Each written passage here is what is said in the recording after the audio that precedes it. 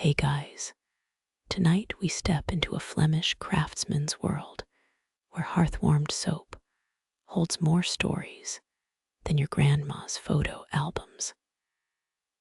Picture this, a cobblestone alley curving like a cat's spine, and you shivering as dusk licks orange across the rooftops. You probably won't survive the boredom. I mean, watching lie thicken isn't exactly cage fighting. But hang tight. This skinny chimney puffing wood smoke leads somewhere worth your attention. So before you get comfortable, take a moment to like the video and subscribe. But only if you genuinely enjoy what I do here. Were you tuning in from this evening? Drop your city and current moon phase below Toronto Midnight Owls or Tokyo Breakfast Club. Both get front row seats. Now, dim the lights. Maybe turn on a fan for that soft background hum. And let's ease into tonight's journey together. You cross the threshold, hinges groaning like a stepped-on frog. Dirt floors press cool against your boots. 60 years of footsteps, ironed into packed earth. Overhead, soot-stained rafters sag under bunches of dried yarrow, their shadows braiding with hearthlight down your back. This workshop smells like history threw up in a pine forest. Sharp lie, sting softened by beeswax melting nearby. Remember Flanders dominated medieval cloth trade. Those soap bars scrubbed wool richer than king's robes. Water pulled straight from canals, where ducks still gossip. Our man here face barnacled with wrinkles, stokes coals without glancing up. He whacks a copper kettle, 3 rapid thumps echo into the rafters. Beware superstition, though locals claimed soap turned lousy if mice chittered during pouring. Historians still argue whether guild masters spiked rival batches with vinegar. The iron poker scrapes sparks onto pumice stones. They glow like firefly bellies. Listen close. Above the crackling pitch pine, you can pick out roof tiles cooling tick-tick-tick. A clay mug slides toward you, rosemary tea swirling steam ghosts onto your chin. Crumpled saffron threads bloom gold inside. Each sip tastes like sunshine stolen before autumn hit. You crane toward shelves jammed with sand-curdled bottles. One holds nails bent into luck knots. Another cradles minnow bones. Somebody swore healed warts. Look, that farthest jar's stuffed with crow feathers. Bet your HOA would freak at that decor choice. A blackened ladle scrapes down the cauldron, a sound like Velcro divorcing. Cold lye swirls into melted mutton fat, clouding the brew to mountain fog. Stick around. In 60 minutes, this goop firms into suds that scrub sailors, tattoos cleaner than guilt tears. That beechwood bench against the wall. 53 knife, scars notch its edge, 1 mark per apprentice since Waterloo. Touch the deepest groove, thumbprint worn smooth by 90 winters worth of soap carvers leaning there. Outside, evening bruise blue settles onto fields where flax once swayed, 16 shades richer than designer denim.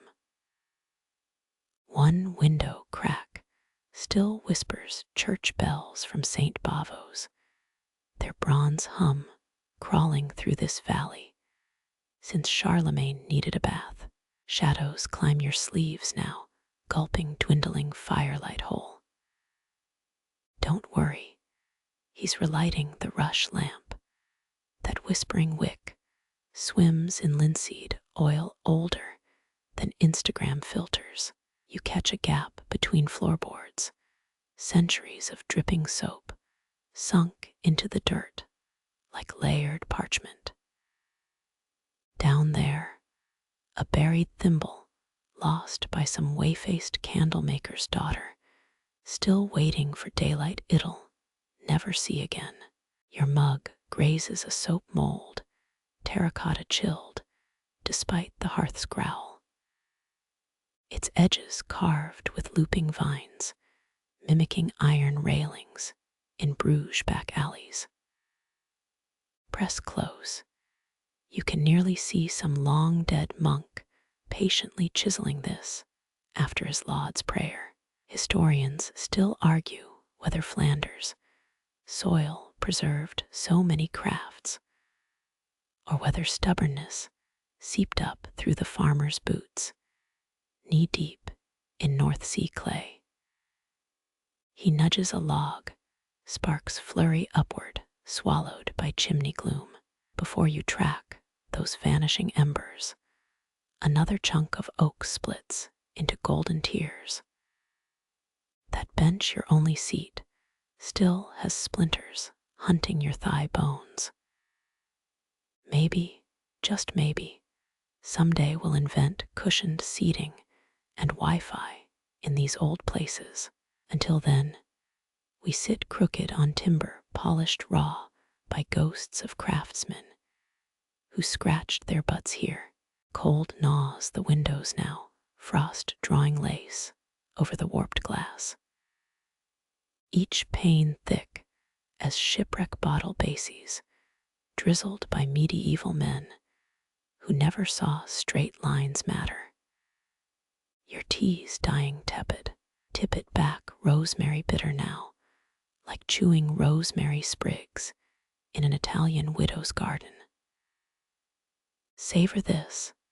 That flavor won't reappear till the hush money chapter about Venetian soap smugglers.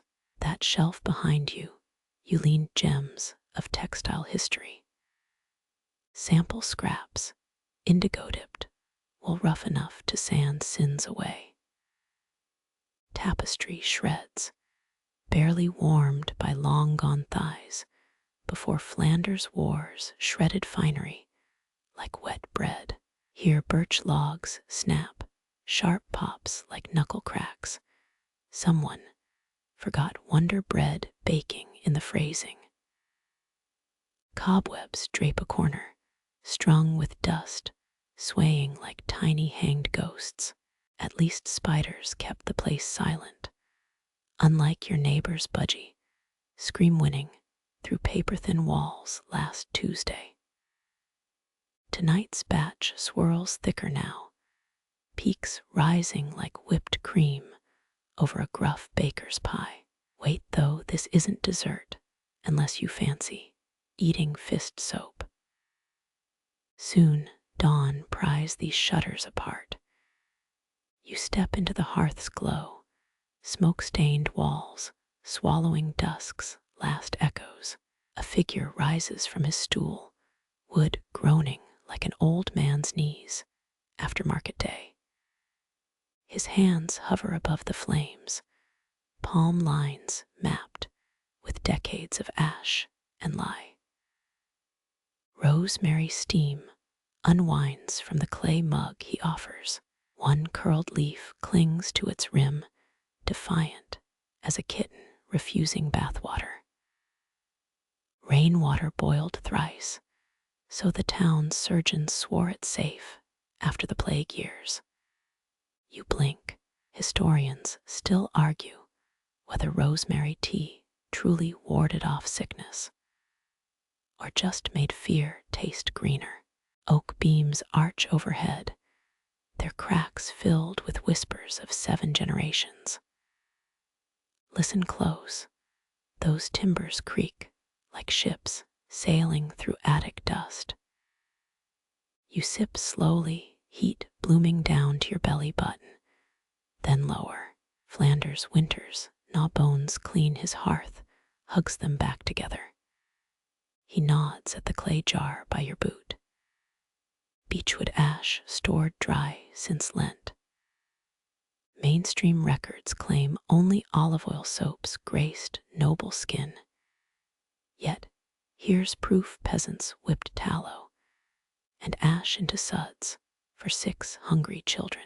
His thumbnail traces the jar's chipped rim, a story itching to spill. Something rattles in the rafters. Just the cooper's ghost. He cursed my great-granddad for stealing his best barrel staves. Quirkier than any textbook, this village tale claims the man haunts only Mondays, when hangovers made him extra grumpy back in 1690. The soapmaker's laugh sounds like gravel tumbling down a hill, slow and soft-edged. He pats his apron, splotched with wax stains, shaped like suspiciously modern continents. A spill last Tuesday gave me Australia near my left pocket. You almost mention Antarctica melted off during scrubbing, but bite your tongue. Firelight glints off his spectacles, each lens as thick as a tavern window pane. Behind them, eyes blink like fish peering through ice. Forgive an old man's squinting. Wax fumes steal sight faster than starlight steals midnight. A fact fired like a warning shot, no poetry intended. His sleeve brushes your wrist, fabric coarse as bread crust. Moths flit around his collar, drawn closer by wool's ancient sweat. You count 10 tiny wings beating, each brown as a forgotten apple core. He doesn't shoo them, co-conspirators against loneliness. Outside, wind muscles through the thatch, strands tickling the chimney stack. 5 strands sway in time, nature's untuned harp plucking at the eaves. Inside, quiet hangs heavier than wet laundry. When he speaks again, his voice rasps like a saw through wet wood, telling no tales yet. The mug warms your palms, earth scent mixing with pine resin from the fire.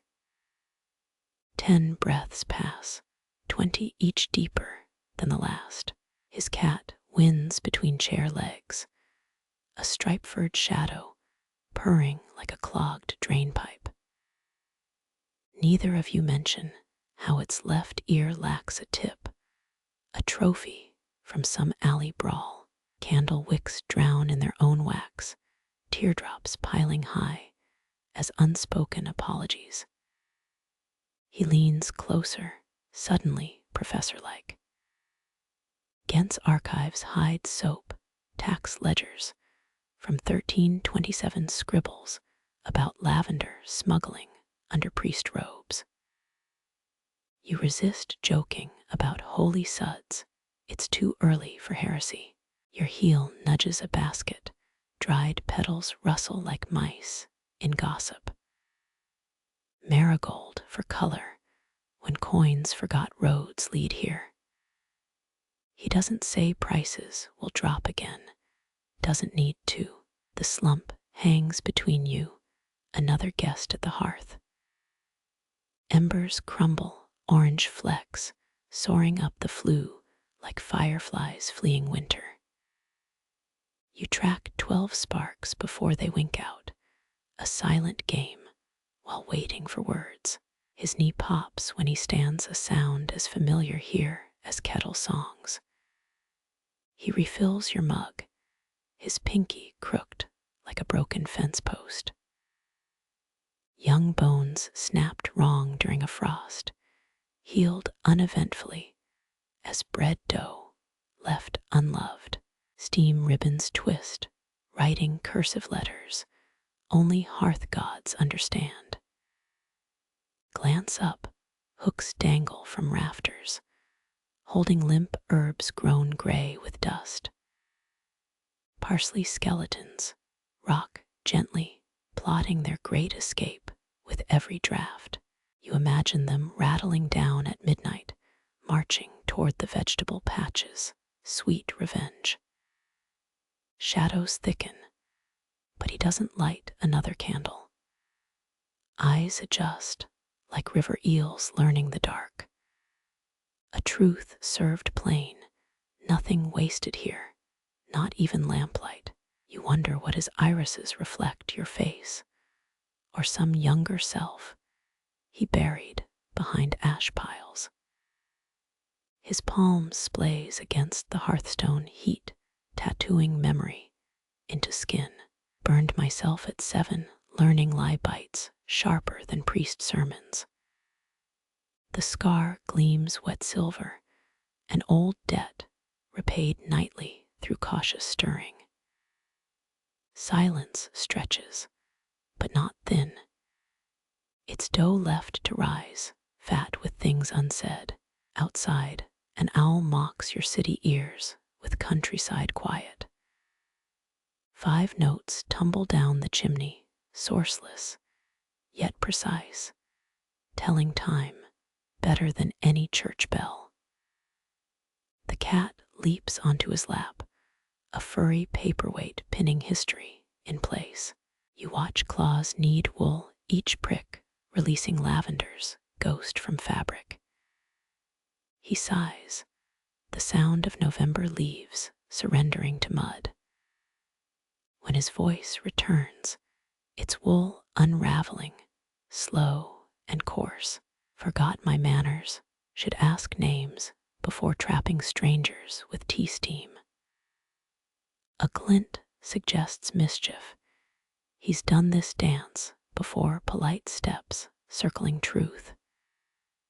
Your throat tightens, not from smoke, but sudden kinship. Here's a man who'd trade the king's golden fleece for honest talk under honest beams. Warmth seeps deeper than the hearth's reach, stealing into marrow, uninvited yet welcome. Wind shoulders the door, hinges yowling like stepped-on cats. Neither of you jump, just turn toward the noise like sunflowers tracking absent light. Damp air snakes around ankles, teasing wool socks with cellar whispers. He murmurs towards the rafters, words for ghosts, or maybe spiders. Soon, let's take the brew off flame. Not yet, his eyes add, let quiet thicken like good candle wax. You obey, sinking deeper into straw cushions, smelling of last summer's sunburned fields. His thumb rubs the mug's chip, friction conjuring heat from clay's memory. Time pools, thickens, sticks to skin like wood smoke's bittersweet glue. Breathe in slow, rosemary's green musk chases the hour towards softer places, half imagined, half recalled, but wholly real in this firelit now. Cobwebs sway, kitchen gossips eavesdropping from their dark corners. You swear one twitches, recording dialogue for tonight's grand web meeting. Let them whisper, you'll deny nothing. Ghosts deserve fresh rumors too. The soapmaker clears his throat, gravel shifting in a tin pail. Nearly forgot, my niece sends word from Bruges. He pulls a folded paper, edges furry as mouse ears. It waits between you, an unlit fuse, holding stories that could topple drowsy peace.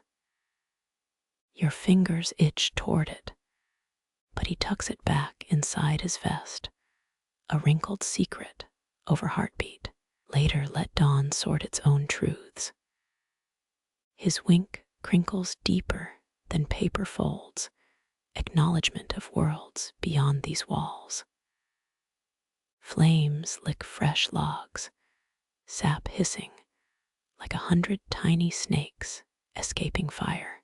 Light carves his face anew, all valleys and ridges, a landscape you've no map for. You trace the rim of empty clay, silence, your only coin left to spend here. Wind retreats its tantrum, spent against thick stone walls. Hear it slink away, whimpering, past the woodpile's frosty sentries. The cat's purr swells, satisfaction booming louder for the sudden quiet.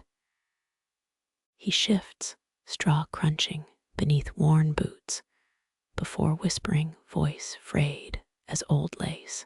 Names matter less here than hands willing to stir pot or mind the fire. A truth offered, not tested, as sparks rise like orange seeds seeking fertile night soil. Your palm tingles, phantom warmth from the mug, or perhaps the pull of stories yet untold. You flex fingers, grounding thoughts in hearth glow, anchoring hope to this creaking stool. And the man who shares his fire without tally marks. Cold air sneaks through floor cracks, nipping toes through leather like an insolent pup. He nudges an iron foot warmer your way, its belly full of cold chunks glowing guilty red. Heat crawls up your shins, grateful as sunrise after storm. Moonlight slants through a cracked shutter, silvering the soap vats crouching in gloom. Their shadows stretch long, patient beasts, awaiting dawn's feeding time. One bubble rises, then pops, a half-hearted attempt at conversation. Your eyelids dip, sourdough heavy, weighted by warmth and steam-scented calm. He chuckles, a sound like walnuts tumbling down cellar steps. No shame here, rest guards the weary same as knives guard cheese. Outside, stars wheel toward midnight's silent fanfare. Inside, fire consumes another log's offering, sending smoke signals only the roof mice understand. The Soapmaker hums, tune lodged between lullaby and requiem, as flames paint new tailies on walls hungry for epics. Feet shuffle, his boots are twin mounds of cracked leather, telling stories of mud conquered and thresholds crossed. You match their rhythm, heel tapping 3 beats, then resting like a blacksmith's hammer between strikes. Suddenly, you're humming 2 notes tangling in the rafters like orphaned cobwebs. His eyebrows lift, saying nothing, just stirring the teapot with extra vigor. Shadows dip and sway, partnering unseen at this hearthside ball. Cold settles, a guest, insisting on front row seats. He tosses applewood to the flames, each branch snapping like brittle bones. New colors bloom, pink embers flirting with gold, dancing away from blue tongues, licking charred bark. The tea's ghost lingers, rosemary haunting breath, while the last sip chills in your gut. His sleeve brushes crumbs across the table allowance for tomorrow's sparrows. Each gesture speaks louder here than a town crier's shout. Drafts finger the back of your neck. You pull the cloak tighter, wool scratching like unshaved truths. He leans forward, suddenly solemn, fire carving his face into craggy cliffs. Stay till the embers falter. No soul should walk dark roads alone tonight. Outside, something scrabbles on the roof. Probably ivy, definitely not the cooper's ghost. Still, you jump tea dregs, swirling like storm prophets in your cup. He smirks, a shared secret passing between strangers, now bound by rosemary and hearth smoke glue. Moths batter the lantern, their paper wings drumming desperate hymns. One lands on his shoulder, powdered gold trembling, breathing tempo borrowed from your own pulse. He stills, statue-like, letting the creature rest its pilgrim feet. Your yawn cracks the quiet wide enough to swallow small regrets. He nods, approving, as if weariness were virtue here. The stool creaks beneath you, singing wood's ancient lament against restless bones. Flames gutter, sapped by damp logs and midnight's greedy breath. Smoke curls sideways, testing the air for escape routes. He pokes the fire, iron rod clanging like a broken clock chime, rousing flames from their creeping slumber. Candle wax puddles, translucent skins, hardening into frozen screams. Count them 11, though logic insists no such number exists. This place bends more than time. Truth softens here, edges blurring like ink left in rain. He licks a thumb, stubbing out sparks that leap onto the hearthrug. Each hiss sounds like bacon kissing pan. Your stomach rumbles, betrayer of cozy silences. His laughter follows, richer this time, a creek freed from winter ice. When quiet reclaims its throne, it drapes heavier, knitted thick, with unspoken tailies and lids growing leaden. Fire paints his wrinkles gold, turning grooves into grinning maps of roads, well-traveled, storms weathered, and still more soap left to make. A log collapses, sending embers swirling like drunk fireflies. You track their wild paths, counting seconds before fading. 15, 16, 17 gone too soon. He murmurs, best avoid wishes tonight. They stick to chimney smoke and get carried off. Kitchen herbs rustle, sweet marjoram gossiping with bitter sage. Their debate fills rafters, seasoned opinions falling as silent dust motes. You imagine them wagging leafy tongues, judging mortal fools below. Outside, clouds smother stars, pressed tight as wool bales. No moon leaks through now, darkness owns every crack and alley. His candles stretch, shadows taller, creatures stretched thin by night's insistent tugging. Your breath steadies, sinking with the cat's rumbling purr nose pressed into its dusty flank. Rosemary clings to teeth and tongue, a green ghost haunting each swallow. He shifts, chair groaning, leaning towards the soap vats with a critical squint. Iron hooks dangle empty, patient, as fishermen at frozen lakes. You imagine them trembling, waiting for dawn's tallow haul. He follows your gaze, nodding, as though hooks spoke plain truths about tides and time passing.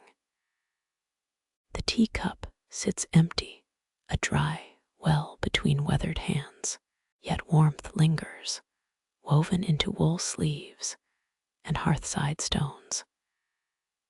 This heat sinks deeper than any flame, nestling beneath ribs, taking root like stubborn time in wall cracks. Shivers creep up your spine, phantom ants parading over skin. Fire's glow shrinks, defeated by creeping chill from stone walls. He tosses more logs, yelping as sparks nip thumb, shaking burnt fingers like a boy stealing pies. Embers pulse, angry red eyes glaring from ash beds. You count them, 79, or maybe 80, dizzy from smoke, and the hours heavy hand. The cat stretches claws, snagging fabric, a tiny rebel claiming territory.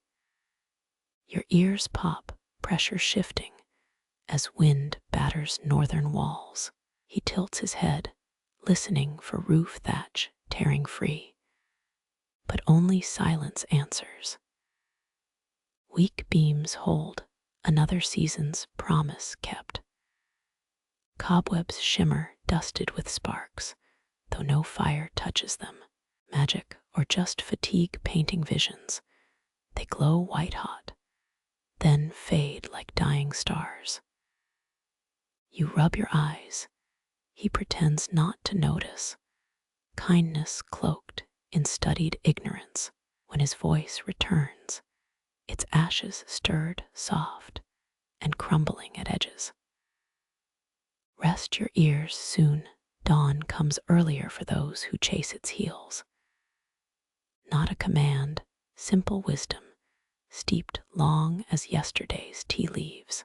Your chin dips, fighting gravities pull towards wool-scarfed sleep. He hums lower now, a tune familiar, yet distorted, childhood melodies, half recalled through fever dreams. Notes lap at your thoughts, soothing jagged edges left by city clamor. Moths abandon lanterns, winging toward rafters' velvet gloom. Their flight paints cursive messages in air too dark to read. You imagine love poems, warnings, recipes lost to time's hungry maw. The last candle drowns, wick surrendering to wax's slow embrace. Firelight reigns absolute, painting giants on walls where only cats patrol. Their shadow paws swipe nothing, eternal hunters in a flealess game. He shifts, boots scraping packed earth, a shepherd corralling silence back into fold. The iron poker leans against the hearth, a steadfast soldier awaiting orders. Together you watch flames gnaw wood, the steady rhythm unraveling knots behind tired eyes. Warmth seeps through souls, foot warmers, coal heart, pulsing gentle heat. You flex toes, wool socks whispering secrets to skin. Outside, icicles lengthen like crystal daggers. But here, thaw finds its foothold. Fatigue drapes heavy spun from smoke, and safety's sweet thread. His gaze lingers guardian-like before flitting back to fire's endless dance. Breathe deep rosemary, and oak smoke braid with wool's musk, filling every hollow place within. Embers sigh, their light thinning to peach-colored whispers.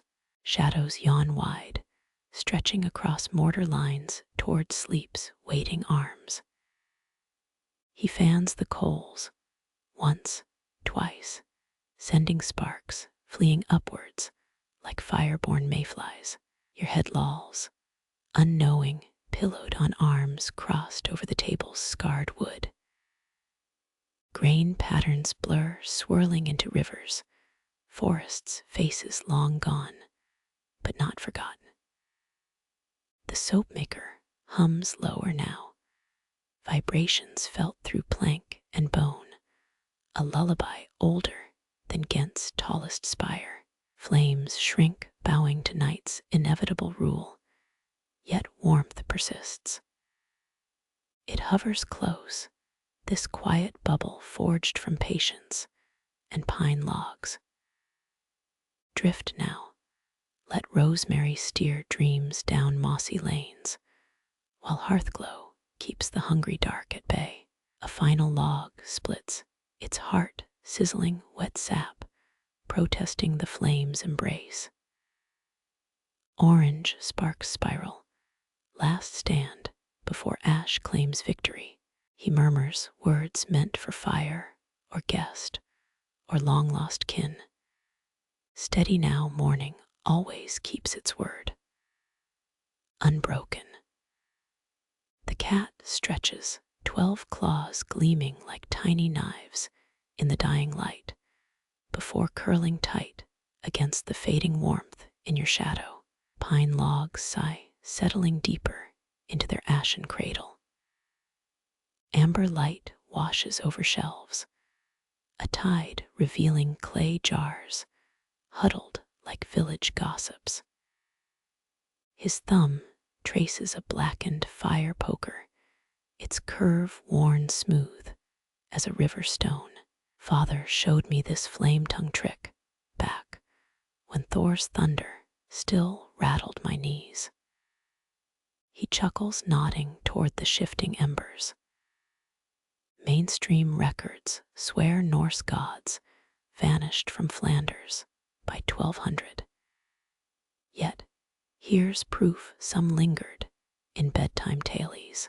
Watch close, those embers pulse. Each flare paints stories on his eyelids, silent films flickering behind spectacles. His finger stabs the air, pointing at no solid thing. That snap, beechwood sweeter to flames than honey to bears. This slow hiss, oak swearing revenge for the axeman's blade. A jar rattles, startling you like a guilty thought. Just Jeremiah, my grandfather's sourdough starter. He winks, patting the crock like a favored hound. Quirkier than guild ledgers, this family insists the yeasty beast outlived 3 kings, bubbling since 1583. Firelight carves his face into leathery continents, each crease a border crossed. Father's voice lives here. He taps his temple knuckle bone, clicking like dice. Never trust a fire that dances too lively, he'd say, same as tavern maids with 2 left shoes. Pine resin pops, launching sparks toward the soot-stained rafters. You flinch. He doesn't, letting cinders die on his apron like brave soldiers falling. 3 generations of scorch marks already decorate the cloth, a family crest in burn patterns. See these clay jars. His palm glides over their dusty shoulders, each born from marsh mud east of Ghent. Historians still argue whether medieval potters used cat hair to smooth clay or just foxes. You wisely avoid volunteering forensic tests. He leans in, elbow displacing the cat, who glares like a robbed banker. Winter of 1494, ice thick as cathedral walls on the canal. His breath smells of rye bread and thyme. Father traded 5 soap bars for this kettle. Iron looms beside you, its belly scarred from 1,000 fires. Tendrils of steam still rise, ghost fingers begrudging the cool air. We'd stare into its depths. Learning fire has 6 voices if you hush long enough. Rain taps the thatch, playing Morse code with oak leaves. First voice, anger, red tongues snapping like laundry in gales. Second, greed, devouring logs without thanks. His finger counts invisible marks in the air. Third lies faking death beneath gray ash. Shadows deepen, merging jars into a single clay monster looming over the hearth. Only its glassy eyes gleam, reflecting flames, dancing a drunkard's jig. You blink. It resolves into humble pots again, just sleep deprivation's prank. He tosses apple bark into the blaze, sweet smoke pirouetting toward the chimney. Fourth voice, grief whimpering when wet wood refuses to burn. Firelight etches his frown deeper, a crevice for regrets. Fifth, joy singing hymns in crackling soprano. The sixth voice stays unnamed, hovering between you like uninvited company. Wind whistles through a chink in the wall, playing bone flutes with eerie skill. Even the cat's ears pivot, hunting the sound source. Tell me, you murmur words dissolving in the fire's crackle. Wait, he whispers, crouching, till his nose nearly kisses embers. Watch how ash settles like monks bowing after vespers. Gray flakes spiral spelling doomed messages in heat-shimmed air. Your knees protest the stone floor's chill, leather soles no match for Flanders' greed for warmth. He nudges a sheepskin your way, stiff wool side up. Winter's teeth bite sharpest before dawn, same as loneliness. Suddenly, firelight catches his spectacles, transforming lenses into twin torch flames. He resembles some owl-eyed saint from stained glass, if saints smelled of tallow and stubbornness. Father believed fire scryers could predict storms or cheating spouses. A moth dives into the hearth, wings crisping instantly. Its tiny corpse flares, brief star birth, then dies. Fools and moths, he sighs, both chase bright lies. You wonder which he's been, perhaps both long ago. Embers sketch stories on the wall, a shifting bestiary of shadow creatures. One resembles a bear, another a boat with billowed sails. His calloused finger traces them, temporary tattoos on plaster skin. 16 winters back, a peddler traded me Pyrenees resin for lard soap. He rubs thumb and forefinger, memory sticky between them. Thief tried flavored smoke, said it warded off gout demons. The snort he releases could fell small trees. Night presses against every window, a black slate wiped clean of stars. 32 roof tiles creak, counting their complaints under wind's rough hand. Inside, your shared breath puffs, white, despite the fire's insistent roar. He unfolds a rag, revealing charcoal sticks, bundled like smuggled gold. Father's recipe book, soot-stained fingers leaf through ghost pages, recipes memorized long before paper surrendered to mold. 50 parts ash, 15 parts tallow, 1 part patience.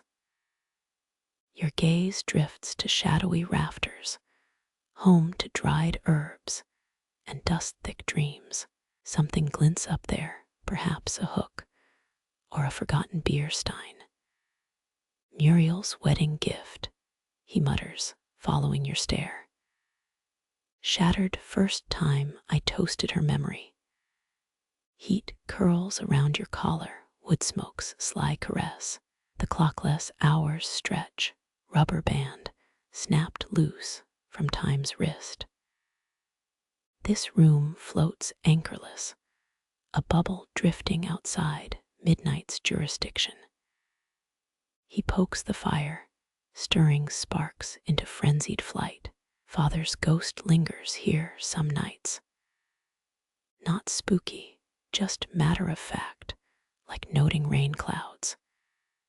Complains about my lie ratios, even in death, the perfectionist. A log collapses, one end dangling like a broken limb.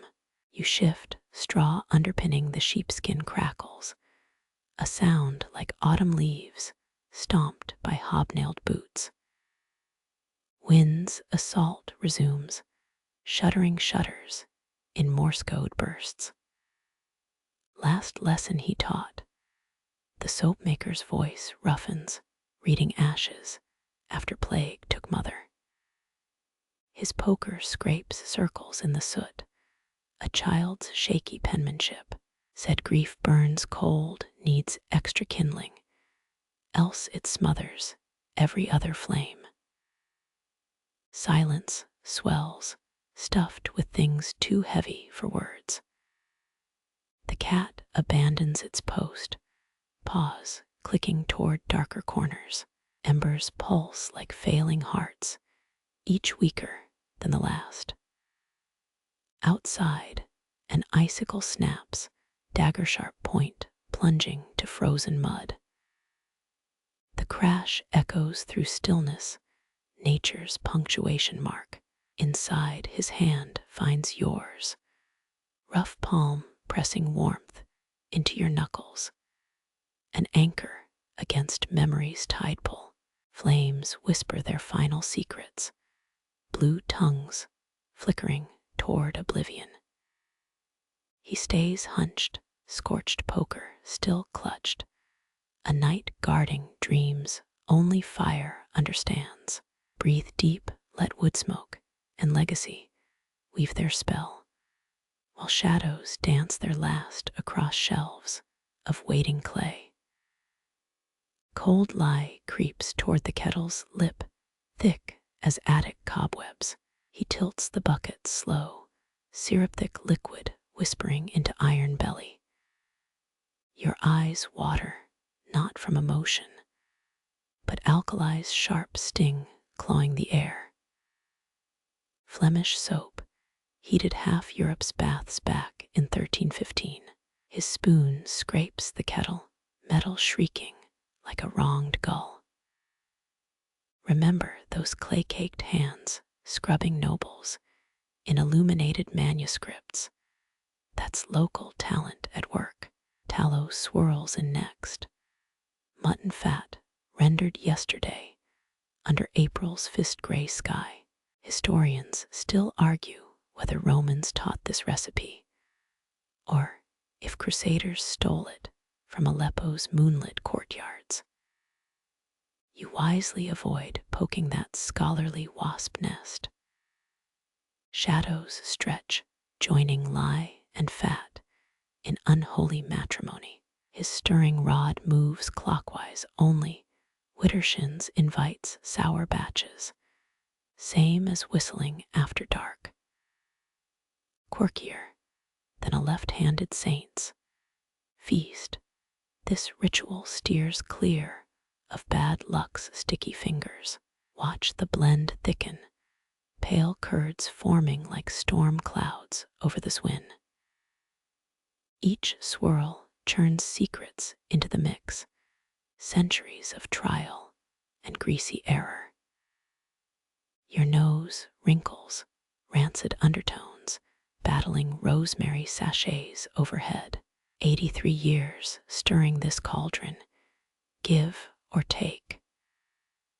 Knuckles whiten around the spoon, an oak branch bent by coastal winds. Never trust a still pot, mixes, as well as Lutherans, and lute players at last call. Oh, there's humor hiding lodged between his molars, like poppy seeds. You grin, counting 3 soap bubbles bursting on the surface, tiny lifetimes measured in seconds. Firelight licks the kettle's underbelly, casting double shadows on lime-washed walls. 2 dark giants mimic his motions, stirring phantom pots in a silent pantomime. How many generations of ghosts linger here, poking invisible soap with translucent sticks. He ladles ash water, each splash tattooing blotches on his apron. Granddad swore by rain caught mid-thunderclap, said it hissed louder in the lie. You blink, half expecting lightning to knife through the thatch on cue. Temperatures the tyrant here 1 degree shy of disaster. His elbow dips toward the brew, skin sensing heat, like a church bell feels frost. No mercury prisoner in glass telling tales, just ancestral flesh memory. Barcelona paid in silver for our white soap back, when Spain meant Moorish loots in Cordoba's courtyards. The spoon slows, suds dying like foam on a stranded ship, traded 5 barrels for this bone ring, see the thrice-carved cross. You lean in ignoring Lie's bite, spotting a yellowed band on his pinky. Ice Age ivory, scratched by anxious fingers during endless stirring vigils. Something thumps above, a dormouse abandoning its rafter nest. Dust drifts down, kissing the soap's surface like blasphemous snowflakes. His snort could dry laundry, extra scrub power, delivered free. Fumes conjure mirages, brief visions of wool vats steaming under Bruges rain-slick towers. You shake your head, clearing the Moorish daydream. Reality right here, in this iron belly, simmering toward saponification. He tests viscosity, dribbling molten soap from a holly twig. The drip stretches, twists, snaps back like tired taffy. Trace, he whispers, a hunter spotting quarry. The critical moment when oil surrenders to alkali's relentless courtship. Pine resin hits the brew globs, sinking like amber tears. Stir faster, the rod etching figure aids before the mix stiffens. Your shoulder muscles twitch in sympathy, phantom aches from pretend stirring. Vikings sniffed Flanders, soap empty-handed back to their longships. The spoon scrapes bottom, unearthing fossilized herb bits. Hours clung to their beards, made even Odin's ravens smell like lavender weaklings. Night licks the windows, starless black, swallowing the last light. Shadows merge pails and brooms into abstract sculptures, a temporary art show for fireflies. He dips a thumb, golden drops cooling into waxy pearls. Fingertip testing heritage, bypassing pH strips and lab coats. Tongue stings, means Lie still bites. Firelight carves his grin, half wolf, half satisfied baker. Outside, a cart rattles past, wood wheels grinding village gossip into mud. One neighbor's voice rises sharp, ridiculous mutton prices since the Ghent riots. The soapmaker's eyes roll hard enough to stir the pot without aid. Your reflection ripples in the brew, a funhouse mirror version smeared with tallow rainbows. Histories written here in steaming kettles, not dusty parchment chewed by silverfish. Suddenly he stiffens, nose quivering like a hare catching hound scent. Honeysuckle. No sweetness lingers, just wet wool and alkaline burn. Hallucination or ghost sent from the copper vat of 20 summers past. The mixture pales, opaque as December fog on the Lies River. He nods, rod lifted like Excalibur pulled from soapstone. Done. Chains of bubbles cling to the wood, reluctant to break their embrace. Pottery molds line up earthen mouths, hungry for tonight's alchemy. Each ladleful plops down steaming sludge, settling into floral imprints. Grandmother's lace patterns await, frozen in slip-cast clay. Shadows retreat, fire conceding dawn's approach without formal surrender. Only soap's lazy bubbles pop now, dying sighs smothered under thickening cream. Your lungs burn, inhaling 50 years of kitchen chemistry, condensed into one steaming pot. Some crafts tattoo you, pumping their essence into hair and pores. And Saturday night baths. He wipes wrists, tallow smears catching light like Viking arm rings. Done well, this soap cures before midsummer moon. The spoon stands upright, stubborn staff declaring victory over chaos. Mist thickens outside, gray tendrils probing shutters for entry. Inside, the scent shifts, rancid edge softening into something like hope strained through old linen. Wait, listen close. The kettle whispers still, faint pops, and sighs as molecules embrace. Science, as lullaby quantum bonds, snapping shut like nursery rhyme locks. Your blinks slow, sticky, as drying soap on eyelashes. Dawn can wait, murder isn't premeditated. Yet shadows still dance their slow waltz across hardening loaves. Flanders, morning birdsong, pierces the haze, sparrows demanding scraps from a century's worth of soap-crusted sills. And just like that, the alchemy ends, frost-tinged air sneaking through cracks to claim its victory over steam. Moonlight bleeds through the crooked window pane, liquid silver spilling over stacked soap racks. Each bar wears its own ghostly halo, edges softened by night's forgiving hand. You inhale linseed, oil's nutty warmth tangling with beeswax's honeyed whisper. A barn owl's cry stitches through the silence, 3 hollow notes that flutter the candle flame. Its echo lingers like a dropped pebble circling in some dark well. You turn, catch the soapmaker squinting at the moon-washed fields. Owl means wool prices'll rise come market day.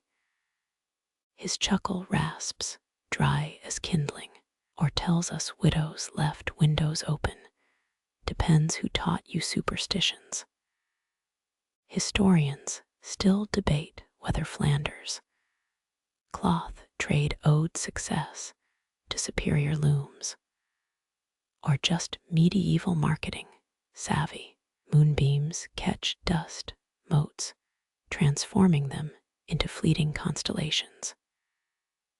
Beeswax blocks on the shelf glow like stolen sunlight, gold trapped since last July's hive raids. Your finger traces their comb-scarred surfaces, ridges sharp enough to snag wool, but gentle on skin. He unlatches the shutter wider, hinges whining like stepped-on kittens. Night air slinks in carrying distant cowbells and dew-damp soil. 17 years back, moonlight warped a whole batch. Calloused thumbs rub a soap bar's side, still smooth after seasons. Had to sell 'em cheap as pilgrims, toenail clippings. The owl cries again, closer now, its shadow gliding across the moonlit yard. You spot mismatched, eyes reflecting candle glow, one gold, one milky blue from some old scrape. Quirkier than a 2-colored horseshoe, this survivor watches, soap making like a feathered foreman. Linseed oil winks in its clay jar, thick liquid captured before autumn frosts bit. Remember those flax fields stretching toward Ghent, blue blossoms nodding under August's tyranny. Each drop here holds summers pressed between thumb and forefinger. He dips a twig into the oil, draws slow circles on your wrist. Romans brought flax to these parts, but our grandmothers turned it to art. The streak glistens cold at first, then warming as it drinks moonlight. Beeswax whispers when he slices a wedge, knife scraping wood grain. Flemish hives once outnumbered children 3-1, until fierce winters halved their buzzing armies. The shavings curl pale as baby hair, melting instantly when tossed toward dying embers. Candle makers paid my rent during the lean years. He nods at rows of tapered wicks, soldier straight on the far shelf. Though truthfully, bees deserve every copper penny. Moonlight pools around your feet, drowning wooden floorboards in pale milk. You wiggle toes, half expecting ripples, but shadows stay obediently still. The owl lands, talons clicking on the gnarled apple tree outside. It swivels its head, studying the window with detached curiosity. Bet she's jealous of our soap stash. You murmur, testing Night's tolerance for jokes. His snort stirs the candle. Owl soap now, there's a cursed idea. Feathers in the lye, mouse guts for scent.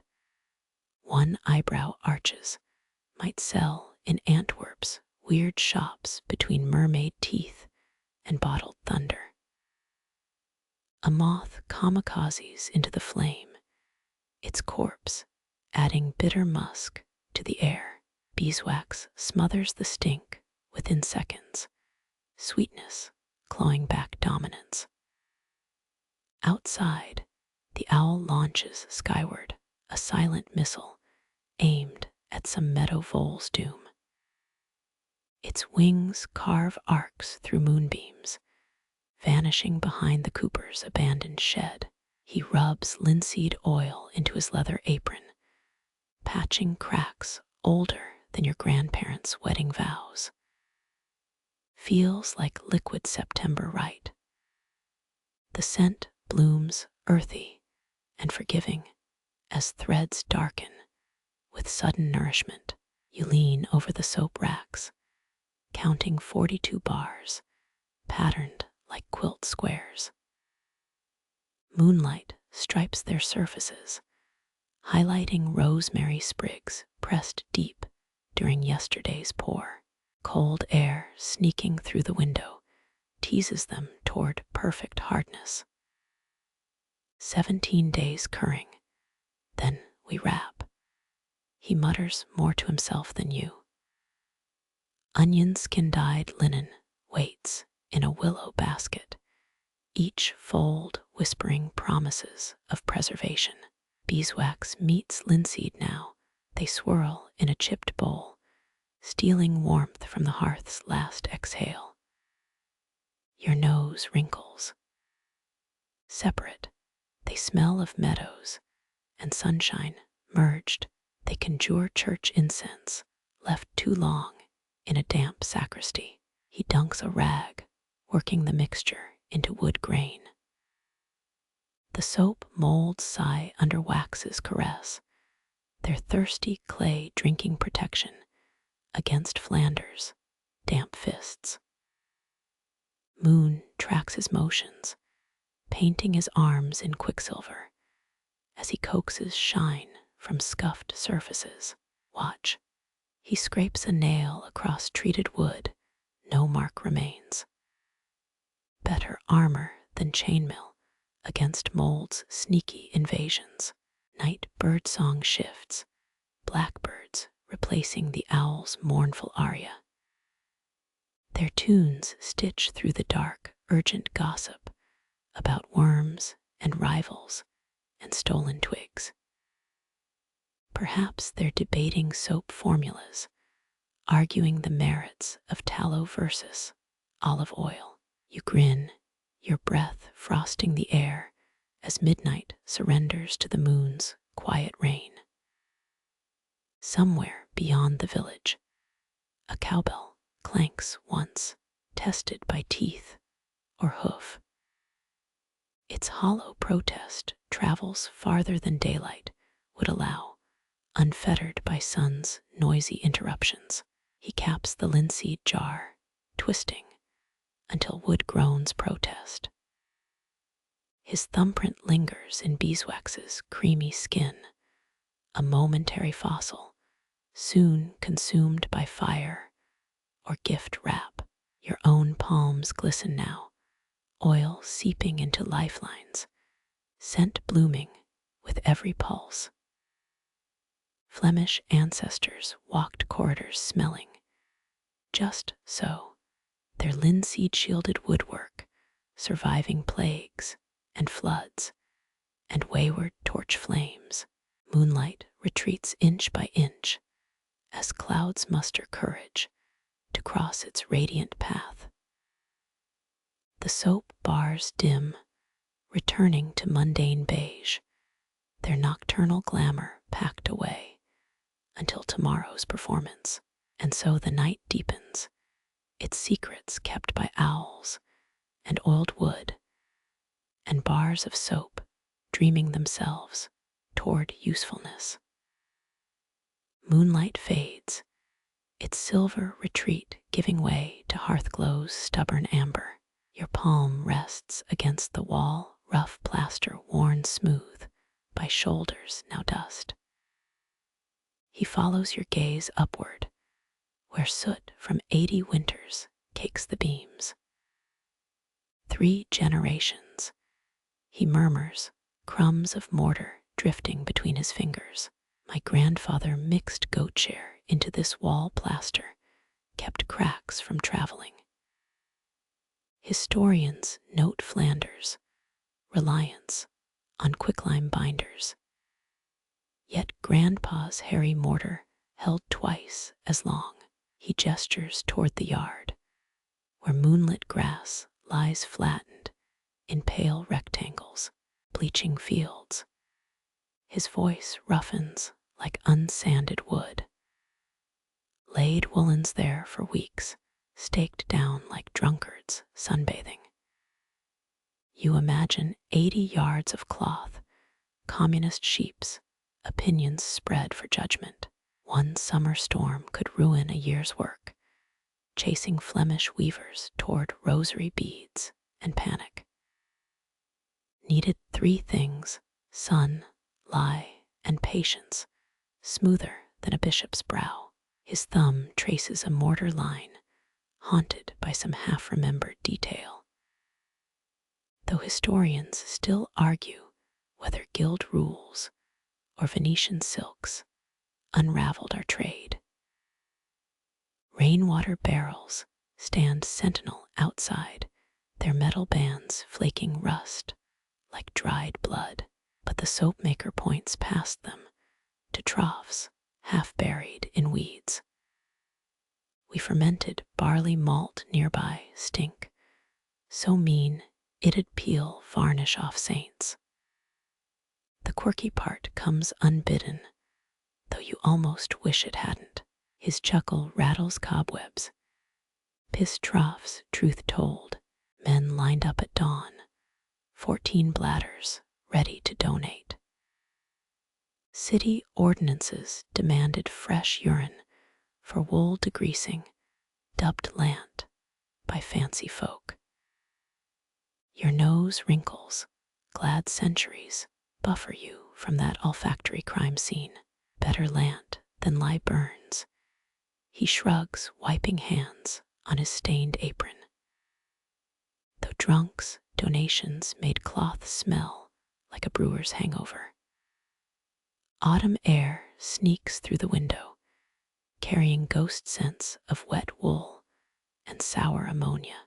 Flanders once bleached enough fabric to shroud Europe twice over each bolt, needing 40 days of sun worship. He scrapes a thumbnail along the wall, dislodging a twist of gray goat hair. Grandmother carded wool between dawn and devil hours. Calluses on his fingertip mirror, hers, proof of lineage pressed into skin. You picture her fingers, chapped from lye, yet nimble enough to mend gossamer lace. City records show fine spinners for inferior thread. But history forgot their chilblains and squintsore eyes. Hearth light gilds a tin pail, its dented side reflecting flames like warped theater. That held the mordant, he nods, though you regret asking. Iron sludge from bogs turned wool black as priests' regrets. Vat shadows loom in corners, their bellies still stained with alder bark dye. Remember those bog iron pits near Bruges, crusted orange like Satan's bathtub rings. Workers returned home dyed permanently ochre, earning them the name Red Ghosts. Bleachers' hands, never healed, lie ate right through to bone some years. His sigh stirs ash in the hearth embers, winking like malevolent fireflies. Yet guild wages bought gingerbread, and gingerbread bought smiles, mostly. Tallow candles gutter, their smoke drawing twisted saints on the ceiling. You trace one with your eyes, a martyred figure holding his own flayed skin. Fitting, considering the skin-peeling lye recipes. He shifts, wood stool creaking like a gallows rope. 13 bleaching fields between here and Ghent, once, now buried under potato patches. Progress. Paw. A distant cowbell clanks, herding memory back to safer pastures. Moonlight washes over brickwork, revealing finger-drawn swirls near the baseboard. Some long-dead child's masterpiece, preserved by soot and indifference. Linen was worse, he adds, stoking pointless nightmares, pounded in rivers, till arms gave out called beetling, though beetles had easier lives. Surviving ledgers show waterlogged bodies pulled from the Lies River weekly. You flex your own unscathed hands, grateful to be born late. His grandmother's ghost might envied your lot, if ghosts could feel beyond hunger and exhaustion. Clouds smother the moon, plunging the yard into nothingness. Hearth glow redoubles its claim, painting his face like a Rembrandt study in weariness. Still, nothing beat sheep at dawn, frost etching wool into diamond crusts. His finger circles the air, drawing visions from smoke. Gold light, steam rising off backs, as if the flock prayed. Silence pools between you, broken only by resin popping in the fire. Somewhere in Flanders, dirt lie 10 million fleece fibers, slowly becoming strontium in the soil. He spits into the embers, a proper peasant benediction. Took 17 men to lift waterlogged broadcloth, sheets big enough to sail a barge. City archives mention fines for cloth, insufficiently weighty, bullying weavers into Aquaman buff territory. Your eyes drift to the soap racks, their tidy rows feeling modern by comparison. Even 19th century scrubbing seems luxurious next to medieval textile torture. Wind strangles the chimney, forcing smoke to belly dance across the ceiling. Its bitter scent mingles with linseed oil, creating a fragrance best named regret and wood polish. Grandfather's ledger book, burned last winter, mouse nests made fine kindling. He prods the fire, fearless of sparks. 5 generations of wages debts and wool measurements gone like a burger's promise. You picture cramped handwriting, entries for madder root, and woad imports, vanishing in a shower of glowing mouse turds. Archivists would weep, though mice likely threw a rave. Through the window's grime, you spot the barn where looms once thundered, their shuttles silenced now, replaced by cobwebs charting lazy constellations. He uncorks a clay bottle, splashing murky liquid into 2 tin cups. Applejack, sweet enough to trick you. Historical footnote: Flemish farmers distilled cider illegally till Napoleon's taxmen bullied them into sobriety. The liquor burns deceitfully, like angel kisses laced with lit matches. Your cough makes him grin, gap-toothed and unapologetic. Tastes like the time I tried cleaning wool with vinegar, he wheezes. Clients swore their sweaters pickled sheep. Outside, rain begins its tin roof concerto, scattering the moon's remnants. Drops slip down the window, carrying century-old soot in miniature mudslides. He leans closer, whispering like a conspirator. Found 15th century bleaching rags under the floorboards, once stiff as nobles' posture.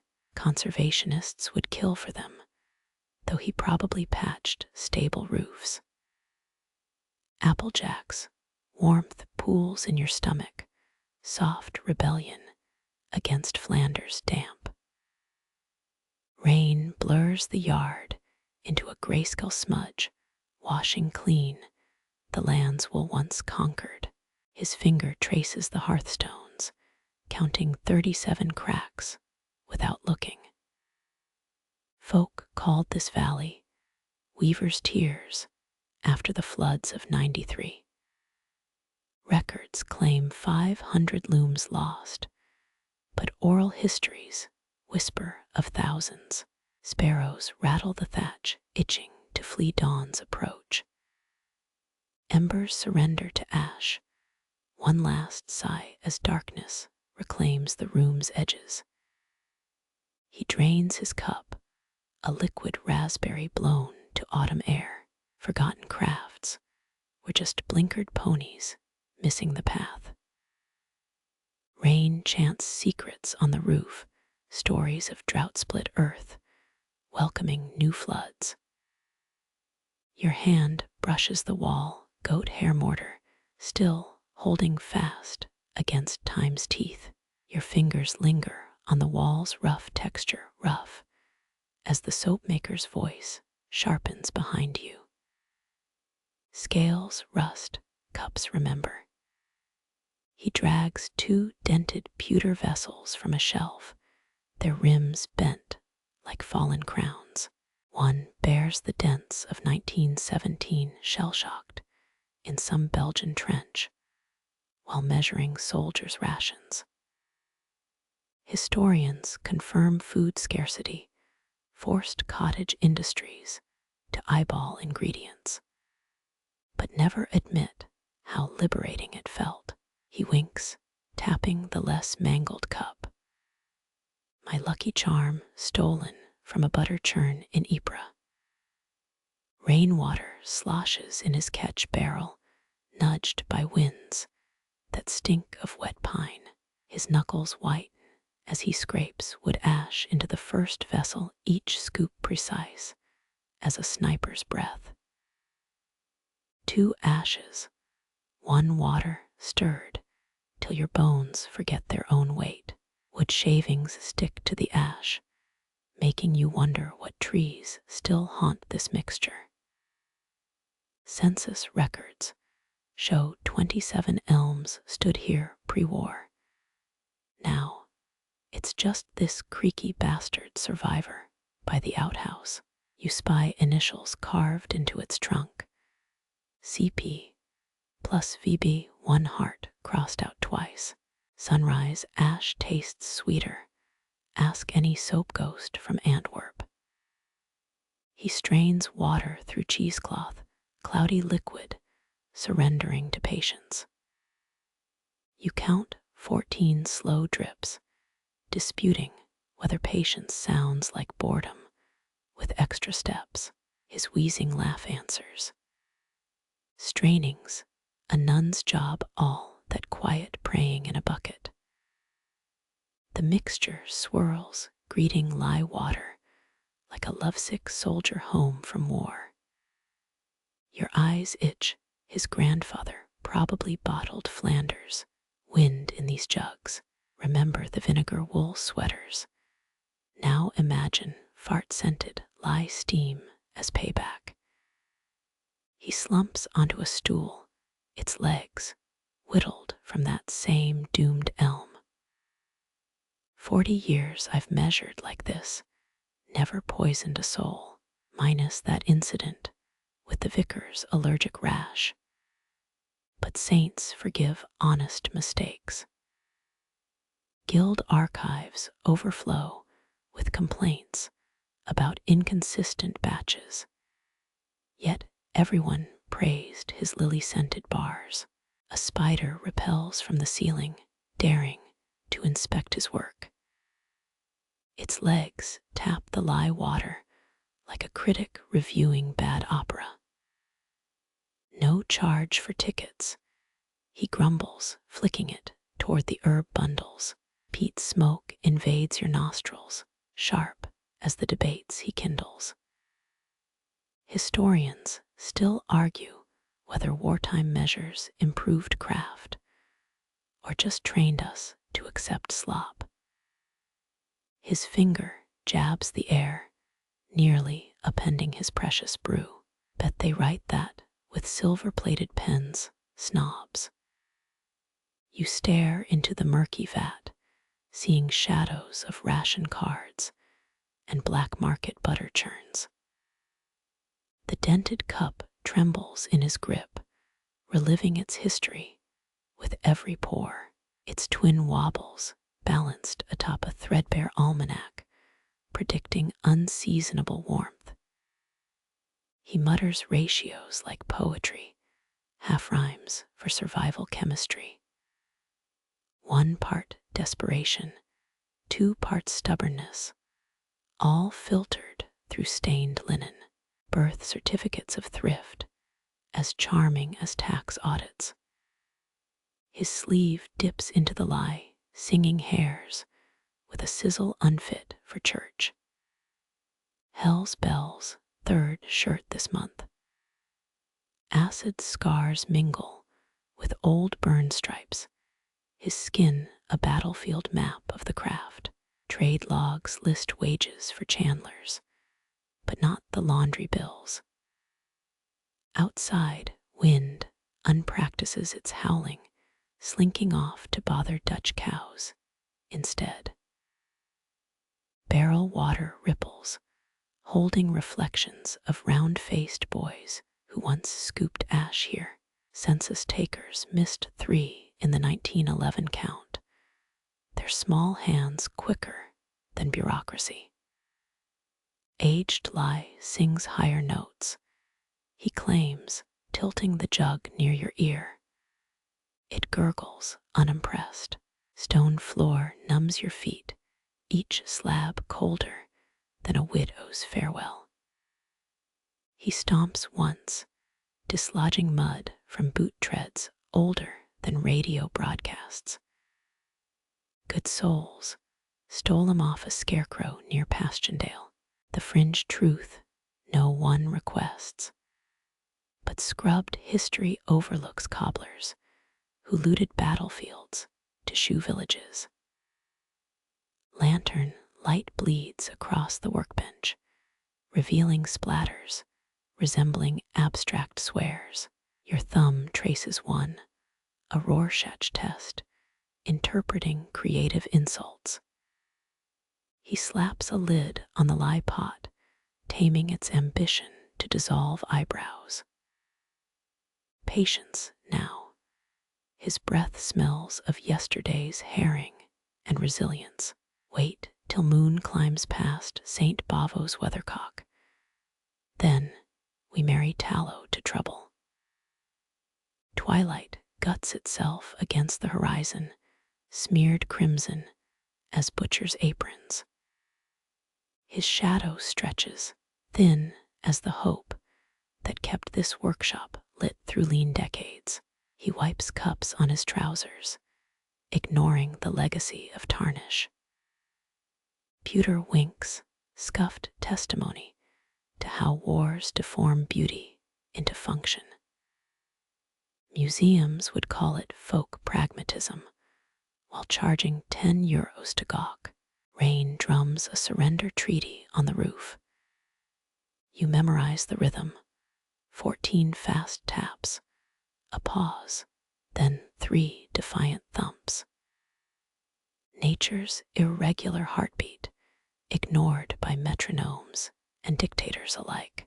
Fingers of fog press the window, nosy as gossips at a funeral. Lye fumes bite back, filling the room with chemical disdain for weak lungs. He hums a tune off-key as a drunkard's confession. Lyrics detail a milkmaid who traded kisses for soap, a transaction frowned upon in ledgers. Parish records show fines for wartime indecencies, but exclude the lavender soap left on vicarage steps each May. Your eyes water, blurring him into a smudge of heritage and mendied flannel. Workshop ghosts approve, you hear it in the rafters' creaks. Liquid settles, the swirl calming into opaque resentment. Done whispering insults, he stirs clockwise, defying some unseen hex. Mennonite wives crossed spoons like swords against dark spirits, a quirk he mocks, but still honors. Dew seeps under the door, sniffing for unprotected leather. You shift, heel grinding ash into gray flour against the stones. His wedding band glints, a thin slash of gold against dirt-crusted skin. 40 winters, 8 miscarriages, 1 burial plot, already moss-drunk. You spot the matching ring buried under oak roots, her absence, heavier than all the pewter cups combined. Bats scritch in the thatch, their debates more civil than parliaments. Moonlight slinks through knotholes, spotlighting dust, motes twirling like drunken fairies. He yawns, jaw popping like wet firewood. City folk buy digital scales now, fools trusting blinking boxes. His chuckle scrapes bottom. Had a tourist try weighing lye once, sparked a meltdown worthy of opera. You picture smoke, panicked screams, a 5-star review complaining about rustic unpredictability. Lantern wick drowns, plunging corners into hungry shadow. His hands keep moving, muscle memory outlasting optics, spoils of surviving 83 winters without surrendering to phosphor screens. Done, he rasps, the word tinged with vinegar pride. Well water rushes outside, a counter-melody to the drip-driptic of his wall clock, both racing nowhere, like pensioners circling a market square for exercise. He lifts the cup, saluting ghosts who taught him this alchemy. Its dense catch light, each one a story he won't waste breath explaining. War taught him words cheapen secrets, a philosophy as thick as the mortar holding this room upright. Your throat tightens, part live fumes, part unwarranted sentiment. Heritage tastes metallic, like licking history's doorknob. Wind sneaks a hymn through cracks, off-screen choirs practicing dawn. The lie sleeps dreaming of tomorrow's violence upon tallow and time. He reaches for a spool of hemp, unraveling it like some fraying lifetime. You watch him measure each wick, forearms brushing wax-crusted scissors, older than your hometown. Stars prick through the thatch, 9 visible between moth-bitten roof gaps. Historians confirm medieval chandlers timed dips by reciting psalms, but never agree which psalms deserved extra wax layers. His fingers pinch wick ends, twisting them into limp mustaches. 6 dunks make weak candles, 7 make stubborn ones. Dipping begins a slow baptism in melted tallow. First plunge, the hemp sucks grease like dehydrated hope. Steam rises, carrying notes of long-dead sheep and missed opportunities. You flinch when wax spits, a tiny rebellion against order. Got hotter tempers than my second wife, he mutters, wiping droplets with a rag that's half fossil. Guild records prove Chandlers prayed to St. Lucy, patron of eyeballs needing light. Quirkier texts whisper about mixing honey into wax, binding luck into every flicker. Second dip, coating thickens like lies in small villages. His elbow jostles a jar dried lavender, spills across the bench. Purple dust clings to wax, future candles smelling of drowsy summer fields. Accidents bless better than blessings, he insists, blowing petals off the wick. Your nose itches, blaming ghosts of allergic ancestors. Third immersion, tallow cools too fast. He scowls, thrusting the kettle back over coals. Firelight carves shadows into his wrinkles, Grand Canyon deep. Back in Napoleon's era, Flemish chandlers secretly added potato starch to stretch wax. Historians still argue whether that counted as wartime innovation or just cheapskate heresy. Fourth dip, this time smooth as smuggler's whiskey. Wax drips sing 4-note melodies onto the stone floor, solidifying puddles gleam, future tripping hazards for clumsy apprentices. You recall Victorian guests complaining candle wax ruined their silk gloves. His snort says everything. Fifth, the wick starts resembling something useful. His thumb tests girth, nodding approval.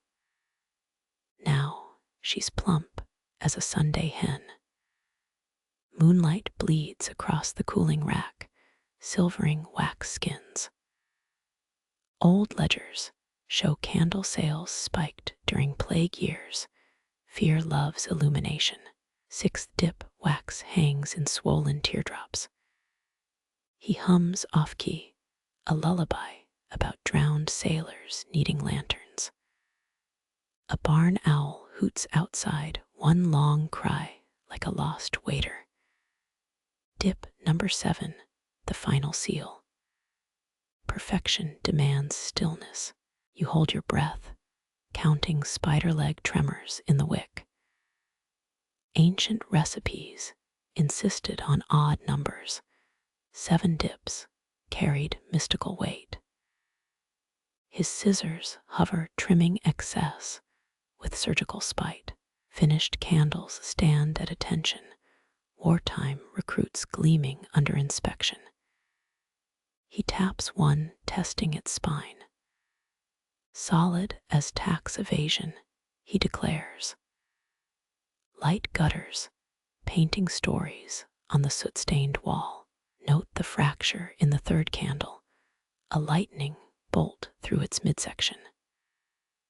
Flaws add character, like his missing pinky tip from a lie incident. Town archives omit such mishaps, polished tailies smoother than these candles. Wax fumes curl around your skull, thick as museum velvet ropes. 3 sneezes erupt, attracting his pity grin. City lungs need toughening. Blame it on rogue pine resin, an uninvited guest in his blend.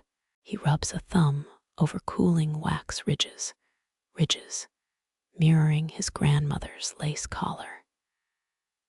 She'd promised left-handed chandlers made brighter flames, her fringe theory now buried with her rosary beads. Shadows stretch, creeping toward midnight. Each candle's birth sweat gleams, still vulnerable to heat's whims. He moves them further from the hearth, protection against overenthusiastic sparks. Hemp leftovers collect in his palm tiny casualties of efficiency. He'll reuse them, twisted into bootlace repairs or mouse nest kindling. Waste not, want not drills into your ear canals. Wax crusts under your fingernails, slicing cuticles when you pick. First rule of chandlery, everything sticks. Blame sheep fat's clingy personality. He scrapes his knife clean, flecks landing in a waiting tin. 7th candle drips prematurely, melting ambition into a puddle. Always one quitter in every batch. Scooper rescues the remains, recycled into futures never planned. Historians would call this sustainable. He calls it survival. Now, the rack holds 23 candles, each a bulwark against despair's draft. Breeze sneaks under the door, waning their newborn flames. He shields them, his body, a windbreak of flannel and stubbornness. Wax solidifies, fully tallow, surrendering to cooler air. You press a thumb to one, leaving a whorled fingerprint. Evidence lingers long after you've blown the flames out. Fatigue tugs his eyelids, half-mast sails in a windless port. Years hang heavy as church bells at funerals. Yet his hands keep polishing wax bumps, smoothing imperfections, unnoticed by mortals. Owl hoots again, demanding overtime pay for night shifts. He answers with a candle held high, casting light onto floorboard grooves. Centuries of spilled wax record where workbenches stood, archaeology of exertion. He lists left, catching himself on the rack. Candles tremble, then steady like his resolve. Blame the herring from supper or 83 years of gravity's nagging. You trace a wick's braided heart, tightness, preventing flame runaways. His grandmother taught him that twist back when light meant safety from spectral highwaymen. Scholars dismiss phantom thieves, but candle stubs tell different tales. Now, the candles rest, earning their keep by existing. Tomorrow they'll guard corners against gloom's persistence. Each dip, each scrape, each second spent now echoes in their quiet combustion. His wheeze syncs with the hearth's dying crackles, both sounds older than income taxes. Shadows bulk up, preparing to pounce once lanterns sleep. He won't sell these candles, gifting them to neighbors who still cook stews over open flames. Modern bulbs offend him, soulless suns breeding weak eyes and weaker conversation. Wax hardens completely, clicking like toy soldiers when nudged. Tests complete. Unblinking flames salute their maker's exhaustion. Your own shadow joins the wall's gallery, stretching thin as rationed butter. Cold nips at your ankles while heat licks your face. Polarized like debates over whether candlelight flatters wrinkles or carves them deeper, he mutters a Flemish rhyme, counting candle tips like rosary beads. Words dissolve, leaving only the sway of flames in their wake. Fatigue wins. He slumps onto his stool, staring at the battalion he birthed. Victory smells of burned knuckles and tallow. Only the candles remain upright, bright sentries against the creeping chill. Their light licks mortar cracks, hunting ghosts only old houses remember. Dawn remains hours off, but candles need no sun to validate their glow. Slowly, unhurried, they claim this night as their birthright. Wax whispers as it cools, secret dialects of solidification. Their light ripples, steady as his story's rhythm, refusing to rush toward endings. A worn sigh escapes him, blending with the hearth's last embers. You strain, ears stretching toward the brook's faint lullaby, beyond cracked window panes. Night gathers its breath, then releases the chur-chur-chur of a nightjar's serenade. That mechanical purr drills into your skull nature's pocket. Watch wound too tight. Historians note medieval travelers feared these birds, believing they stole goat milk under moonless skies. The Soapmaker grunts, a gravelly harmony to the bird's rhythm. Broken wing chants, some call them. His head tilts, counting pauses between each churr. You mimic him, pulse thudding against your collarbone. 8 heartbeats between each fading note, perfect as a baker's basket weave. Cool air nips your wrists, aroused by the nightjar's tempo shift. 17th century dairymaids swore these birds predicted frost, counting calls like anxious meteorologists. Quirkier souls buried nightjar feathers under thresholds, insurance against burglars and bad butter. He shifts, boots scraping dried tallow flecks. Your thumb finds a crack in the stool itchy with ancient splinters. Embers sigh another carbon gray cloud settling like doomed parade confetti. Moonlight polishes the soap molds, ghostly rectangles awaiting tomorrow's unmolding. That bird's cry tightens, squeezing silence until the brook murmurs its rebuttal. Scientists call it Caprimulgus europaeus. Poets prefer corpse fowl. Historians still argue whether its call inspired funeral dirges or merely borrowed them. A log collapses in the hearth, final applause for the night's performance. Fleeing sparks illuminate cobwebs above tinsel for penniless phantoms. Your neck prickles, counting 7 more churs before breathing again. Flanders farmland sleeps beyond these walls, hoarfrost sketching lace on cabbage leaves. That bird rides the wind now, its voice fraying like untied rope. You imagine it, speckled feathers ruffling against a churchyard yew. Draft snakes under the door, licking your ankles with damp intent.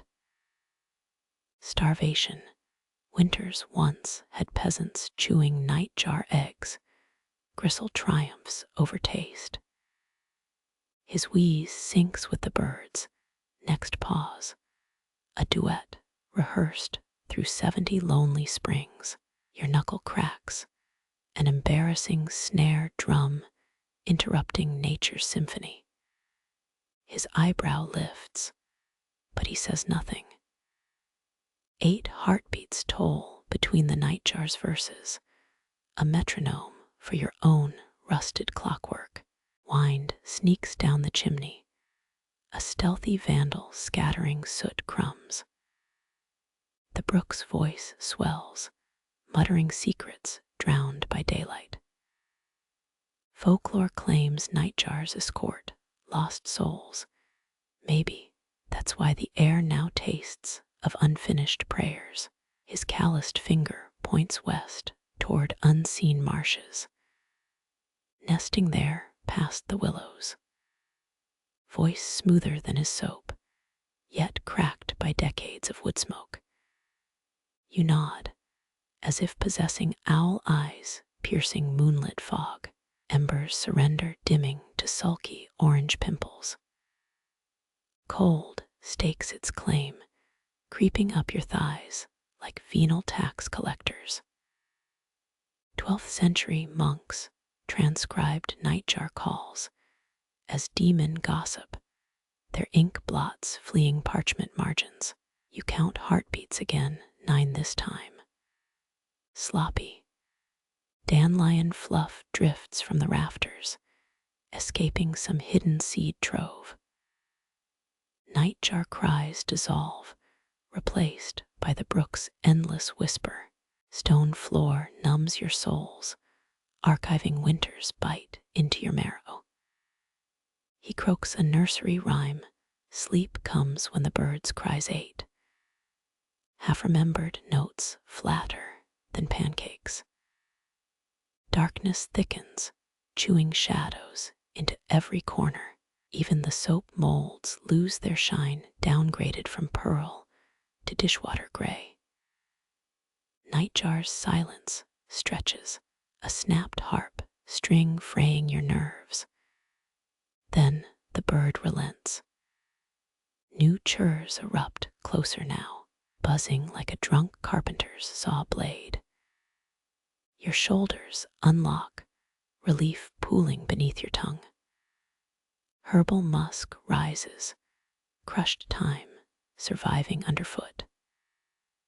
Fringe farmers still hang nightjar wings in barns' defense against lightning strikes and jealous neighbors.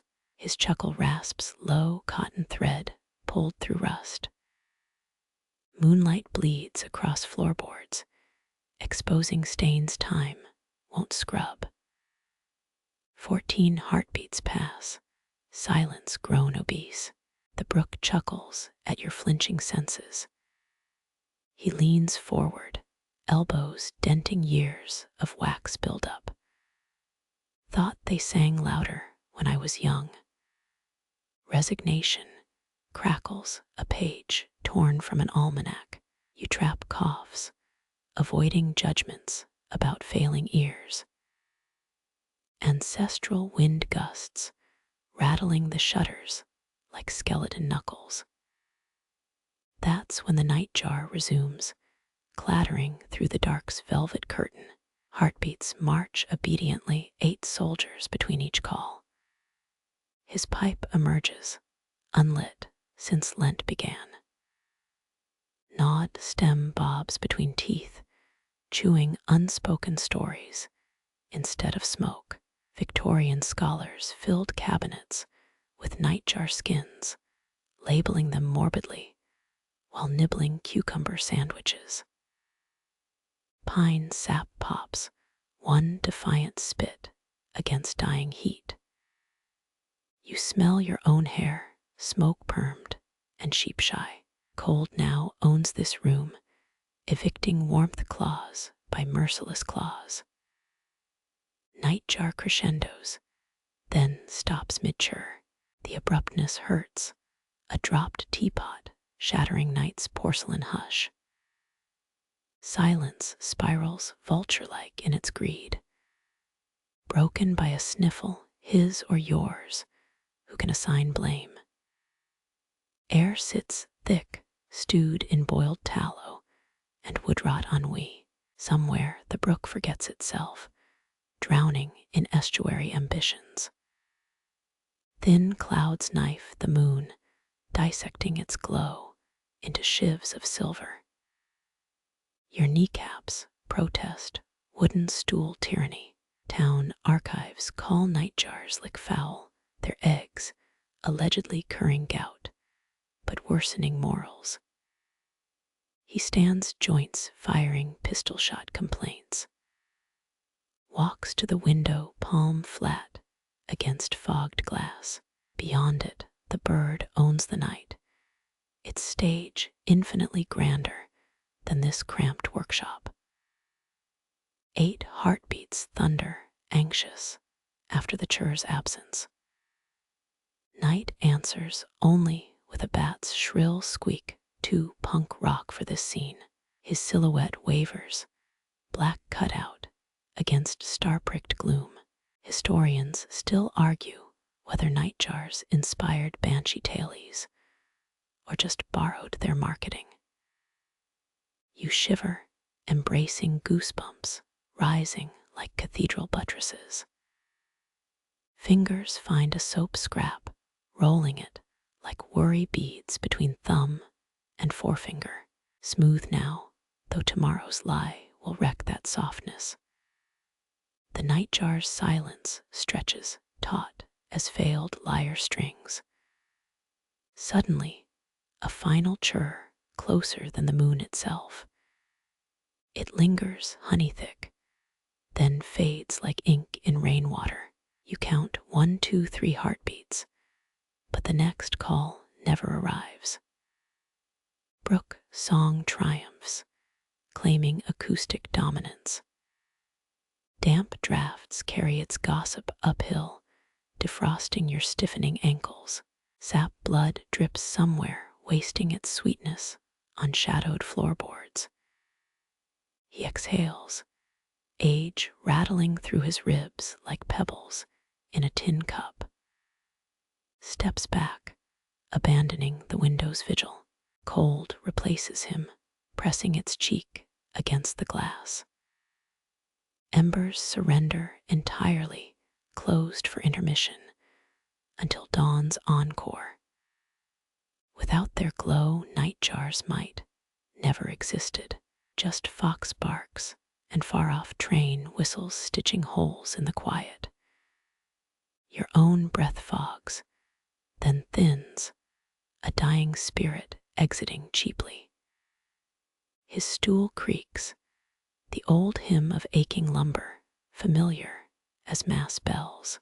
Darkness softens, or maybe pupils swell greedy for stray photons. That bird's absence throbs, phantom song vibrating behind your brow.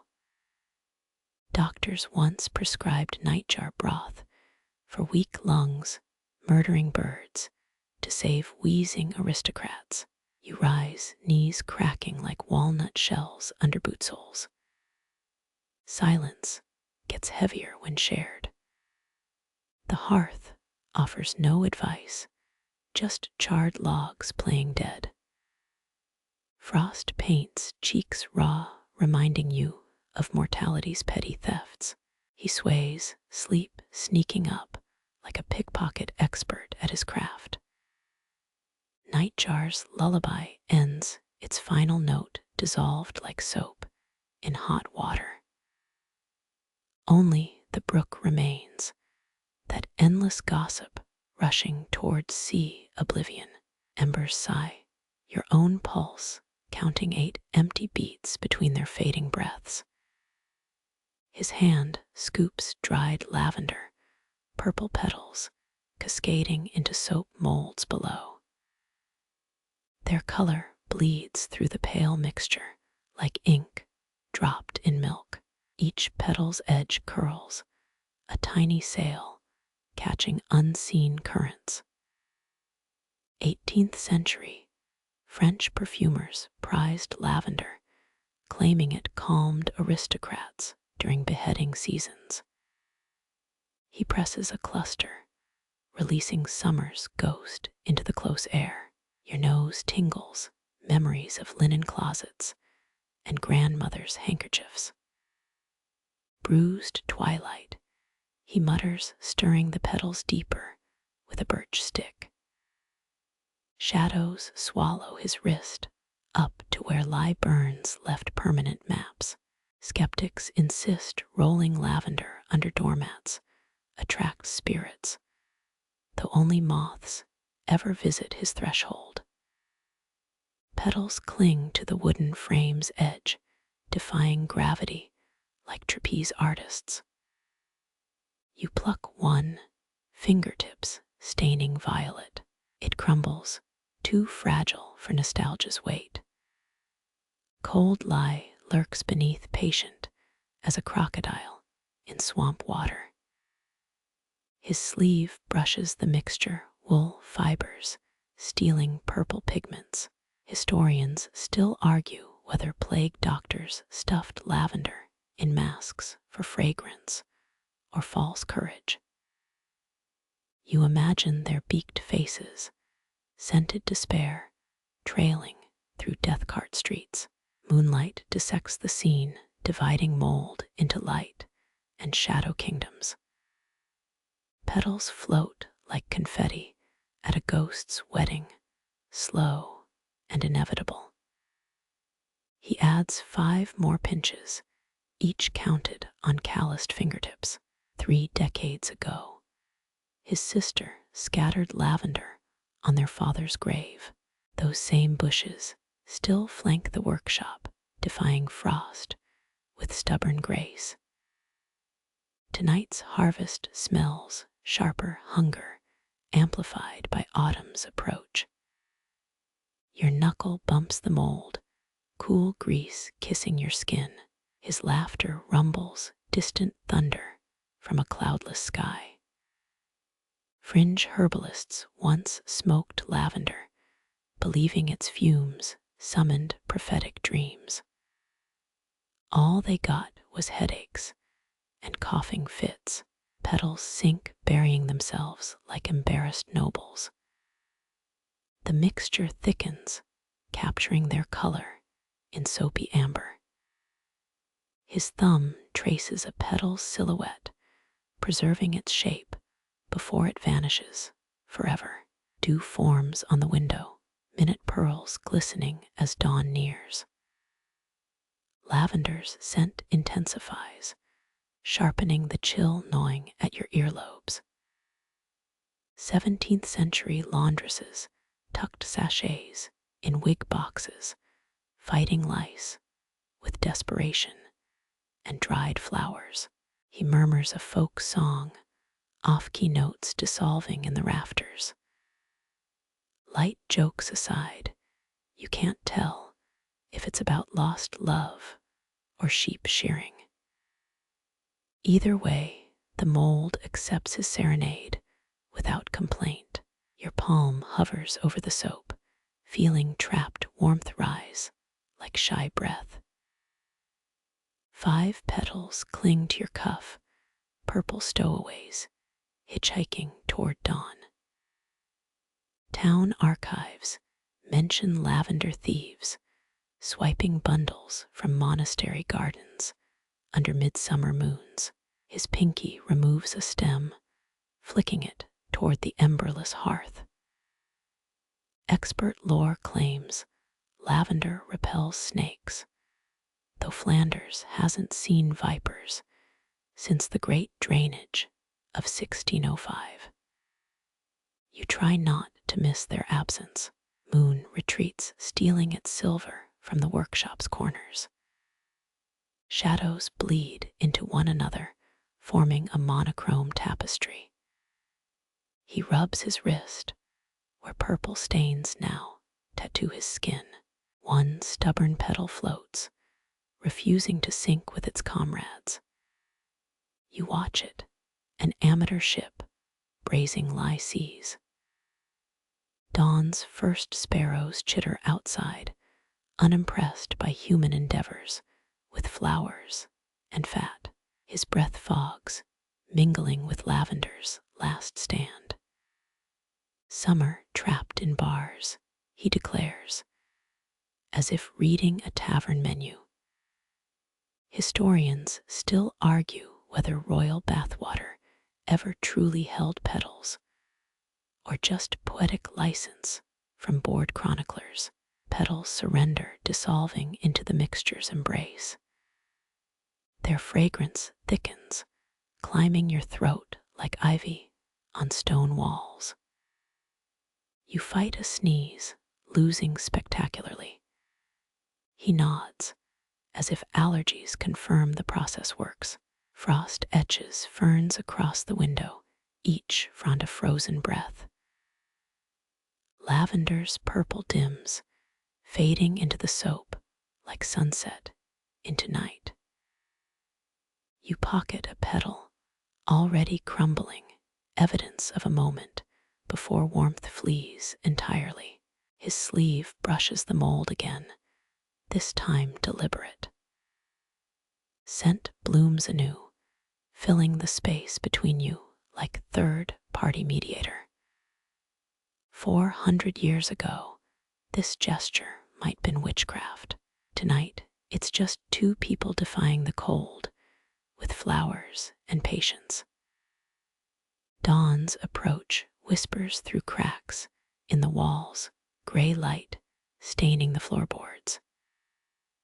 The soap accepts its lavender cargo, final ripples smoothing into calm.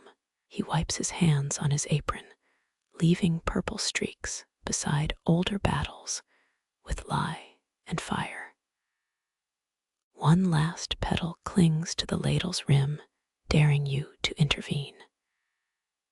You leave it, a tiny monument to stubbornness in a surrendering world. Outside, sparrows bicker over frost-nipped seeds, their wings shredding what's left of the night. His boots scrape towards the door, each step a hollow drumbeat. Lavender's ghost lingers, a scent 15 minutes from being overpowered by breakfast smoke. You exhale, watching your breath erase itself above the cooling soap. Jet lag hits, if time zones existed within 4 stone walls. He mutters about water boiling, his version of a curtain call. That final petal trembles, then slides into oblivion, taking summer's last stand with it. Cold air slinks through the doorway, opportunistic as a pickpocket at a fair. Your fingers find soap grit under nails, grit that'll linger through 3 washings. He kicks the door wider, inviting Dawn's inspection of their lavender theft. Morning leaches color from everything, turning petals into gray smudges beneath opaque soap. Even magic bleeds out eventually. Sparrows crescendo their symphony, demolishing the quiet. Shadows dissolve like sugar in lukewarm tea. His silhouette blocks the nascent sun, haloed by chimney smoke. Lavender surrenders, its last gasp sweetening the draft, curling around your ankles. Historians still argue whether Napoleon carried lavender cologne or just sweat and arrogance into battle. Sunlight licks the mold's edge, fixing their collaboration in waking reality. You press a thumb against the soap's surface, leaving a mark deeper than petals ever could. He grunts, acknowledgement or indigestion, the dawn too young to differentiate. Outside, frost retreats from cabbage leaves in liquid pearls. No nightjars remain to count. No embers left to sigh. Just lavender's stubborn echo and the soap's slow journey toward hardness. Your souls remember stone floors, branded by cold that'll linger till noon. He rubs his stained wrist, already reaching for the next empty mold. Lavender's bruise-colored gift solidifies, capturing dawn's first blush in opaque rectangles. Beeswax candles gutter somewhere, their final protest ignored. Steam rises from his forgotten tea, twisting into shapes too vague for fortune tellers. A petal fragment clings to your collar, purple defiance, against the morning's monochrome verdict. Sunlight reaches the molds fully now, revealing streaks where petals once swam. He nods, satisfaction measured in millimeter eyebrow shifts. You exhale lavender, your lungs borrowing summer's last reserves before winter claims its rent. Damp wool smell overtakes the floral notes, harsh reality elbowing aside poetry. He lifts the first mold, its soap, already firming at the edges. Lavender's purple now lives underground, a daylight star, surrendering to practical white bricks. Ragged clouds parade overhead, dismissive of human pursuits, with flowers and lie. Your knees crack as you stand, stone-cold truth rising through bone marrow. The petal in your pocket has powdered, leaving only scent on lining threads. His boot heel grinds a fallen petal into the floorboards, purple martyr to productivity's march. Sparrows fall silent, brief truce in their seed wars. You inhale residual lavender, air now threaded with chimney smoke's coarse whisper. Wood creaks as he shifts the molds, aligning them for morning's scrutiny.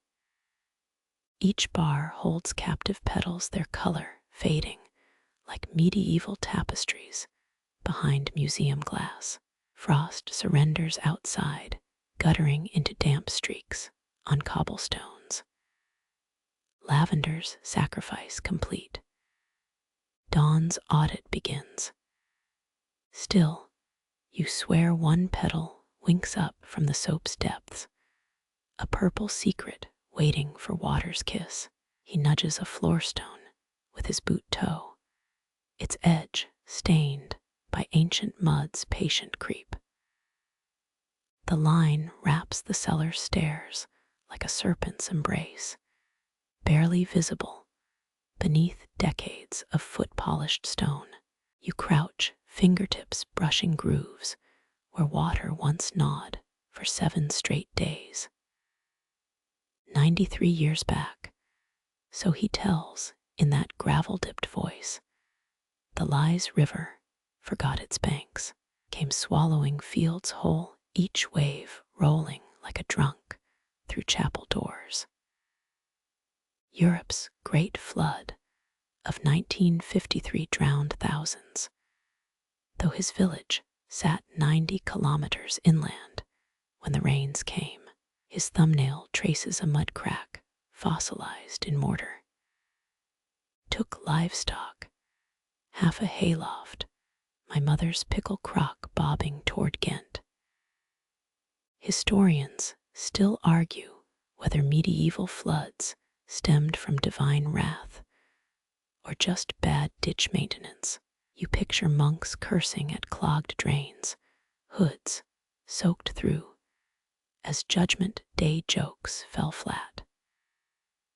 Cellar air clamps your ankles, damp as folded laundry forgotten in rain. He mentions barn cats, surviving 2 weeks on rafters, living off eels that slithered up walls. A Dutch tabloid once claimed those eels sang, but you suspect cheap Geneva fueled that report. 3 stones bear grooves from roots or claws or drowned men's final grips. Impossible to know now. He rubs salt crust off one, recalling how 7 pregnant ewes birthed on his attic stairs mid-deluge. Lambs learned to swim before they walked slippery as bars of lye soap. Your palm presses the cold stone, sensing phantom vibrations from long ago currents. Farmers supposedly paid witchwomen to kiss the dikes, though records show more coins went toward schnapps and sandbags. Some things never change. Mud lines mimic tree rings, each layer a flooded summer etched in silt. 1953's band sits thickest, the year North Sea gates failed. Flanders, ancestors blamed moon-faced demons. Modern folk blame faulty engineering specs. Progress means swapping superstitions for spreadsheets. He scrapes a thumbnail along the highest mark, nose wrinkling at forgotten rot's imaginary stench. Water brings strange guests, rotted cabbages, drowned mice, once an entire uprooted cherry tree. Its trunk scar still wrinkles the barn door, a woody refugee from some drowned orchard. 5 inches up, a scratch message hides beneath mold stains. His grandfather's knife carved. Anna was here after the waters fell. No one recalls who Anna swore at through floodwaters. Family legend claims she rode out the storm on a door, looting floating jam jars. Your shadow stretches across the stairs, merging with waterline ghosts. He recounts how cellar rats grew fat on grain sacks, emerging weeks later glossy and unafraid of brooms. A dark joke about Noah's less holy ark dies on your tongue. Dampness seeps through your sleeve where stone meets skin. He mimics the flood's gurgle, a wet-throated chuckle that echoes off barrel stacks. Winters since have brought higher snows, but nothing that licks thresholds for 7 days straight. Scientists debate if concrete can outlast nature's shrugs. You vote maybe, leaning no. Mud preserved rye seeds under these steps, sprouting a surprise crop come spring. Children harvested it like buried treasure, grain heads brushing their shins. A brewer took half for experimental flood ale, sold in corked bottles, painted with little wooden arcs. Cellar darkness thickens, crowding your shoulders as flood tailies sink in. Twin grooves on the 4th step might be wagon ruts or claw marks from someone's desperate climb. He won't speculate, preferring mysteries that sting less than loss. Boots shift grit on stone, your soles remembering river silt's clingiest kiss. Outside, the brook laughs its innocent chuckle over rocks, how swiftly it could cough up rage, given enough rain and neglected culverts. He slaps the wall, a thud startling spiders from their ceiling hammocks. These stones remember thirst better than floods. Watch, a trickle weeps from mortar cracks, gone before your eyes confirm it. Dust settles patient as next century's deluge. Your heel grinds dirt into the flood line, temporary defiance against time's watermark. Someone ought to frame these stains, display them beside toddler growth charts. Both measure what survived. Memory floods persist long after waters retreat, he murmurs, like it's scripture.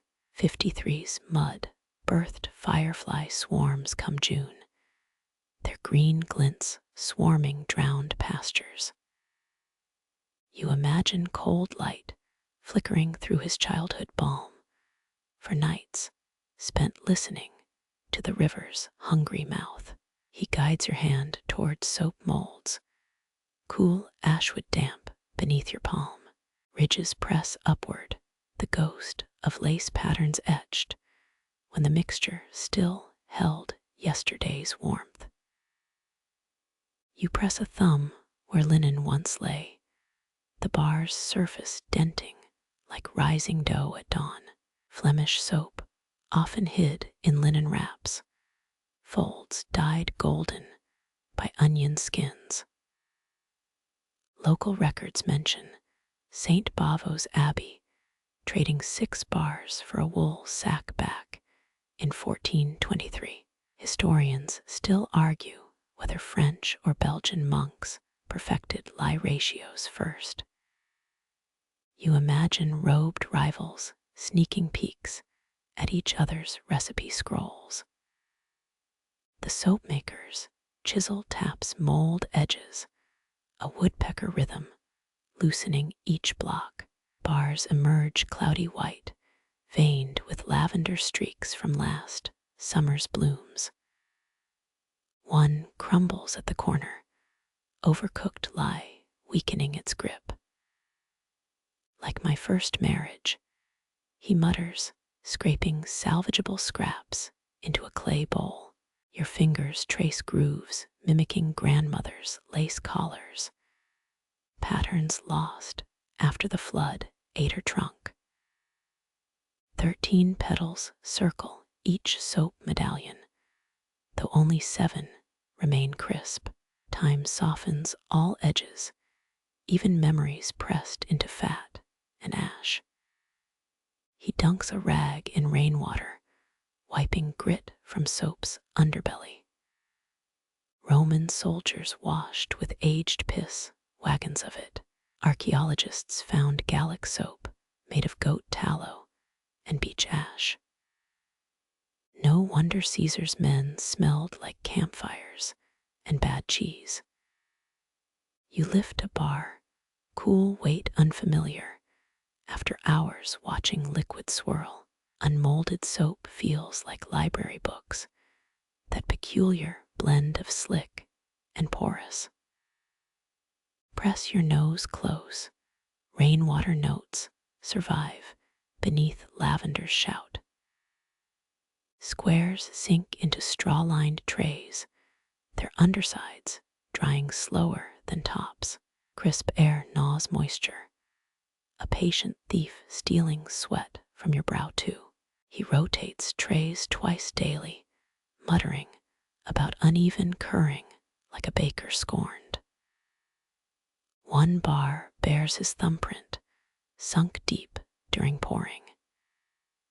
He winks, claiming marked soap wards off laundry thieves.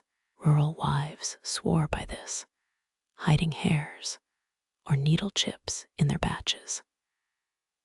Experts think 3 neighborhood feuds started over stolen rosemary soap.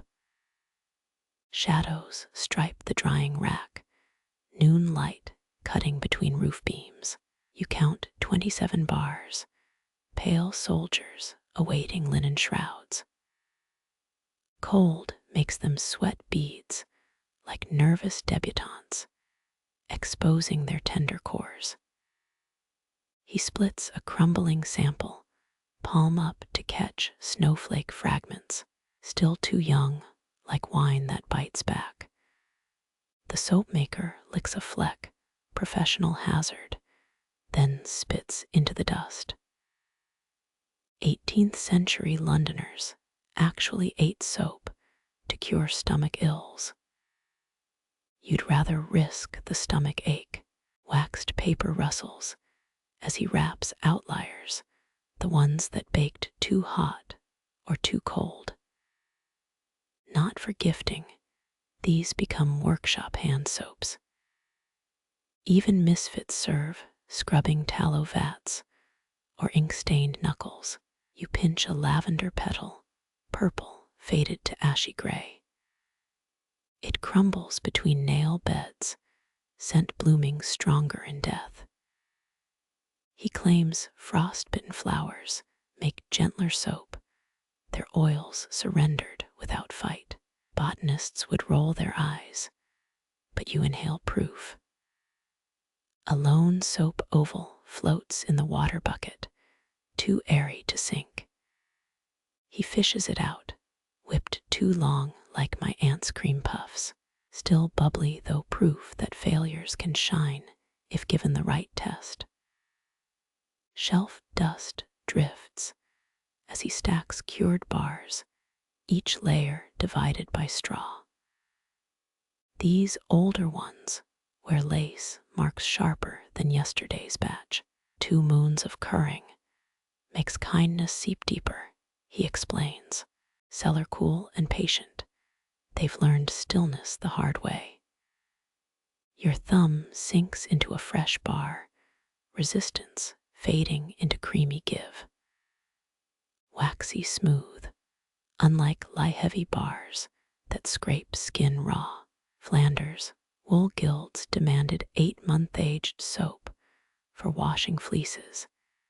Anything less risked burrs, clinging like jealous lovers. He buffs a finished square with sheepskin, its milk fat polishing the surface. Light glances off edges sharp as broken porcelain. You debate pocketing it, but honesty sticks like embedded chamomile stems. Drafts sway drying racks, gentle as dockside ropes at slack tide. Soap quivers, but holds firm, cured enough now ready for linen's embrace. He unfolds cloth squares dyed onion gold, hands moving slower than dusk's crawl. You smooth the first wrap, folding 17 times to lock scent inside. Fabric hugs soap, like wet leaves grip cobblestones. Twine loops thrice, knots tugged tight as promises whispered at bedtime. Soap clicks inside its linen tomb, a hollow sound proven right by his nod. They'll mellow till solstice, best gifts arrive patient. His laugh rasps, flint on stone, as you seal another bundle. 12 wrapped bars later, your fingers smell of rain and long-gone blossoms. Wood creaks underfoot, shifting toward the hearth's drowsy heat. Beneath floorboards, 70 wrapped bundles sleep like larvae, awaiting mothwing nights. He'll deliver 30 to Ghent come Friday, 6 reserved for lace makers who pray to Saint Anne. Your palms brush off crumbs, soap dust settling like the first snow's hush.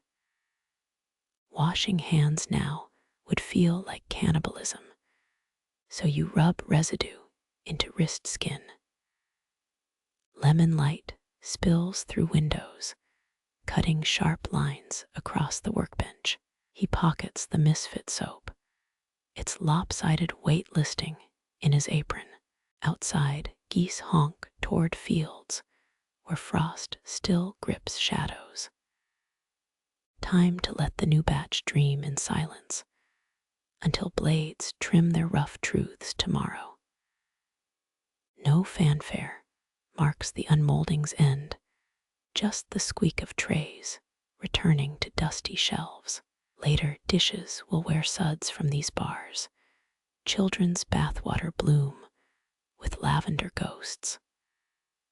Ordinary magic wrapped in onion skins and grandmother's forgotten lace. The last knot tightens, linen corners crisp as folded prayers. He hums a tune about rain, an old tune, the one expecting the meadow to answer back. Bundles settle on the shelf, linen corners aligned like disciplined choir boys. Your fingers still feel twine ridges, knots bit deep into skin. He dusts his apron, powder snowing onto floorboards older than his grandfather's first shave. Rain tune fades, replaced by boot scuffs, crunching gravel outside. The door groans, hinges protesting like barn cats squeezed. She stands haloed by lantern glow cherry ribbons threaded through twin braids. Wool sacks slump at her feet, cloud-puffed and smelling of meadow dust. Evening trades, she announces, voice sharp as new shears. Back when Flanders built Europe's wool wealth, traveling traders swapped stories for lanolin-rich fleeces. Wheelwright's daughters hauled the soft cargo, their aprons stained axle grease black. Historians tally, tax ledgers listing tons shipped. But few note these moonlight bargains between craftsfolk. He lifts 3 soap bars, linen wrappings whispering as they shift. Lavender scent unfurls, teasing the wool's deeper musk. She sniffs once, nose crinkling like parchment folded. Better than last moon's batch, less lie sting. Her thumb prods a bar, testing firmness where marbled veins swirl. You note her braids, ribbons faded from summer's bleaching porch planks. Their color echoes clay tiles on Ghent's guild halls, a hue artisans once made from crushed cochineal beetles.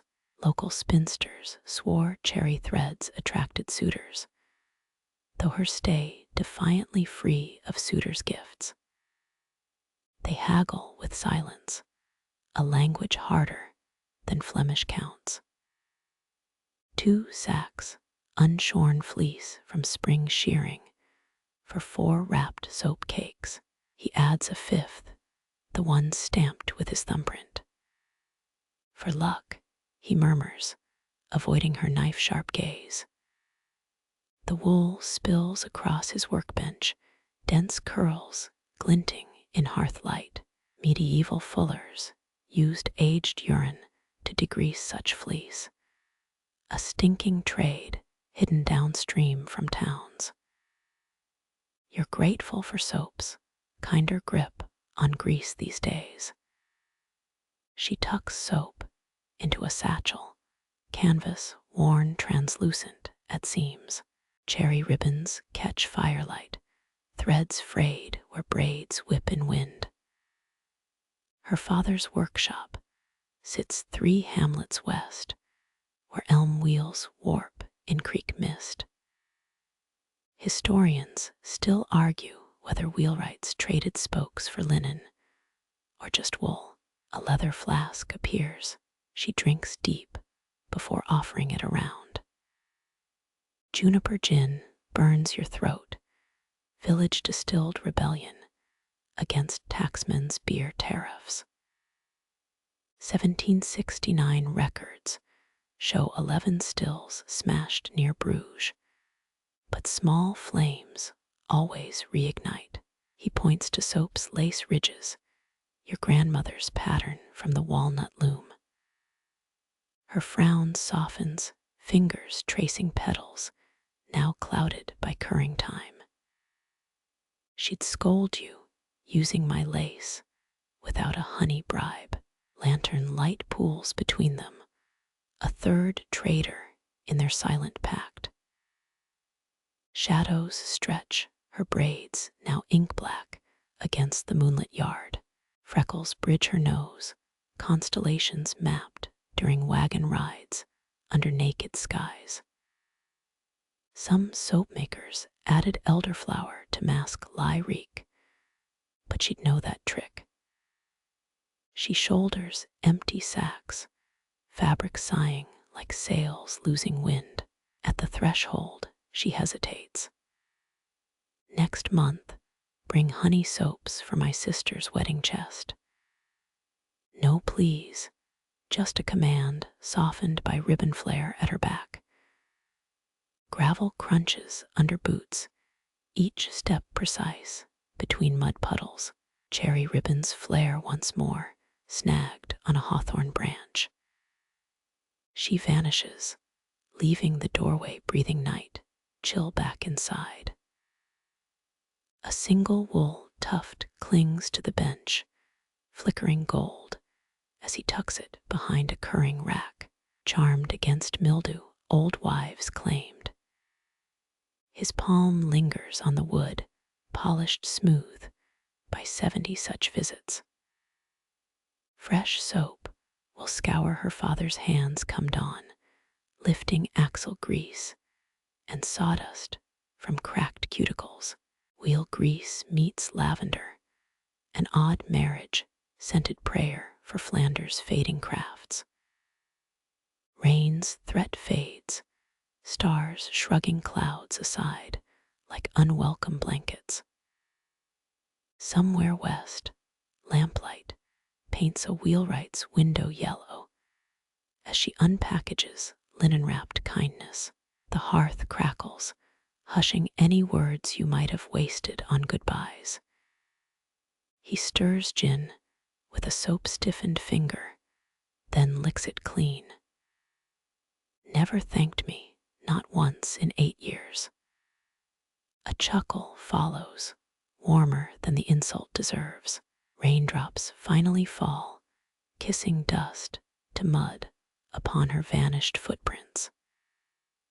That wool tuft still glitters, wedged between ash-gray soap racks like trapped sunlight.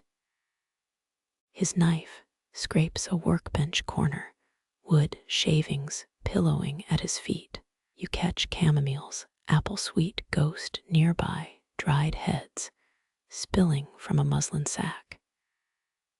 He parts the stems, fingertips brushing petals brittle with forgotten summers. Flemish healers once stuffed mattresses with these flowers, believing sleep's weight pressed wisdom into dreams.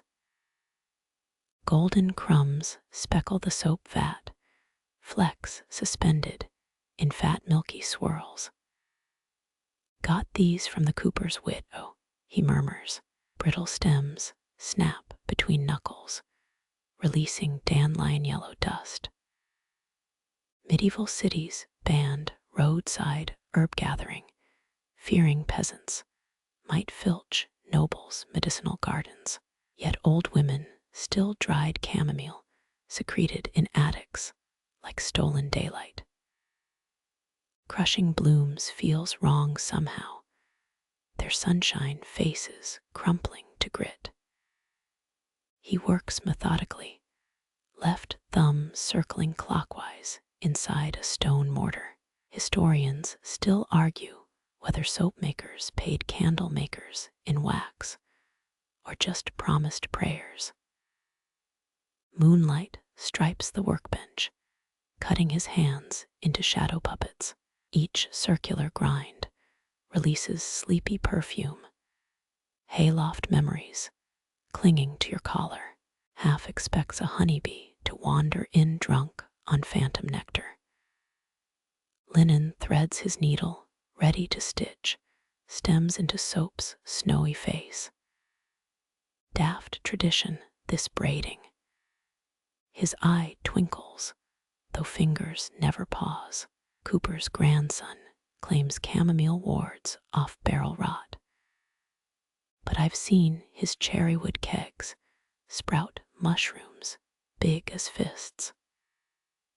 Thread pierces stem stringing flowers like miniature fishing nets, strangely calming this tiny weaving while Flanders dreams outside. Antwerp's merchants auctioned Nabatean soap cakes, carved with frankincense swirls back when crusaders stormed Jerusalem. These humble bars smell gentler, a petal drifts, kissing your wrist before vanishing into soap batter. Some village wives wore chamomile sachets beneath bodices, bedding sweet scents masked unwashed skin. Irony's bitch, using scrap soap flowers just to stay fragrant. He hums now, a lullaby disjointed as broken clockwork. You recognize 1890's popular alehouse tune, though he slows it to funeral march cadence. Steam ribbons upward, blurring rafters where cobwebs shiver in drafts. Careful now, his elbow nudges you back from the vat. Bubbles bloom across cooling soap, translucent orbs trapping chamomile flecks. Remembers a sheep drowning in tidal mud, its wool frothing just like this, or maybe cows. All memories blur after 93 winters. His calloused palm smooths the mixture, pressing stems deeper like tucking in children. Nodding once, satisfied, vat's edge wears grooves from 87 such pressings, wood polished by generations of thumbs. Candle drips nearby, wax stalactites threatening to crater the dirt floor. Steady breaths sync with your own, an unwitting duet beneath night's watch. Black windows reflect your hunched forms, ancestral ghosts bent over tomorrow's cleansing bars. Finished threads lie submerged, their petals already fading into soap's embrace. Historians tally guild taxes and wool tonnage, but never note these moments. How chamomile's gold dissolves before dawn like cowardly alchemists. He wipes hands on his apron, streaking lye white across indigo wool. The gesture says everything. This night's patient alchemy complete. Somewhere, a wheelwright's daughter unwraps lavender soap while stars speckle the shelt. Leftover petals stick to your soles, yellow smudges trailing toward the hearth. Embers wink, chamomile's last sigh perfuming their collapse. His chair creaks, a shepherd settling after counting 93 sheep behind closed eyelids. The hearth's whisper dies as iron notes crash through the walls, St. Bavo's midnight toll striking your ribs. Bronze shivers the air, 12 ragged gasps, tearing night's fabric apart. You count each shudder, mouthing numbers against the soap-scented dark. Antwerp's cathedral boasts 17 bells, though only Ghent's echo across these fallow strips. Between the 4th and 5th strikes, silence pools like spilled quicksilver. Listen there. Dry reeds rasp southward badger claws, scuttling through frozen ditches. Banned night soil gatherers once bribed bell ringers, delaying curfew by 3 precious strikes for their grim harvest. Historians still argue whether midnight tolls warned of floods or simply marked death vigils for nobles. His thumb freezes mid-apron wipe, head cocked toward blackened window panes. Hear them, the cubs born last April, fat as smuggled butter. 6 heartbeats pass before the 7th bell. You glimpse movement through distorted glass.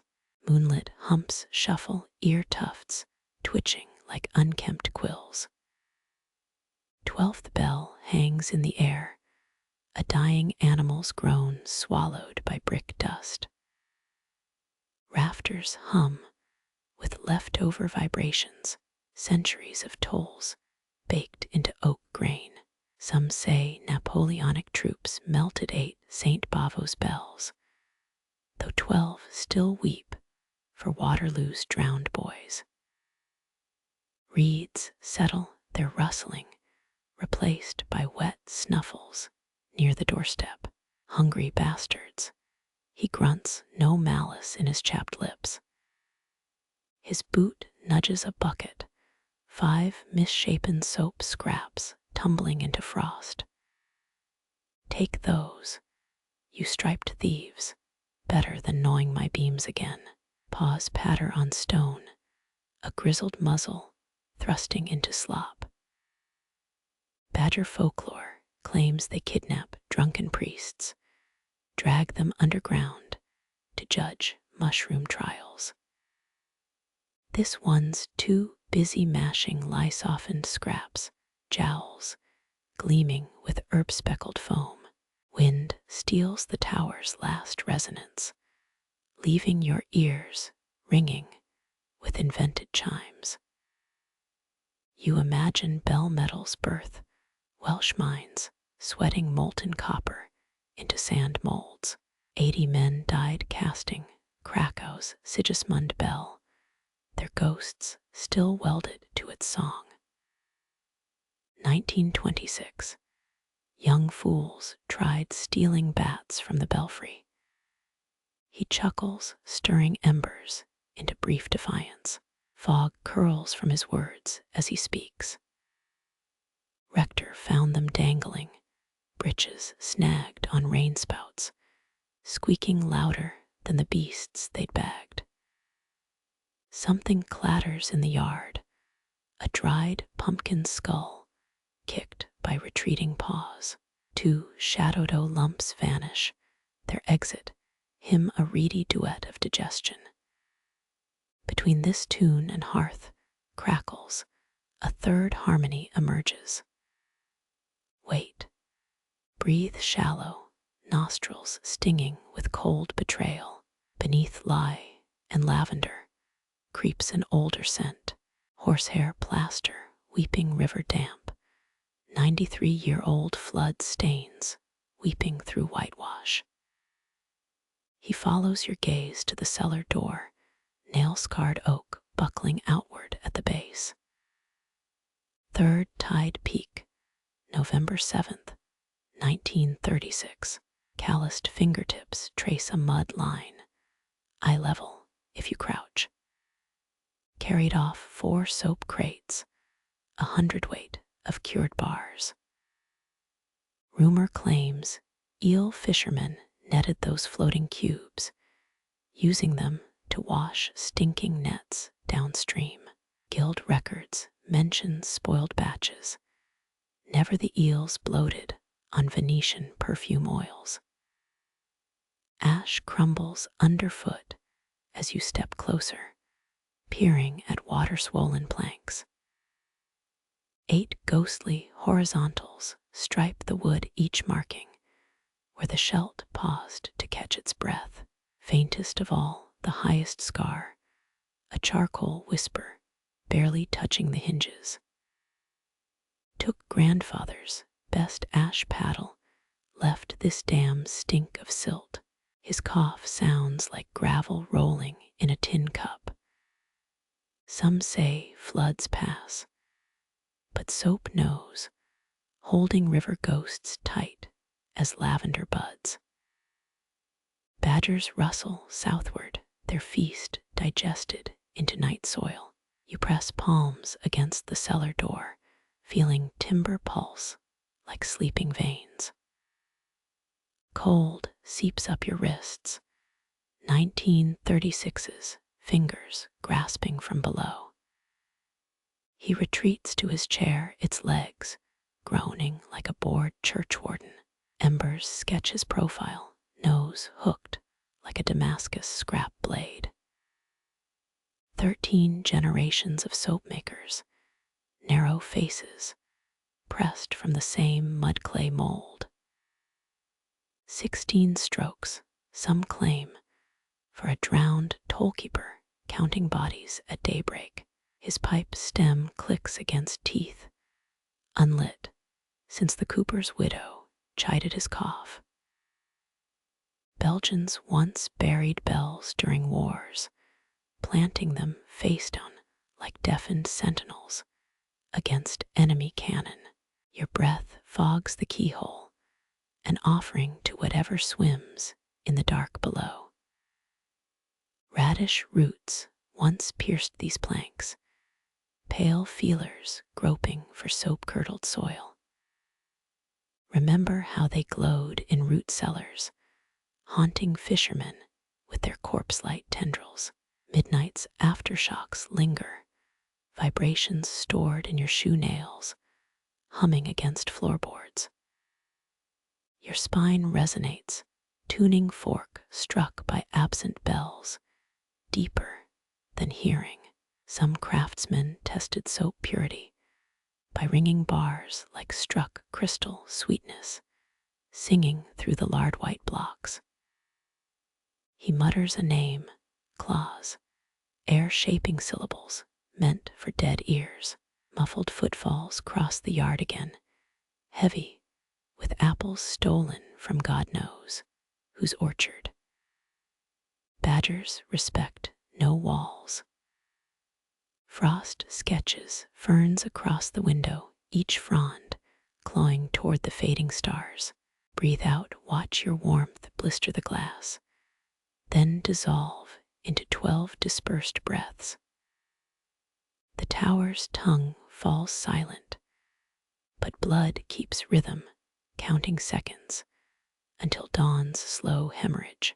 One ember winks out, then another patient, as monks extinguishing votive candles. You think of the badgers, curled now in some thawed-earth den, dreaming of stolen soap scraps. Perhaps their cubs lick greasy pads, chasing phantom chamomile through milky dream foam. Faint light bleeds through the thatch, false dawn tricking roosters into premature hymns. He rocks forward, chair protesting this betrayal of stillness, knuckles braced on knees. Time was watchmen spotted river thieves by their soap-shined faces. A wheeze passes for laughter, thin as reed flutes, too clean among soot-faced dockmen, like roses blooming on a coal heap.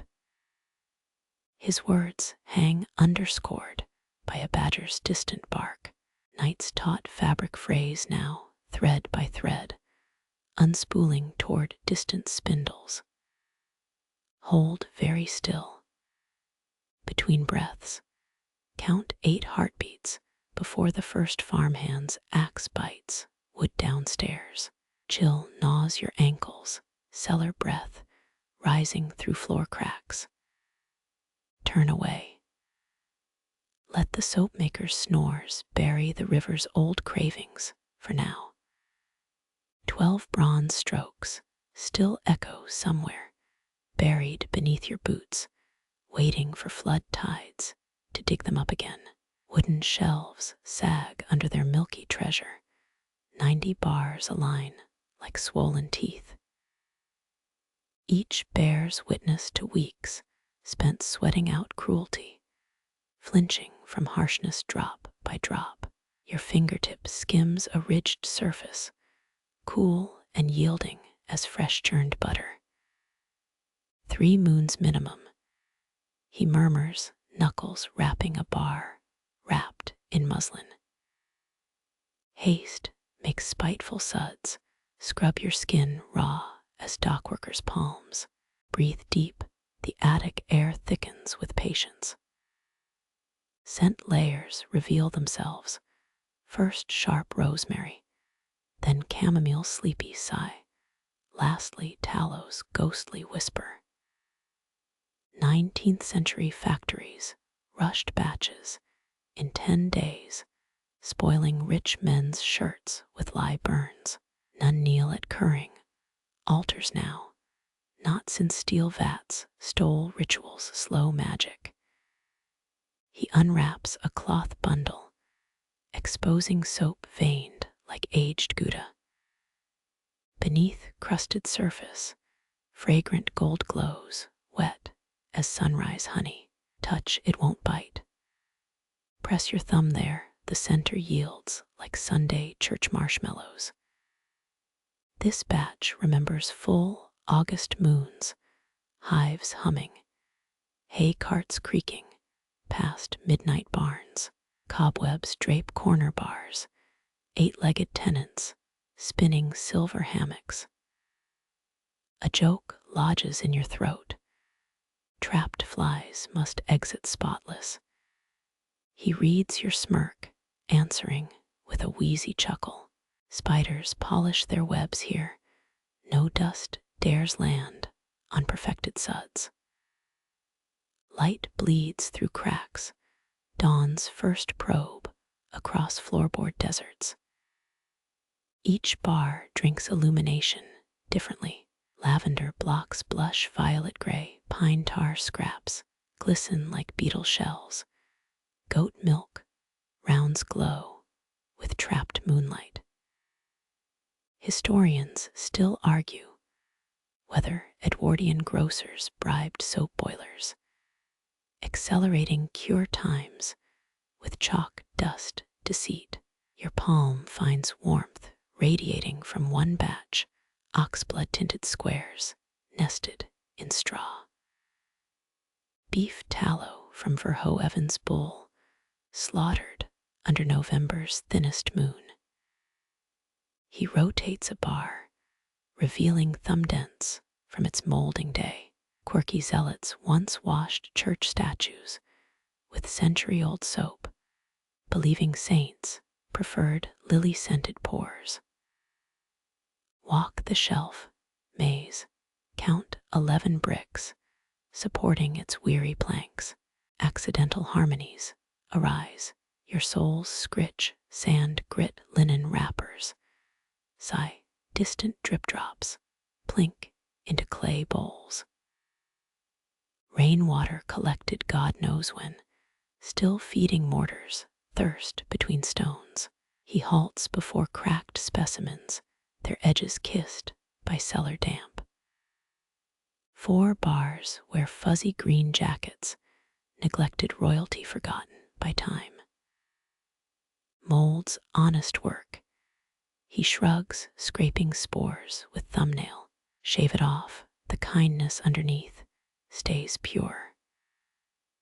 Rotterdam's smugglers allegedly hid diamonds in hollowed soap. Only cured blocks avoided X-ray suspicion. Lift a petite triangle. Its weight surprises like a bullfrog's leap, unmolded during June's strawberry moon. The soap remembers when lilacs smothered the yard. Swirl your thumb, releasing bergamot's shy perfume.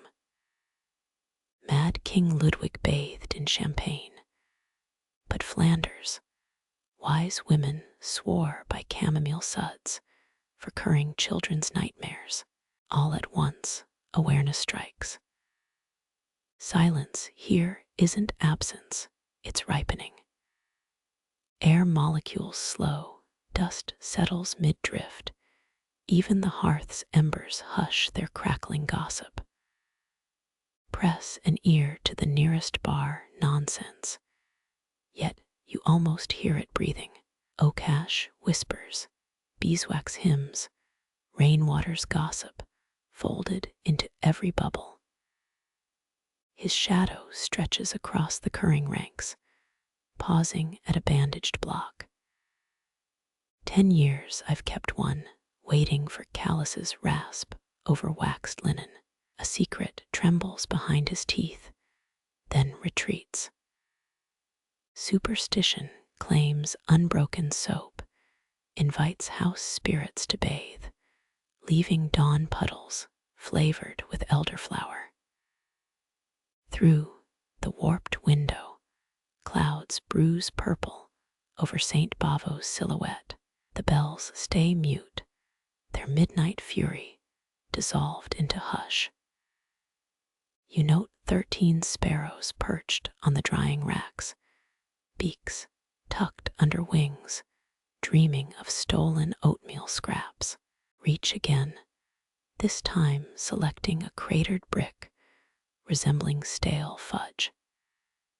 Its scent ambushes you gunpowder and clove, ancient barber surgeon aromas. That's my war batch stirred during the 40 bombardments. His voice roughens memories of rendering pork fat between air raid sirens. Some soaps hold histories heavier than lie. Wind sneaks through a knothole, ruffling fabric skirts on the lower shelves. Folds ripple, revealing onion-dyed linen, 17 layers guarding each treasure. He catches you counting. Layer 1, protect. 2, honor craftsmanship. 3 to 17, mostly hiding my niece's awful stitching. Cold nips at your ankles, cellar drafts climbing trouser legs, unnoticed till now. Ground yourself, press bare skin to a goat milk round. Warmth blooms not fire's greed, but sun-warmed stone generosity. Your souls remember cobblestones, their moss-slick curves nudging you toward this den of quiet alchemy. He dips a rag into rainwater, buffing a neglected corner bar. Lather blooms, pearly clouds swallowing his liver-spotted hand. Watch, swipe the foam across your forearm, scent, awakening buried summer meadows. Rinse, skin breathes, not scraped, not oiled, balanced, as dawn's first undisturbed pond. Shadows shrink, dawn licks the curring shelves with apricot tongues. Bars facing east blush, their western twins clinging to blue-tinted gloom. 90 soaps, 90 futures. Some will scour fish, gut from fishermen's nails, others soften brides. Pre-wedding jitters in rosewater baths. His palm settles on your shoulder, steering you toward the stairs. Enough gawking. Aged soap's a shy creature, hates an audience. Loose floorboards creak, protest. Beneath you, each step scattering dust, motes into sunbeams. Pause at the threshold. Sneak a final glance back. Those milky blocks pulse now, secretive as frog eggs in marsh shallows. Time's invisible brush still paints them layer upon layer, until kindness seeps clear through to the core. Your heel catches the top stair. A jagged splinter snags your sock as you descend. Wind bullies the shutters. Their raspy complaints echo through the empty workshop below. Embers flinch in the hearth, their glow shrinking from the onslaught. Cold slithers up your sleeves. Flanders, special delivery straight from the North Sea. Air thickens with wet wool and something earthier, rotting leaves piled in ditches for 7 rainy days. Underneath, the faintest whiff of frankincense carried from St. Bavo's midnight mass. Your nose wrinkles, a cocktail of piety and compost. He's already at the fire iron poker, scraping old ash from the grate.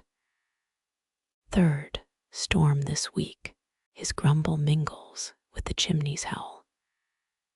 Damned windmills must be spinning like dervishes out there.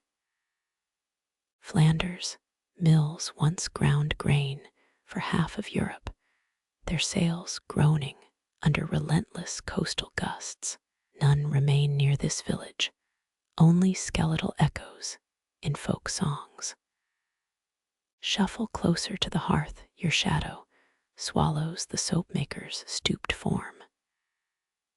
Kneel on frayed rush mats, their reedy scent resurrected by your weight. Heat wafts up, not enough to banish chill, just enough to tease. He stabs the embers, Orange sparks billow like drunken fireflies. One lands on your knee, you brush it off before it whispers burn. Watch, his calloused thumb flicks a curled birch bark sheet onto the coals. Flames uncoil, blue at their hungry mouths, golden where they lick the air. Memory flares, last winter, when this whole valley froze solid for 3 weeks. Those nights you traded stories while icicles grew dagger-long outside. His voice roughens, echoing that tailspin cadence. My gray tuncle swore nor'easters carried sailors' ghosts. A log collapses, its resin popping like distant musket fire. Historiographers still scream over Viking burial sites, unearthed near Bruges, whether Norsemen rode these winds inland to pillage.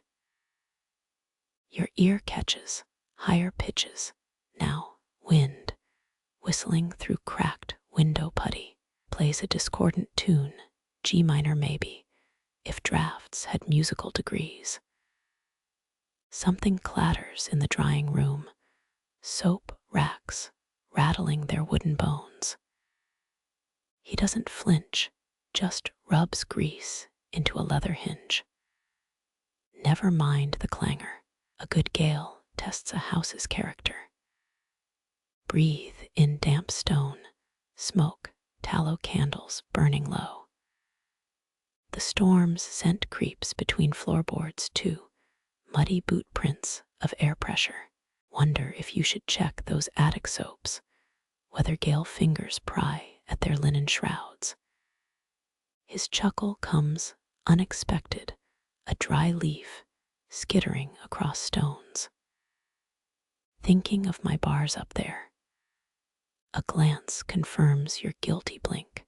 Mold won't bite him, but matronly neglect might. Quirky housewives once nailed soap above door frames, believing gales carried plague miasmas. Another shudder runs through the shutters, their iron latches trembling like guilty consciences. You imagine the whole building swaying rootless as a dandelion clock. Reach out, press fingertips to plaster walls. Solid still, though dust rains from ceiling beams. He nudges a tin cup toward you, rosehip brew steaming lazily. Drink, steam snakes toward rafters, thin as a widow's wedding ring. 3 sips in your throat unclenches. Taste buds yelp sourness, cut with stolen honey. Night's audible tapestry rewoven, no longer just wind's snarl. Hear roof thatch, rasping like broom bristles. Mice scritching behind wainscoting, their panic jazz quartet. Far off, a loose barn door slamming its endless protest. Your elbow bumps the soap knife, its curved blade glinting sullenly by the hearth. He rescues it, wiping tallow residue on his apron. Dangerous toy. A wink takes the sting out. Embers sigh, their glow pooling around your boots like liquid amber. Shadows leap, then cower, puppeteered by uncertain flames. Stare too long, they start resembling things, hunched figures, dogs, ships with tattered sails. Cold nips your ankles again, revenge for ignoring cellar drafts earlier. Shift position, rush mat fibers prick through thin trousers. Recognize the perfume now, dried meadowsweet crushed under your knees. He feeds the fire more grudgingly. Splintered apple, wood too green to burn clean. Smoke coughs into the room, gray phantoms fleeing the wind's wrath. Eyes sting, you blink back half-formed tears. 93 winters I've weathered here. His murmur almost lost in the chimney's drone. This old thief palm slaps a soot-stained wall, swallowed 7 generations of fires. Hard to picture this drafty nook, sheltering anyone through blizzards, yet here you both sit. Outside, something tears loose. A shutter, tile, imagination serves up shattered soap molds, precious bars tumbling into mud. You half rise, instinct trumping reason. His hand clamps your forearm, surprisingly strong. Sit. Command, not request. Storms steal what they will, no matter your fussing. Reluctantly, you settle back onto the sighing rushes. Drafts riffle through loose papers, recipe scraps fluttering like wounded moths. One lands in your lap, ink faded to ghosts of words, tallow quantities, lie ratios, measurements in pre-war guild standards. Silence stretches, or what passes for silence here. Wind drops momentarily, house beams creaking relief. Fire whispers to itself, a language of snaps and hisses. Your own breath syncs with the soapmaker's, his wheeze a beat behind yours. His boot toe prods your soul, a playful jab. Tell me, what scent does this storm carry? Eyes shut, you inhale deliberately. First layer, ozone's metallic tang, then chimney smoke, damp wool coats, faintest echo of the attic's rosemary soaps. Deeper still, wet oak bark ferret musk from barns, yesterday's fish stew reheated. Opening your eyes, you list them haphazardly. He nods, impressed, or mocking, hard to tell. Missed the stink angels. Blank stare from you. North wind drags salt from herring boats, 16 miles distant. Another log tossed on this one birch, its papery bark curling into black lace. Light swells, illuminating cobwebs above the mantel. Spider tenants fled, their abandoned traps glinting like jeweled harps. Belly full of rosehip, acid your mind drifts, sideways. Suppose rooms remember storms, imprint airborne salt into plaster. Maybe that attic soap absorbs tonight's gale, making suds that foam like whipped seawater. Unbidden, a grin tugs your lips. The soapmaker notices. What? Think I'm spinning ghost stories again? Shake your head, nod at his apron. Just imagining your laundry tomorrow. His chuckle is gravel in a tin pail. Something thuds against the door, not wine this time. Fist, fallen branch, both freeze, ears straining. Silence stretches, then the latch rattles hard. Matthias, a woman's voice, thin as wire through oak. Matthias, you've got my wicker hampers. Soapmaker exhales, weariness etched into his face grooves. Catrian's laundry day. He hauls himself upright, joints popping like green wood knots. Always during the century's worst gales. Before he reaches the door, it bursts inward. Wind charges in a living thing, toppling 3 empty soap molds. Catrian fills the doorway, shawl flapping like storm-driven sails. She doesn't see you, half hidden in hearth shadow. Her tirade begins immediately, Dutch too rapid fire to follow, arms chopping air like angry scissors. The soapmaker bears it, rain dripping off his brow. Your fingers find a cold cinder, its ridges bite into your palm. Watch their duel, outsider's privilege. Fat raindrops slide down Catrian's nose, each word punctuated by windslaps. Eventually, she thrusts forward 2 copper coins. He accepts them, a truce brokered in minted metal. Without further niceties, she vanishes into liquid darkness. Door slams, house shudders its relief. He rejoins you, dripping onto hearthstones. Coins clink onto the mantle, sitting where centuries of transactions gathered dust. 30 years, she's bought my lye soap, still complains the scent stings her eyes. Fire wavers, low now, dangerously close to surrender. You grab the bellows, their leather body cold as a dead man's hand. He nods permission. 5 pumps, 6 coals blush crimson under your efforts. Heat surges, pushing back the dark and damp. Cheeks flush, your knuckles whiten on the bellow's grip. His voice slices through effort's haze. Enough. It's not the light he's protecting, it's the fire's dignity. Relinquish the tool, air wheezing from its lungs. Wind switches tactics, now hurls rain at the eastern window. Drops hit like flung gravel, angry seeds, seeking fertile cracks. The storm's fury absurd now, a child denied sweets. He unwraps chalk-white soap, offers it with rain-wet hands.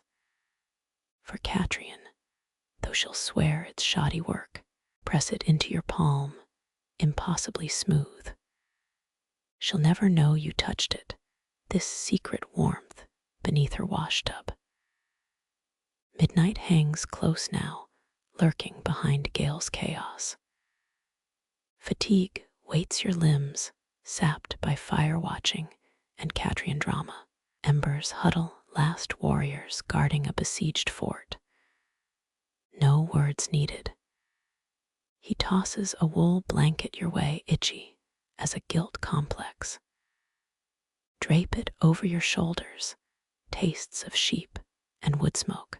Topmost shelf, the crone clock rasps twice, 2 arthritic chimes for the impossible hour.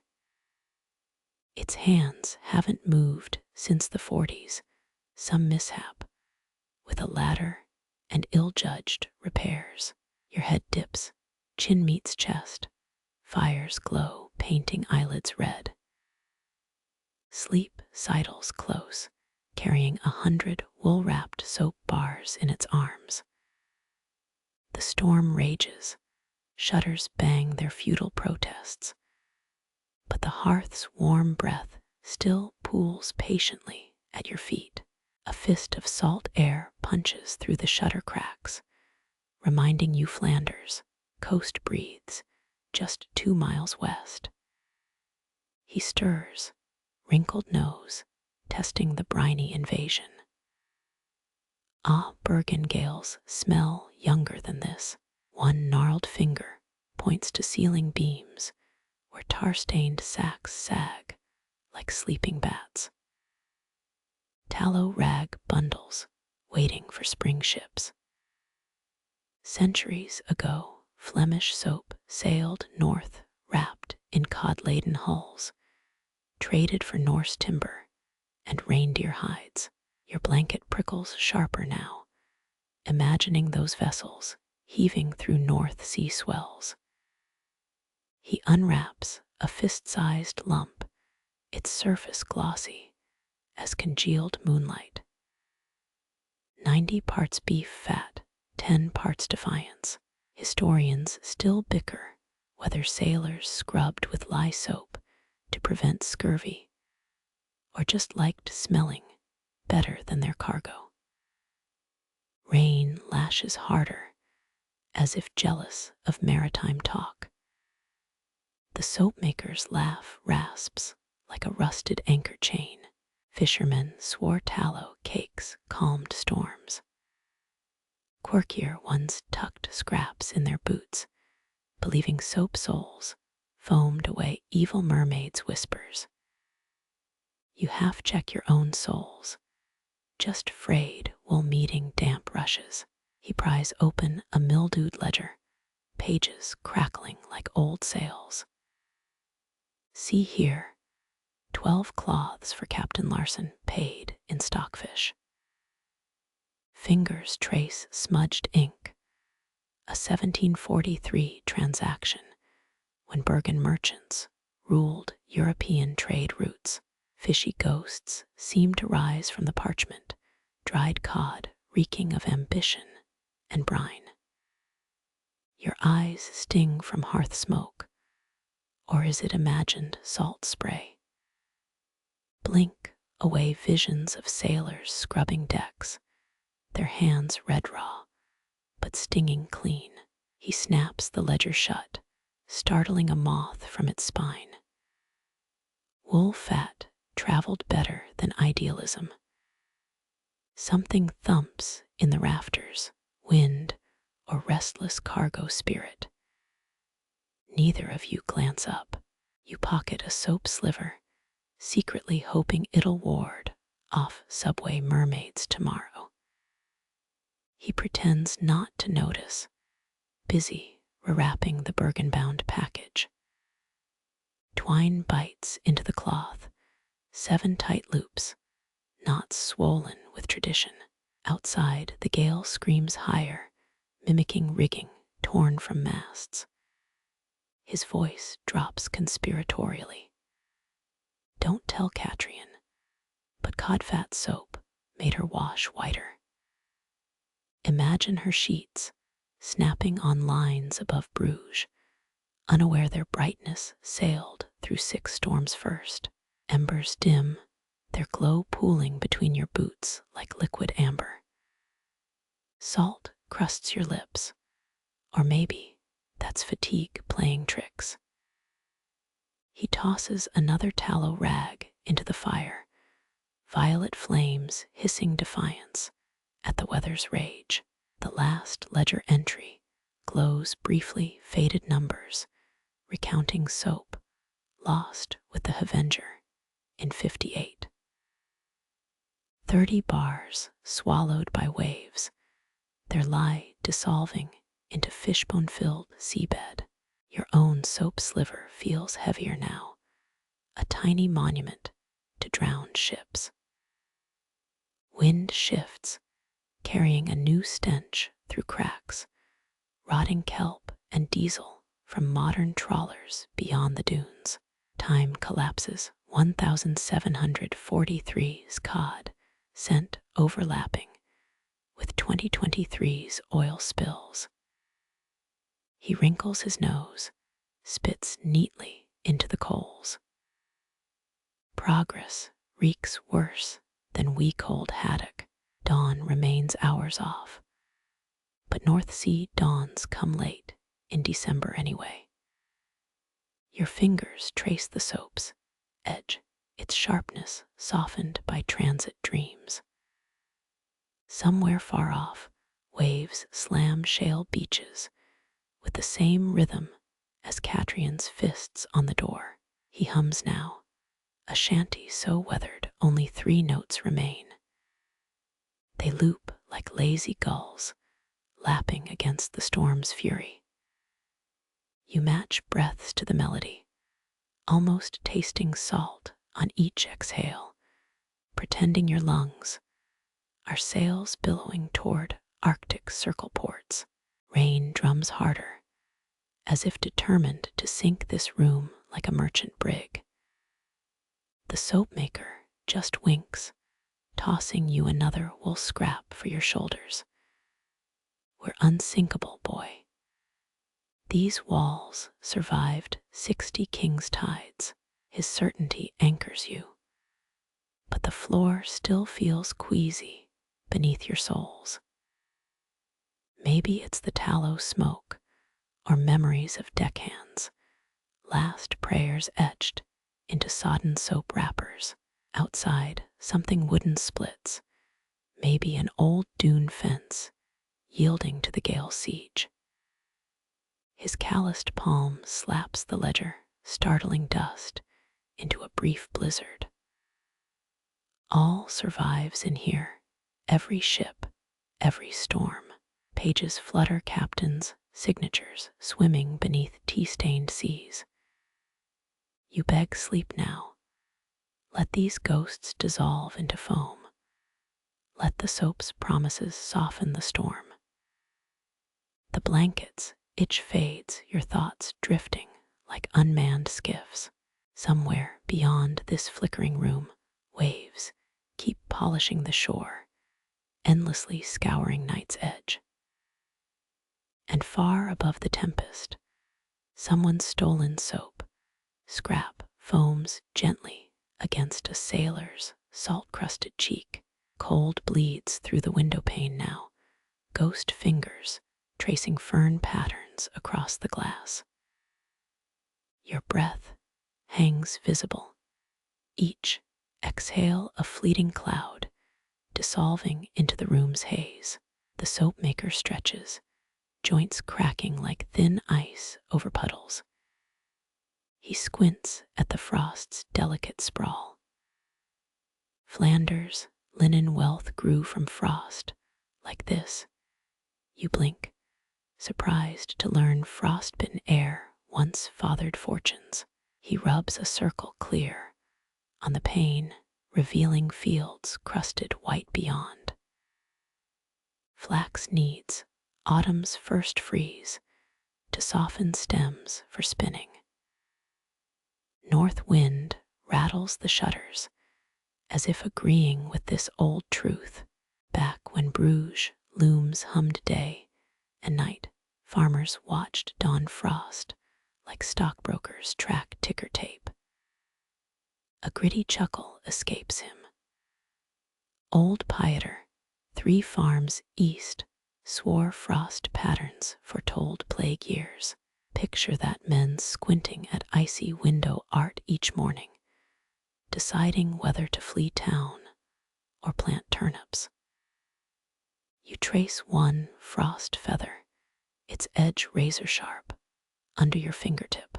Your nail catches on the glass, leaving a faint squeak that mirrors a mouse's protest. He nods toward the soap racks. Check the ashwood molds.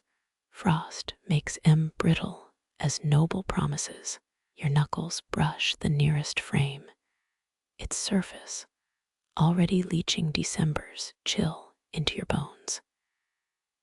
He limps to the hearth, stirs embers, coaxing forth one last amber tongue. Historians still argue whether chimneys saved more lives or burned down more towns. Smoke curls upward, a gray rope braiding with the cold drafts overhead. You imagine thatch catching fire, centuries of neighbors shouting blame between bucket brigades. Your sock finds a damp spot on the floorboards, sucking warmth from your soul like a petty thief. A draft snakes up your leg, nestling under your tunic with shameless glee. He tosses you a horsehair blanket. It smells vaguely of saddle oil and apologies. Teeth clamp down on shivers before they escape. He notices anyway, handing over a chipped mug of something steaming. Nettle infusion won't warm your toes, but it'll sting pride back into your spine. The liquid tastes like licking a forest floor, punishing, yet perversely satisfying. Frost thickens as you watch filigree marching across glass like an invading lace army.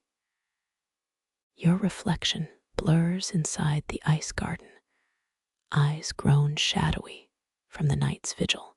The Soapmaker scrapes a thumbnail through the frozen art, drawing a crude herring for luck or breakfast.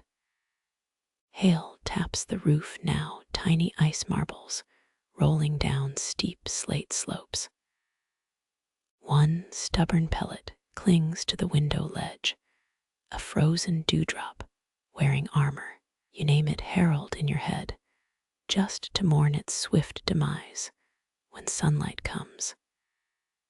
He shuffles to the workbench, bare paw hands, hovering over unmolded soap.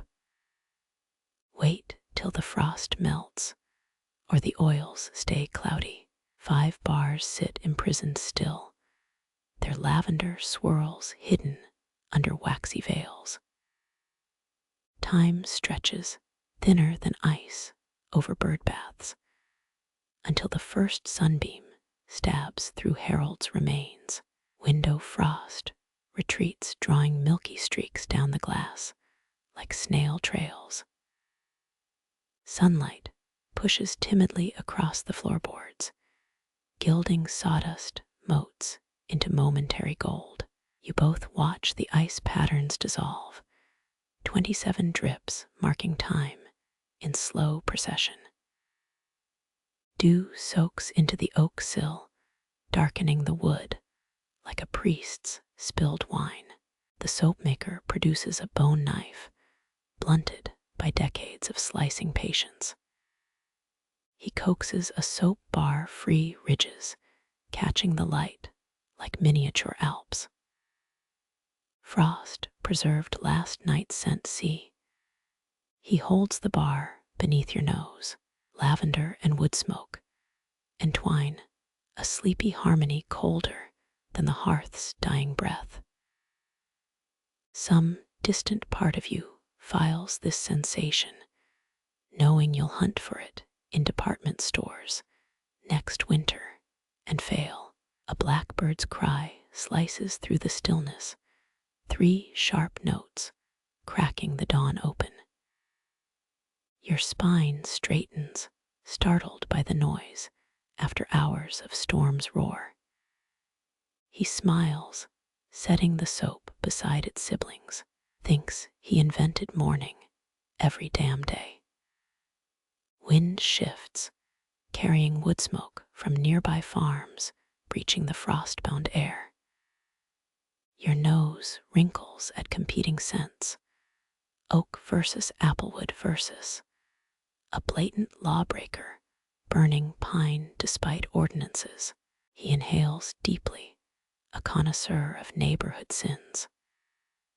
The remaining frost slumps, exposing blurred glimpses of sheep huddling in the east meadow. Their breath plumes merge, forming transient clouds too lazy to rise further. You count 17 no, 19 frost-rimed backs steaming gently as the sun pries apart night's grip. He sneezes violently, the sound cannonballing through the quiet room. 2 soap bars topple, landing with soft thuds atop wood shavings. Damn chill, grubby kerchief emerges, a stained relic patted against his wind-chapped nose. Eaves drip Morse code messages onto packed earth below. Your toes rebel inside damp boots, plotting mutiny if warmth doesn't come soon. The Soapmaker stomps towards the fire, dead man's drama, as he slaps life into the embers. Flames flutter, not born again, but at least mildly entertained. Their glow paints long fingers across mortar lines between stones. His shadow stretches, grown tall enough to tap dance on the ceiling beams, before shrinking into dawn's proper light. 1 lavender soap bar sweats now, translucent beads trembling along its ridges. He wipes them away, calluses catching on the geometric edges. Like grandmother's lace collar, this pattern, finger traces the design, memories wrapped tighter than twine around flax bundles. Sun fully breaches the horizon, liquid gold spilling across frost-cured fields. It glares at you, impatient for full wakefulness. You squint, suddenly aware of grit in your eyes and wool's stale reek clinging to your shirt. The soapmaker scrubs his face, friction rough enough to start fires. Stubble rasps against cracked palms, sandpaper on weathered oak. He catches you staring. A flannel washed fix us both, gestures toward well water in the rain barrel, its surface skimmed with ice petals. Your joints creak rising, a symphony of groans the dawn didn't order. Floorboards protest, their century-old song about ungodly hours and guests' clumsy weight. Ice cracks under the dipper, cold biting through its tin handle into your palm. Water hits your face, a slap of liquid lightning.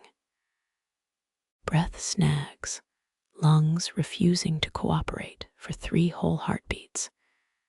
He laughs, dry as kindling. That's Flanders' dawn baptism. Towel scratches your skin, raw penance for filching warmth from the fire too long. His own splash ritual ends with a roar startling sparrows into flight outside. Beard dripping, he swipes a forearm across dripping chin, clean enough to offend the dirt now. Quick wink takes the edge off. Soap bars line up like recruits, 73 awaiting inspection. Lift each one, thumb testing firmness, nose evaluating scent fidelity. Reject 3, their centers still quivering with inner dampness. These he returns to ashwood molds, wrapped in burlap like sickly infants. Your borrowed blanket lies abandoned now, a woolen puddle near the hearth. Cold still snakes through the room, but sunlight fights valiantly near windows. The knife slides again, liberating another soap soldier with grandmother's lace ridges. He pauses, tilted head catching some distant signal. The church bell remains silent. No cart wheels crunch gravel yet, just the blackbird renewing its territorial proclamations. Catrian's geisel escape again.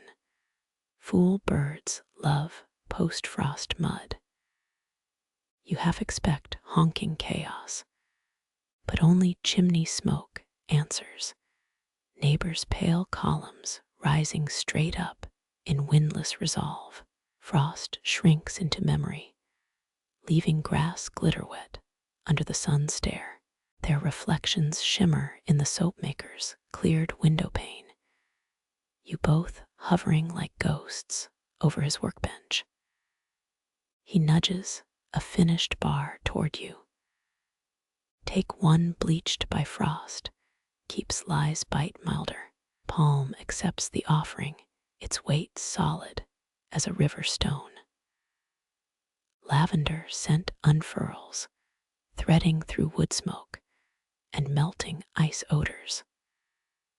The lace pattern presses into your skin, a fleeting tattoo to remember this frozen dawn. Sun climbs higher, burning away night's last stubborn shadows in the corners. Soon Catrian will march over, scolding him about breakfast neglect. Geese will riot, carts will clatter, but here, for 12 more drips from the eaves, silence lingers like a soap's last bubble trembling on a washboard. Sunlight slants across the workbench, now molten gold pooling around clay jars, crusted with last week's drips. Your fingers hover over one lid, sticky with something amber and defiantly cheerful. The soapmaker grunts, prying it loose with a thumbnail chewed down to the quick. Inside, honey glowers at you thick, as a duke's ransom, and twice as smug. He dips a wooden spoon, drawing up strands that stretch, then snap like tiny bowstrings. June's fireweed bloom. You could smell these hives a mile off. Back, when bees wobbled home drunk on nectar, legs heavy with pollen pantaloons, you half expect the honey to taste like sunburned meadows, and regret it instantly when he thrusts the spoon your way. Liquid gold hits your tongue, a shock of sweetness cut by hidden thorns of time. It coats your teeth, an Athenian statesman's dessert plundered from Attic hills. He chuckles at your expression. Old Mertens kept hives in his siege tower, said bees improved morale. Picture that armored men ducking divine insects, honey dribbling into chainmail beards during battle lulls. Fireweed honey was Flanders' secret currency, once traded quietly beneath inspectors' noses. Your thumb catches a drip crawling down the jar, its progress slow as cathedral construction. He scrapes the spoon's edge against the vat rim, a nails-on slate protest that echoes through rafters. 3 field mice freeze, then scatter like dropped beads. Historians still argue whether crusaders used honey to seal wounds or just drowned sorrows in mead. The honey glides into cooling soap, swirling lazy spirals through pale tallow. Its scent unfolds, carrying midwife's herbs and bruised flower heads, summer preserved past its expiration date. His hand trembles, a spoonful misses its mark, splattering golden treason across the workbench. A curse hisses crustier than last week's bread crust. You swipe a finger through the mess, secret glee as sweetness clings under your nail. Frog princes had less sticky afterlives. He recounts black market apiaries, hives hidden inside hollow oaks during tax season. Limburg's bee whisperer paid his rent in wax candles. Landlord never asked why his attic hummed at midnight. Imagine the man covered in homemade veils, negotiating with insects drunk on linden blossoms. Honey meets soap mixture, reluctant at first, like winter rivals forced to dance. The spoon works clockwise, 18 stubborn rotations, before surrender bleeds gold through white. Scents clash, then marry linseed oil bowing to honey's brazen musk. You lean closer, nostrils flaring at this edible alchemy. A glop plops splashing your cuff with amber disgrace. The soapmaker tusks, flinging a rag your way. It smells suspiciously of goat. Outside, wind sneaks through the thatch, setting dust, motes dancing above the honey's glow. 12 swirls, maybe 13, and he deems the blend fit for monarchs or clean-handed peasants. He taps the spoon, now bent from its brutal honeymoon, with crystallized sugars. Beekeepers' wives whispered charms into hives, lest the bees gossip during winter. Their words hovered in frozen honeycombs, waiting for spring's thaw to spill secrets. You stifle a laugh, imagining apiary scandals buzzing through village squares. Candlelight catches honey's residual shine on his beard, gold flakes, glittering like a miser's dream. His knife parts the soap, revealing marmalade streaks trapped in milky depths. Press a finger there. It yields slower than other batches, stubborn as a drowsing cat. 2 jars empty, glassy-eyed and forlorn, as sticky residue clings to their ribs. Dawn fully ignites the window now, flaring across honey trails, drying on oak. Your shadow stretches, honey thief, shaped against the far wall, where cobwebs droop like retired lace. He pauses, spoon midair, listening for some hive-mind verdict. Only sparrows answer their debate over crust crumbs heating up by the shed. A thrush adds commentary, 3-judge panel ruling on breakfast rights. The soap mixture sighs, tiny bubbles popping in honeyed contentment. Your stolen taste lingers, throat sweetened for once, instead of wood smoke raw. He catches your gaze, wrinkles deepening around eyes that have squinted at sunlit hives for 80 springs. Bees remember faces, ever been stung by a grudge held since April. You shake your head, suddenly wary of daisy fields. Cold water swirls in the rinsing bucket, honey clotting like submerged amber. Scoops them out, cupped hands sting with chill as you scrub fingers raw. Stickiness persists, a sweet haunting no well water can exorcise. He dismisses the last honey jar, shoving it toward rye bread crusts, awaiting resurrection. The soap vat cools, golden veins solidifying into captured sunlight. You imagine it hardens slower, honey resisting imprisonment like a spirited stallion. Eaves drip their final morning tears onto shed roofs below.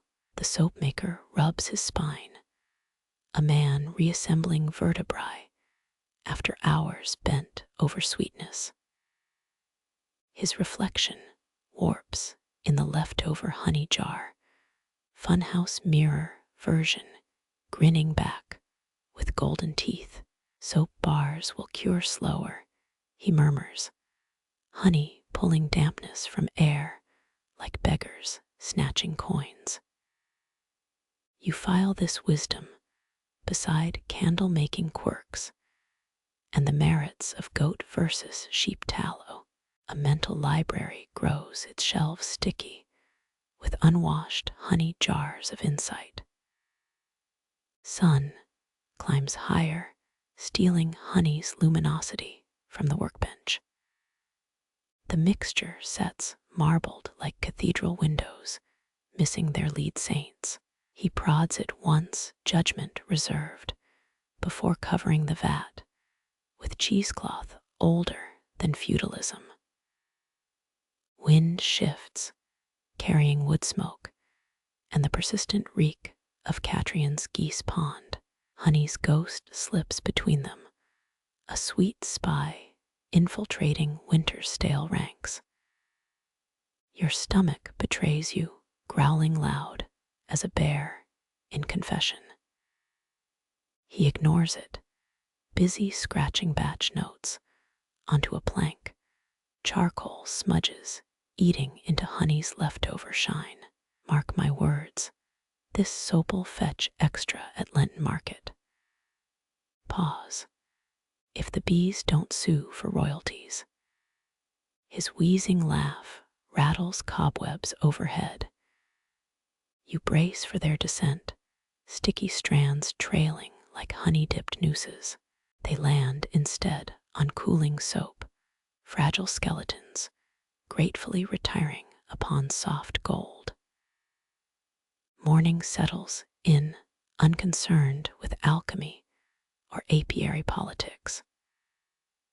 Somewhere bees sleep fat-bellied in their winter clusters, dreaming of fireweed fields they'll never see again. The knife slides, cutting first bars from the honey batch edges, gleaming like stolen treasure. He holds up a sample, marbling, catching light in liquid ribbons. Tell your grandkids this. My great-great-granny's hive swarmed on Joan of Arc's birthday.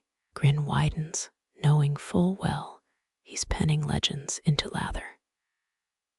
You press your thumb into soaps, yielding flesh, honey's touch lingering long after you pull away. Some gifts outlast their giving gold, seeping into skin, whispering midday heat in winter's sharp heart. Linen scraps pile like autumn leaves on the workbench, scents of onion skins and iron mordant clinging to their folds. Your fingers trace fabric frayed soft by countless washes. Each thread a veteran of Flanders looms. The soapmaker hums, dust dancing in sunbeams, as he aligns soap bars with military precision. He selects a swatch-dyed sunset orange, its shade stolen from onion peels simmered since yesterday's supper. 17 layers, no less, keeps soap breathing without losing its soul. Imagine ancestors folding christening gowns with equal devotion, their calloused hands smoothing linen for newborn hopes. Your first attempt bunches unevenly, a drunken parcel fit for marauders. He tuts, flipping the cloth with a flick learned at his father's knee. Medieval merchants shipped linen to Novgorod. Frozen rivers were their highways. Picture sleds groaning under bolts of cloth, North Star glinting off icebound bales. Twine snakes across the table brown as the Dale River after spring rains. 3 loops around the bundle, not cinched tight enough to strangle doubt. Sailors once believed thrice died, knots foiled sea witches' spells. You half expect the twine to hiss, resisting such superstitious bondage. Onion scent blooms stronger as folds multiply. 17 presses, trapping herb musk within fabric walls. He nods approval your progress, now meeting his grizzled standards. Outside, wind gnaws at the shed door, sniffs at this ritual of wrappings and whispers. Historians still argue whether Flemish weavers encoded messages in textile patterns. His thumb rubs a linen selvage, faded stripes, murmuring forgotten gossip. You peer closer, threads resolve into mundane weft and warp, no treasonous geometry revealed. Stacked parcels rise like tiny ramparts, each a citadel, protecting honeyed soap from dust and yearning fingers. He snaps twine with yellowed teeth, a sound like kindling yielding to flame. Your cut ends fray, childish compared to his surgical severance. One misfit bar struggles its edges too uneven for linen's strict embrace. The soapmaker grunts, slicing slivers off with his bone-handled knife. Shavings fall curled like apple peel, destined for the next batch's rebirth. 17 layers blur into rhythm, fold, tuck, smooth, repeat, elbow grease, and drowsing focus merge. His voice rumbles, recounting a flax harvest moonlit by lanterns 50 years gone. You almost smell crushed stalks underfoot. Hear mill wheels churning stalks into gold. Twine pulls taut, knots punctuating parcels like commas in a run-on sentence. 3 tight loops charm against mildew and mortal carelessness. My aunt swore knots tied at midnight cured warts. Bless her cracked logic. Cobweb shadows stretch across the table, daylight bleeding into pearly dusk. You squint, fighting linen's stubborn refusal to crease where ordered. He chuckles, prying the bundle from your fumbling grip. Napoleon's quartermasters demanded Flemish linen for their bandages. His hands move quick as a field surgeon's, transforming chaos into crisp corners. Thread count made the difference between healed flesh and rot. Your next attempt earns a grunt, belated praise from a man whose smiles fossilized long ago. Onion dyes stain fingertips, orange ghosts haunting your nails. They'll linger like guilt days after these bundles leave the hearth. He inspects a finished parcel, shaking it near his ear like a dubious melon. Satisfied, he adds it to the tower of patience, rising beside the cooling vat. You learn this. Packaging requires the gravity of rock stacking, silence of snowfall.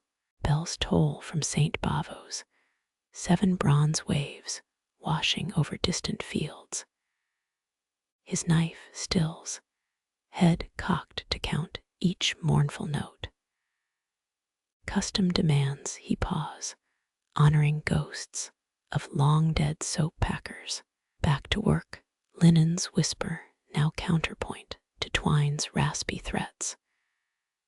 You nick a finger on twine's edge, hood bright bead wells up. The soapmaker scowls, tossing a rag gray with decades of similar mishaps. 3 generations folded bundles, just so my granddad's hands shook with Parkinson's, still tied knots tighter than a miser's purse strings. Legacy hangs thick in their precise creases, bloodline encoded in folded corners. Moonlight bleaches linen's orange hues to ghostly silver. A nightjar's song seeps through cracks, churring approval as parcels multiply. Mouse rustlings answer in whispers, night shift inspectors pattering behind walls.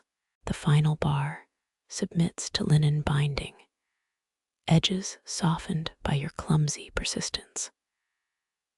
17 folds compress memories into cloth, honeyed hours, pressed like wildflowers between parchment sheets.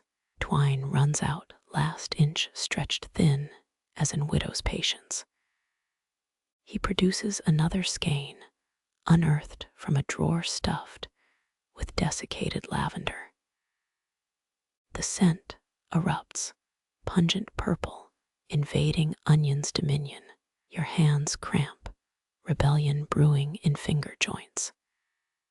He notes this, grudgingly pushing a cup of lukewarm chicory coffee your way. It tastes of dregs and grudging compassion, fuel enough for 3 more bundles. Stars prick the sky between roof thatch, sharp as needles piercing black velvet.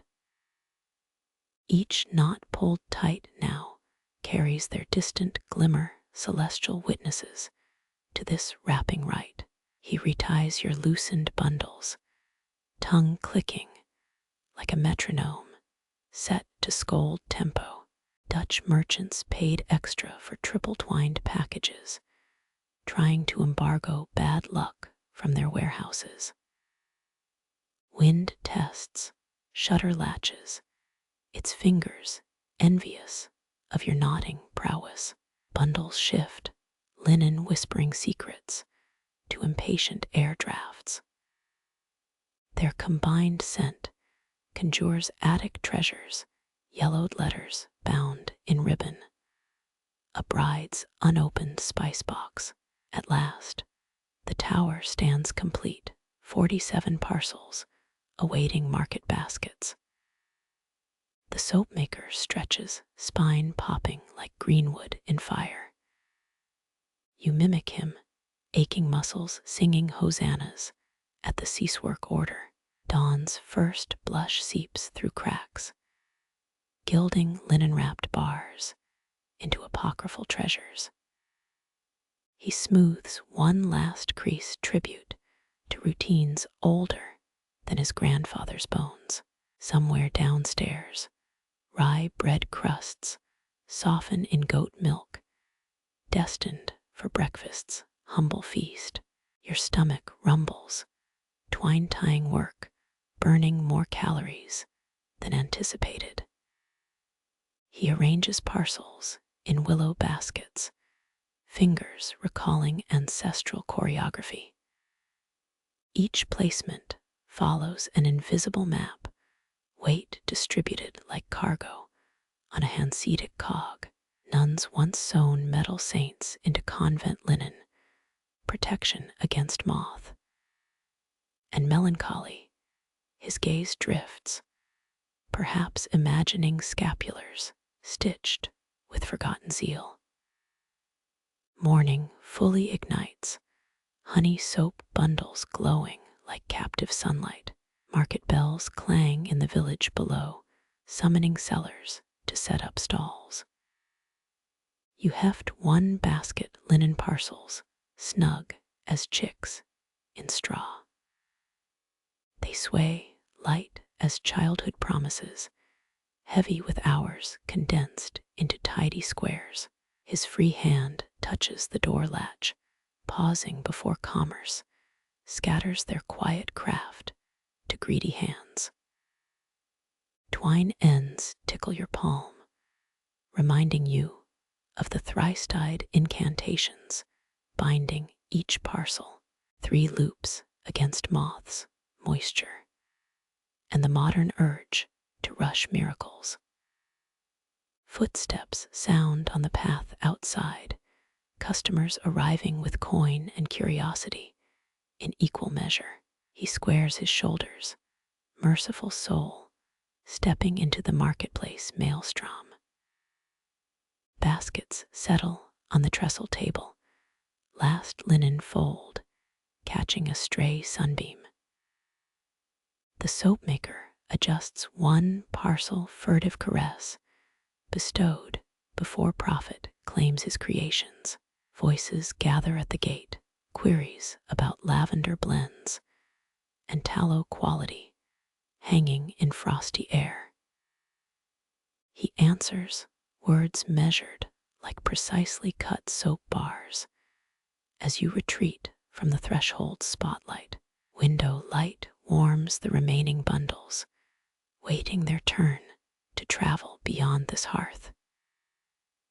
Each linen fold holds the muffled scent of honey and smoke, tucked away like love letters penned, but never sent. 3 sparrows alight on the windowsill, judging parcels with cocked heads. Their verdict chirps out, approval or derision, impossible to discern. You scatter breadcrumbs, bribe for silence regarding linen's imperfection. Shadows shrink as noon approaches, twine knots casting tiny nooses across wood grain. He'll return when shadows stretch eastward, coffers lighter, heart heavier from farewells to his crafted kin. For now, the linen-wrapped soaps doze, dreaming of hands they'll soon meet, water they'll dissolve within scrubbed skin they'll briefly call home. Your thumb brushes one bundle, fabric whispering, gratitude for careful tending. Fireweed honey still perfumes the room, though soap-making vats now stand empty and scrubbed raw. Some fragrances cling beyond reason, unwilling to release their grip on memory's porous walls. Your own small parcel waits, a honey bar folded into disreputable linen corners, its twine slightly asymmetrical. the Soapmaker's farewell gift, reward for enduring the wrapping marathon. It rests in your pocket now, warm, awkward, weight against your thigh. Soon it'll travel far from this hearth, carrying within its milky flesh echoes of knot-tying lessons, linen-ready binds, and onion-dyed bliss. In a week, you'll unwrap it, fingers retracing those 17 folds. But for now, the bar dreams, its linen shroud humming with hearthside tailies only soap can remember. Your foot presses a floorboard near the hearth. It groans like an old man shifting in sleep. Dust motes swirl where your soul disturbed their century-long rest. The Soapmaker glances down, a flicker of memory crossing his stony face. Those boards hide 700 fires. He nudges a warped plank with his boot, iron nails gleaming like reptile eyes. Cooper's ghosts crowd beneath our feet, barrels full of vanished ash. Your toes trace the wood's uneven seam, splinters snagging woolen socks.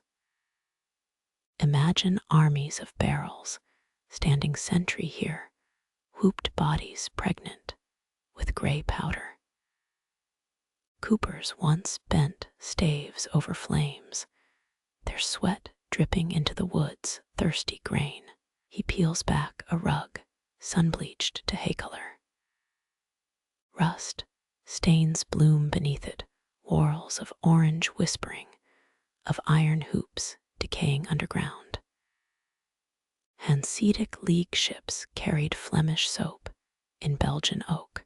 Picture galleys wallowing through Baltic fog, barrels lashed tight against winter waves. Your kneecap protests as you crouch, palms flat, on wood porous with age. Was the grain here once drenched in beer, or brined herring before holding ashes?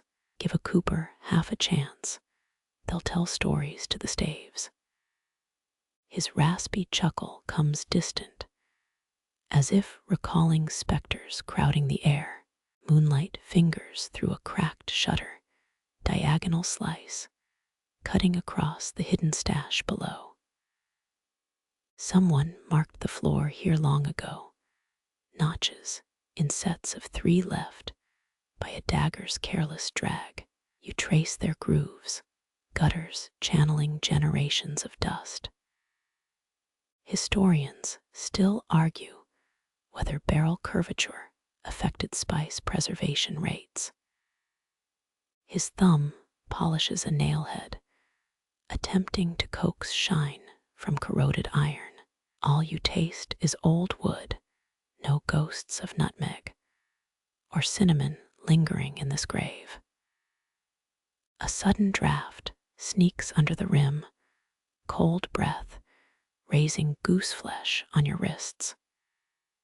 He rises stiffly, joints snapping like greenwood yielding to steam. The rug flops back, burying secrets for another decade at least. You linger, floorboard creaking beneath shifting weight. Barrel hoops still sing down there, unheard anthems of rust flaking onto forgotten ash. 5, 6, 7 rows would have filled this room wall to wall. The ceiling beams still wear smoke from their heyday, black veins threading through oak like poisoned rivers. Your nose wrinkles, catching iron's metallic kiss beneath dust and tallow fumes. Bloodshed rarely touched Soapmakers, but Coopers dragged wagons through war zones. Those barrels marched with pikemen and cannons, hauling gunpowder. Once the soap deliveries ended, he pours cider into a copper mug, liquid glugging like a throat parched for decades. My aunt married a cooper, died arguing over stave curvature. Her ghost must haunt taverns, still nursing that petty grudge. Cider's vinegar bite pricks your tongue, sharp as hooping iron fresh from the forge. Outside, a cart rumbles over cobbles, each thud resonating through floorboard tombs. Maybe its wheels rolled over buried cooper's nails, sparking against stone in mockery. Candlelight carves his face into gullies and cliffs, deep grooves, softening only when he mentions attic hoarded hooping tools. Could fetch a fortune from nostalgic craftsmen. A pause, broken by my scrabbling behind walls, but let the rats claim those relics. Your thumbnail digs grime from between two floorboards. Chally crumbs scatter fossilized bread or insect husks, impossible to distinguish now. This grit once fell from Cooper's lunches, sausage grease, and rye crumbs sifting into darkness. Secrets rot beneath oak like that Cooper who hid hoarded coins inside barrel walls. Thieves split staves after his death, coins spilling like metallic entrails. Now just rust and whispers where his greed dissolved. Water stains on the ceiling mimic barrel rings, great halos left by generations of steam escaping the vats. Close your eyes, hear phantom mallets pounding hoops snug, rhythmic thwacks plumping after every third strike. Dutch merchants smuggled tulip bulbs in soap barrels. His smirk says this amused his youth, until rot claimed both flowers and fortunes. You imagine bulbs sprouting through lie, ghostly blooms devoured by ashes hunger. Scrape your shoe across the rug's edge, exposing a sliver of rust-stained wood. Those hoops down there once glowed cherry red when Coopers hammered them tight. Now they crumble, returning to earth flake by silent flake. Stories claim some Coopers whispered love vows into barrels before sealing them. Their passions seeped into pigeon eggs or apples stored inside, sweetness intensified by unspoken yearnings. Bunkum, but poetic bunkum. He pats the floor, flat palm acknowledging 700 fires, reduced to cellar silt. Barrels outlast their makers, still outlive grandchildren too, if oak stays dry. Mortality feels heavier here, above this graveyard of ash-bound vessels. Your palm sweats against ancient wood. Blink, and for a heartbeat, the floor glows with hearths past, 700 hot spots blazing beneath your feet. Then, it's just pine planks again, solid and cold as disinterest. Wind slaps the shutters, angry fist demanding entry. The soapmaker ignores it, muttering over Cooper's guild rules etched into his boyhood memory. Staves must bend just so, or curse the batch you're shoving clover honey into. Tomorrow's sunlight will bleach these floorboards further, erasing stains made by spilled lie centuries ago. But tonight, by guttering candle, you feel barrels crowding the air, their iron hoops tighten around your ribs, breath shallower, with each imagined gallon they guard. Bend closer, inhale slow through your nose, trapped beneath dust and wood sap, does bitterness linger. Burnt out fires now resting in permanent night. Finger a nail scratch on the board, Cooper's final signature, left before abandoning his ash-filled soldiers below. He blows out the candle, darkness, swallowing the revenant barrels back into oblivion. Their stories wouldn't fetch a penny at market, but press against your souls still, like roots angling toward distant sun. Your fingers brush a clay pot near the hearth, sticky sap glues your skin to its rough surface. The soapmaker chuckles, prying it loose, with a pop audible over the snapping logs. Pine resin, nature's own adhesive. He stabs a knife into the gummy mass, twisting it like a dagger in a wound. Flames lap at a cast iron pot, hanging askew over coals, its contents bubbling thicker than molasses. Resin melts slower than wax, sullen globs surrendering to heat by reluctant inches. Watch shadows writhe across the wall, each twist mirroring the slow swirl of his wooden paddle. The scent ambushes you, piercing the tallow fug with sharp clarity.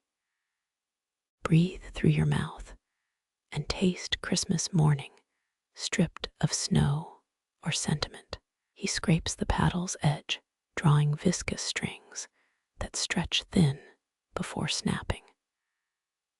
Romans rubbed this on soldiers' wounds better than any Assyrian balm. Imagine legionnaires peeling bandages off sticky scabs, oathbound to praise resin's sting. His knife digs deeper, carving amber chunks that plop into the simmering mess below. A popping bubble erupts, sending resin flying like miniature amber comets. One lands on your knuckle, burning deeper than candle wax for 8 excruciating seconds. You curse, slapping it against your pants, its insult lingering in hardened defiance. Took 3 tries to get my niece's gum out of her braids. The soapmaker smirks, stirring slower now. She claims Vikings invented hair gel with this stuff. Historians still argue whether Baltic traders chewed spruce, resin as protogum. Their teeth would have blackened by 30, but maybe fresher breath tempted the gamble. You tentatively sniff the hardening blob on your hand, regretting the impulse immediately. Smoke snakes upward, coiling around hearthstones blackened by generations of such labor. Each tendril dances differently, some spiraling tight, others languid as thawing snakes. Your eyes water, blinking sparks like trapped fireflies across your vision. Resin smoke cleanses nothing. It stakes territory in your sinuses, hunkers down for winter. He tosses pine needles into the pot, their citrus tang battling resin's medicinal musk. Needles shrivel instantly, swallowed by the greedy morass below. Picture monks in Flemish cloisters, burning resin-soaked rags to purify plague air. Their faith hung thicker than this smoke, yet thousands still choked on final prayers. A log shifts, collapsing in a shower of orange embers. Resin drips onto coals, flare-ups, painting his face in strobes of hellish light. Sudden memory. Your 3rd grade diorama, plastic Vikings melting into a glue puddle teacher's despair. The soapmaker nods at the resin pot. Our ancestors, plastic minus the whales. He ladles molten resin into soap molds, threading it through cooling tallow like veins in marble. Hurry, liquid amber sets fast, demanding decisions before you've blinked twice. Witness history in miniature. Obsidian rivers charting courses through pale mountains. Your sleeve grazes a cooling bar, now marbled with golden streaks. Ignore the urge to poke it, childhood curiosity, punished by hours scrubbing glue off skin. Tonic peddlers sold resin pills, promising eternal vigor, or your money back, he grumbles. Skepticism ages well, unlike those 19th century hucksters buried with empty promises. Wind whistles through the rafters, dragging resin scent into the stale night. Breathe deep, try isolating notes. Burnt caramel nail, polish remover leaf mulch from ancient conifers. Exhale your breath ghosts, visible, pine-kissed, and slightly sinister. A forgotten glob hardens on the hearth edge, fossilizing bark fragments midair. Tap it, it rings faintly, like frozen honey. Tomorrow it'll flake off, hitching rides on boot soles to distant corners of the village. Maybe a priest crushes it underfoot, smelling pagan forests, in his Sunday vestibule. He scrapes the pot clean, each metallic shriek, making your molars ache. Empty iron gleams wanly, ghosting resin stalactites from earlier batches. Napoleon's men boiled boots for resin when musket glue ran out. War requires improvisation, like convincing conscripts reeking horse fat counts as cologne. Fatigue tugs your eyelids down each blink, sticking longer than the last. Resin's perfume saturates woolens, clingier than humid August afternoons. 10 paces from the hearth, its grip still locks onto your jacket's fibers. The soapmaker extinguishes candles, plunging the room into firelit obscurity. Resin smoke retreats into shadow pockets, still potent enough to prickle nostrils. Flames devour the last resin-tainted log, releasing one final burst of CONIFER Chinese letter, before yielding to red embers. Starlight bleeds through the unshuttered window. Post-midnight blue, frosting the resin-streaked tools. Your fingernail picks at a dried drip on the table. It flakes, fragments skittering like beetles over oak grain. Silence stretches, thickened by resin's olfactory weight. Even mice avoid the shelves tonight, perhaps repelled by fumes harsher than winter lie. He hums, a folk tune about a woodsman who marries a resin witch. Her kisses left his lips fused for eternity, love literally sealed. Local folklore brims with such dire warnings, probably invented by exhausted mothers sick of scrubbing messes. Outside, frost edges lace across the cobbles, craft rivaling the soap's marbled patterns. You press a palm to the cooling resin pot, regret blooming with the heat's departure. Warmth never lingers like youth or resin's better qualities. When dawn eventually pries through clouds, its light will reveal resin's victories. Glazed fingerprints on door latches, stuck-shut scissors, mold edges gleaming like tiger's eyes.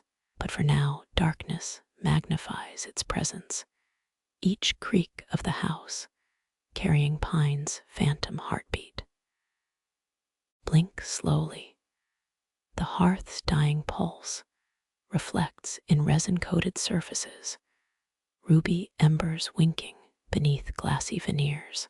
This scent clings, an aromatic guest, outlasting invitations, anchored in fabric and memory, beyond morning's reach. Shadows deepen, pulling you towards sleep, where resin's ghosts weave through dreams of melted forests, and the coarse laughter of wilderness, refusing surrender.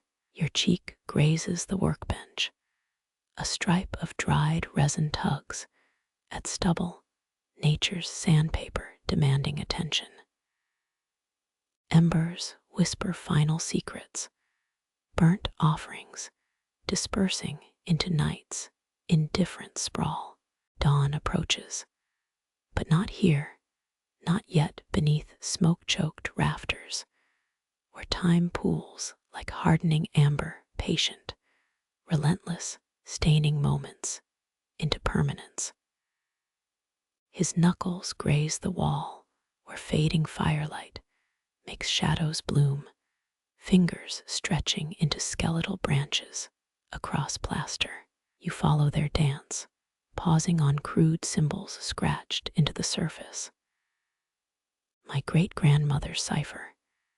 His thumbnail taps a squiggle like a flattened snake, meant 7 ounces of ash, or 40 days without grain.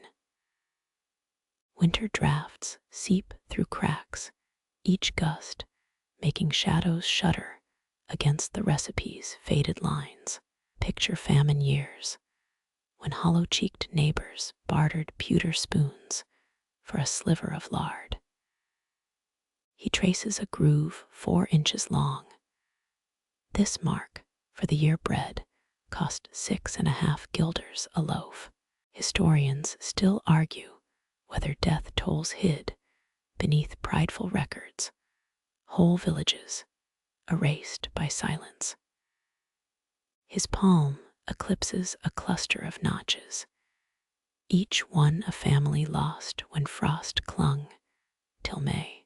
Embers spit weakly, their light pooling beneath the hearth's soot-caked arch. Your elbow brushes soap bars stacked nearby, their chill seeping through wool as the room's warmth retreats upward. He recalls fathers whispering numbers like prayers, how barley stores lasted 17 days, then 10, then 3. Some ground pine bark into flour. His laugh rasps, dry as moth wings, made bread gray as pigeon feathers. Imagine teeth grinding on grit sawdust, sticking to tongues swollen from hunger. Stomachs shrank, shriveled, betrayed by guts, still clenching for more. A mainstream fact surfaces. 19th century Flanders saw bakeries weigh crumbs to calculate theft taxes, greed hid behind statistics, peasants jailed for pressing moldy crusts to their ribs. He mimics court bailiffs, swinging an imaginary ledger, counting crumbs like gold coins. Shift your weight. The stool creaks louder than his voice. Fingers find a hole in the plaster, knuckle deep, home to mouse bones, and a thimble blackened by time. My sister hid turnip seeds here during harvest raids, quirky tidbit. Some believed hanging dented spoons over cradles tricked famine spirits into passing by. The Soapmaker mimes lifting an invisible utensil, twirling it like a tiny weather vane. Never trusted magic, yet kept my baby brother's spoon nailed till he wed. Hearth smoke thins, letting cold coil around ankles. Notice his voice dropping, confiding how grandmothers brewed nettle soup with stolen church candle tallow. Priests knew, looked away. Bellies also empty beneath cassocks. He points to a charcoal smear resembling a storm cloud. 7 weeks of snow that year, icicles speared through rooftops like glass daggers. Children licked frost off nails, metal tongues branding them with winter's kiss. The debate phrase slips in naturally. Historians clash over hunger's true tally. Official ledgers versus graves dug under moonlight. You imagine clerks dipping quills, crossing out names like stitches closing shrouds. Wind gnaws at shutters, each gust shrinking the room's remaining warmth. Soap bars on the shelf seem to huddle closer, ash-gray lumps witnessing history's echo. He rubs a thumb over a hooked symbol, meant borrow, but when repayment's impossible, it becomes theft between friends. Your breath mists, hanging between you like an unanswered question. Fire shrinks to apricot embers, too weak to cast new shadows, only deepening the old ones etched on walls. A barn owl screeches, its cry needle-sharp through deteriorating silence. He startles, knocking over a ladle leaning against mortar. The clatter fades, leaving behind a deeper hush, as if house and occupants alike hold their breath. Candle stubs weep wax onto the recipe, sealing symbols beneath translucent veils. You trace one with a cautious finger, ridges smooth as worn gravestones. He describes counting pebbles, each representing a neighbor kid sharing his wood ash porridge near the dying kiln. 24 mouths, wide as baby birds, palm pressed to the wall. He measures the height of a long-gone boy against plaster, a ghost yardstick. Frost sketches ferns across the window, silver filigree, blooming as firelight falters. Your toes numb inside boots, despite the straw-strewn floor. Spring returned, lusher than a green dream, grass so thick it tangled sickles. Relief brought its own ache, like thawing limbs remembering how to hope. He lifts a soap bar, tracing grooved marks mirrored on the wall recipe. These scars tell it better than ink ever could. Press it back into darkness, among siblings, sharing the shelf's patient vigil. Smell the shift, pine resin surrendering to chimney damp, night's victory, almost complete. Embers sigh, one final flicker, glancing off a deeper cut in the plaster. A lonely vertical gash, Margaret Van Eyck. His whisper rasps, carved her name here before walking into the March frost. Some ghosts linger in plaster, not hungry, just tired of keeping warm.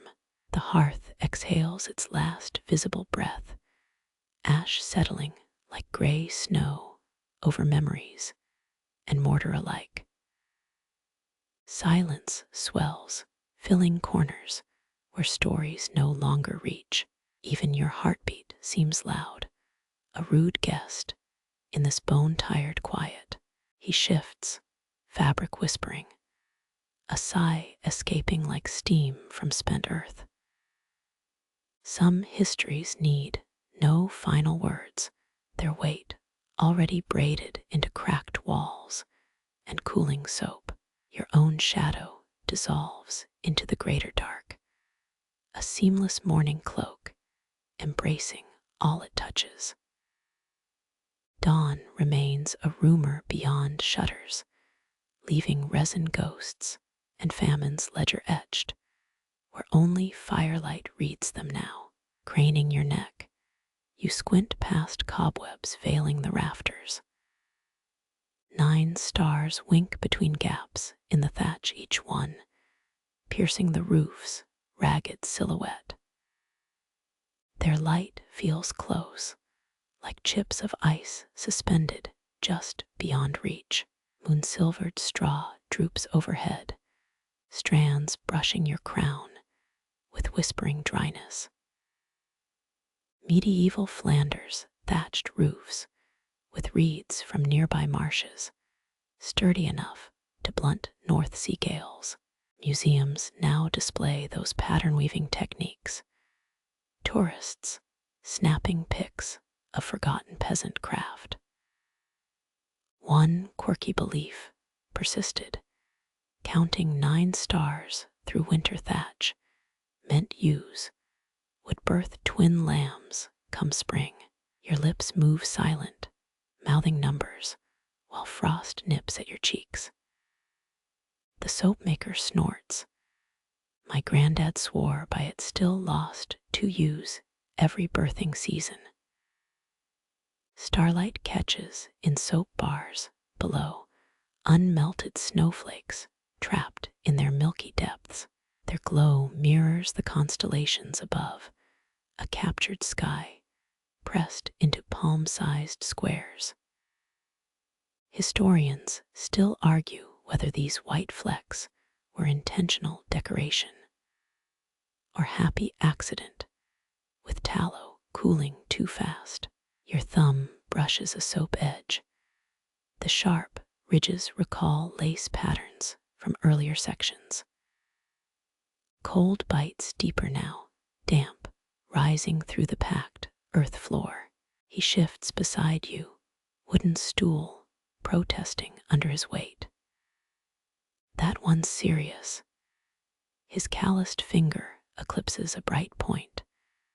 Dog Star warned our ships home from the Baltic trade routes. Imagine creaking hulls, frostbitten sailors scanning for that blue-white flicker through salt-crusted lashes. Shadows multiply as clouds drift, stars blinking in and out like hesitant fireflies. Count 3, then 5, then maybe 7 constellations drowned in shifting murk. A dry joke forms. If stars are souls, Flanders must have sent up all its accountants first. He chuffs, a thin cloud of breath curling between you. His elbow jostles a soap pile. 1 bar slips, landing soft as snowfall on the straw below. Neither move to retrieve it, letting starlight claim this fallen fragment.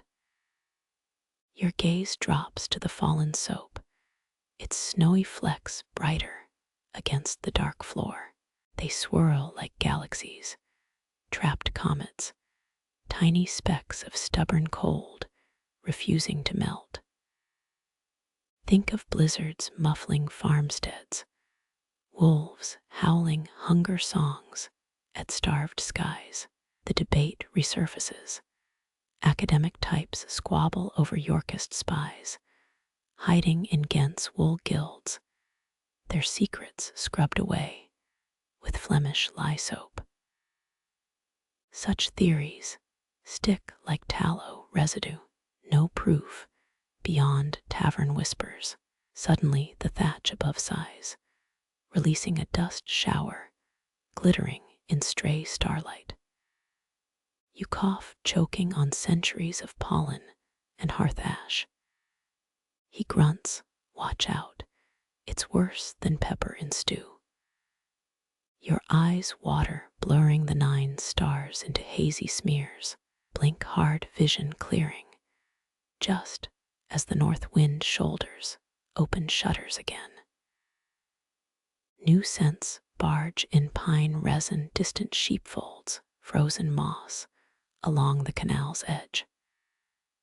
But overriding these, the dusty perfume of aging soap, lanolin and lavender ghosts cling despite the howling draft.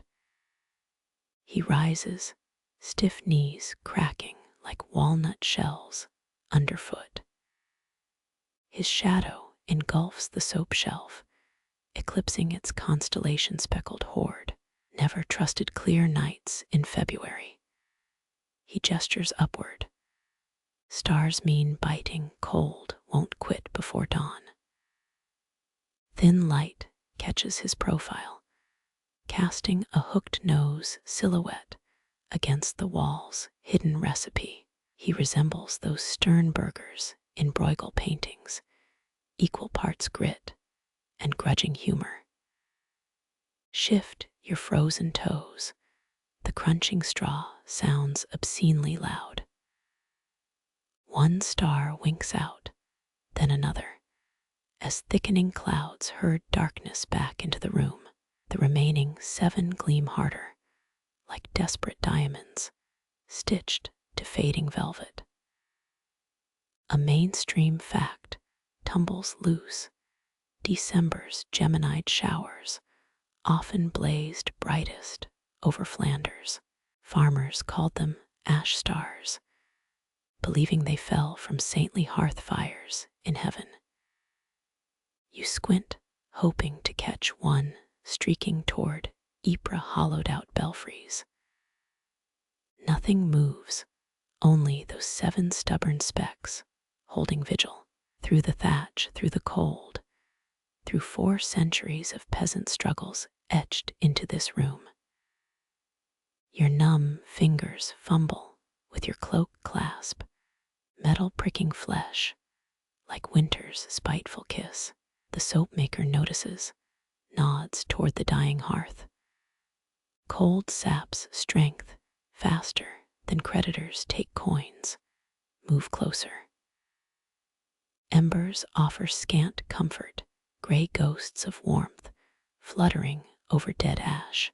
His boot toe prods the debris, unearthing one final coal glowing sullen cherry red. Frost fares.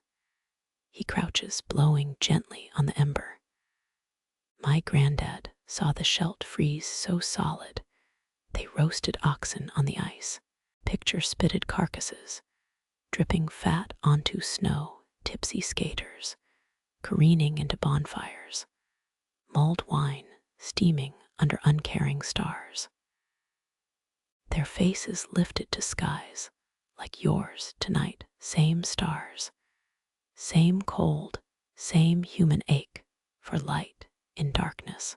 Above the thatch, Orion's belt tightens around Earth's trembling shoulders. The soap bars drink in this feeble light, hoarding it in their unmelted snowflake cores. Eventually, even stars surrender. Clouds seal the sky, roof gaps darkening like closing eyes. No more counting, just wind chewing at shutters, straw rustling, the almost sound of falling frost. He retreats to his stool, grunting like a badger, settling into its set. Neither speak, the silence swollen with unasked questions. Your neck aches from staring upwards. But didn't Saint Dymphna's nuns preach that stiff necks kept eyes on heaven? A weak grin forms, tomorrow's sore muscles already complaining. Fingers brush fallen straw, twisting it absently. How many generations wove this roof? Which hands pulled marsh reeds from icy water, their breath clouding like these soap-starved prayers? The answer lingers in resin-scented shadows, in the soapmaker's wheezing breaths, in stars not seen but remembered. Match your breathing to his, slowing, until frost and fear dissolve into night's patient marrow. Imagine this roof come dawn, straw gleaming gold beneath weak sun, starlight stolen away, until dusk reclaims it. And always, in the soap below, those captured flecks wait, eternal winter flakes, holding night's fragile dance. Until Lather summons, he lifts the earthenware jug, its belly swollen with barn-chilled milk. A crescent moon glints off its rim, your breath hitches as he tilts it over the cooling vat. White arcs fall, vanishing into soap mixture, like morning mist over rye fields. From Hilda's herd, he mutters, only cow not cursed by that milk fever last spring. Farmers once believed fevered cows pissed out poisoned stars, their milk speckled with astral malice. Modern vets blame bacteria, but old fears linger in frostbitten villages like this. You lean closer, watching the milk's globules bloom under watery swirls. Each droplet refracts lamplight, microscopic galaxies, spinning toward oblivion. The mixture folds around them, greedy, starved for fat's velvety touch. Back in Ghent's golden age, dairies supplied soap boilers, with cream skimmed from morning churns. Historians still argue whether this enriched suds, or just stretched scarce tallow during lean winters. Academic bickering aside, the soap smells richer now, a grassy sweetness cutting through wood smoke. Sit quiet, he warns, stirring the vat with a gnarled birch rod. Its tip drags up ribbons of pearlescent wax. Fourth stir moonwise, third stir sunwise, breaks the devil's skim off the top. Centuries ago, monks scribbled such directives. In alchemy, manuscripts their inks mixed with holy water and hubris. Cold nips at your ankles, but the soap's surface steams faintly. Condensation beads on your cloak, each droplet mirroring the vat's milky swirls. Makes you think of failed cream separations, butterless churns, children licking spoiled milk from cracked jugs during the famine of '45. He pours again, liquid sloshing into the blend's deepening whirlpool. Strange how something as humble as milk carries providence inside. Picture Hilda's speckled cows, the buckets swung between her red-knuckled hands, frost crunching under her wooden clogs, all that labor now folded into fragrant rectangles. A rogue fact surfaces. Medieval Flemish wool dyers used cow's milk to set crimson hues, their vats stained pink for weeks, workshop cats lapping at the edges, drunkenly stumbling through alleys afterward. You almost joke about rosy-furred hens, but bite your tongue beneath the stern night. The swirling slows, forming a vortex that sucks lamplight into its depths. Milky rivers braid with honey-colored tallow, ebbing into caffeine-brown lye. Mathematics disguised as poetry, something Fibonacci might have wept over while drowning his heartbreak in Bruges ale. 15 summers past, he rasps, scratching resin from his thumbnail. We found goat's milk better for laundry bars. His eyes flick upward, calculating years against rafters blackened by decades of hearth smoke. But she died, my nanny withers gone hard as soapstone. Silence thickens between you, the rods stirring now rhythmic, hypnotic. Wood scrapes copper, a bone-deep resonance that vibrates through rotten floorboards. Outside, the nightingale has quit pretending summer will ever return. Your eyelids droop, the soap's hypnotic swirl melting resolve. Life before this room feels distant. Shop receipts, bus timetables, blinking screens, all dissolved like salt in this ancient alchemy. Even breathing sinks to a stirring. 4 beats moonwise, 3 sunwise, your lungs obedient. He stops, rod dripping over the vat's lip. Opalescent foam crawls up the birchwood, collapsing back in sighing bubbles. Served in St. Bavo's font once our soap. Pride roughens his whisper. Not sundried peasant bars, this. Mainstream history confirms it. Monasteries commissioned the finest tallow soaps for sacramental cleansings. Whether saints approved the lye ratio remains unrecorded. Picture dour altar boys scrubbing choir stalls, their knuckles raw, muttering curses into suds. The last drips fall, milk merging completely, leaving only faint spirals rippling the surface. You half expect steam to rise, ghostly nuns materializing to bless the vat. But only cold persists. He wipes his hands on an onion-dyed rag, smearing ash, and milk streaks across the cloth. His chuckle rasps like kindling snapping. Hilda said her cows gave extra cream tonight, knowing it'd meet its fate here. Butcher's humor dark and honest, and woven into Flanders soil. You glance at the window, wondering if bewildered bovines sense their contributions to hygiene's altar. Milkmaids probably gossiped about such mysteries, their breath fogging pre-dawn barns.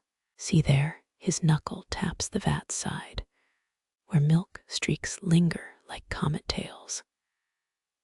Tomorrow, when she slices these bars, it'll show veining like Connemara marble. Quarrymen from County Galway brought that technique, said it pleased finicky saints who demanded beauty in mundane chores. Another sleepy grin tugs at your lips. Church-approved aesthetics for scrubbing peasant filth. Theology rarely accounts for life's gritty realities, like blood-stained smocks or sour milk crusted on churn paddles.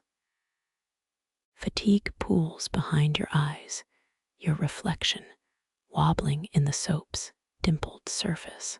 Half expect to see Hilda's cows staring back, their liquid eyes holding bovine acceptance of fate's quirky pivots. Milk into soap, hay into warmth, life into stories told over cooling hearths. He covers the vat with muslin weighted smooth with river stones. 4 kings reigns ago drunken knights stole a whole milking's worth, heated it for wine. His snort fogs the air, burned their supper, stank up Bruges Guild Hall for a fortnight. Old parchment scrolls likely blame apprentices, not knights, for such mishaps. The powerful rarely get recorded failing at domestic arts, unless comedy demands royalty humbled. Dawn remains hours off, but the soap's metamorphosis needs silence now. He shoves the stool back, its grating scrape disturbing a spider suspended from the rafters. Best not watch the waiting, he advises, thumbing wax from the lamp's wick. Like staring at bread dough rise, just tempts the devil to poke it. Superstition or earned wisdom, you obey, turning toward the dying hearth. Its coals blush faintly, ash drifting in lazy spirals that mock the soap's disciplined geometry. Milk's ghost haunts your nostrils, souring faintly beneath lavender's grasp. He kneels, pulling 3 yellowed candle stubs from an apron pocket, presses them into warm hearth ash, their wicks catching residual heat rather than fresh flame. Frugal necromancy squeezing light from darkness's reluctant grasp. Girls in Tournai once washed hair with this mix, believing it'd dye strands moonlight white. His lopsided smile suggests he knew those girls, or wished he had, their laughter skimming canals in warmer times. Historians still argue if it worked, or merely bleached their hopes along with split ends.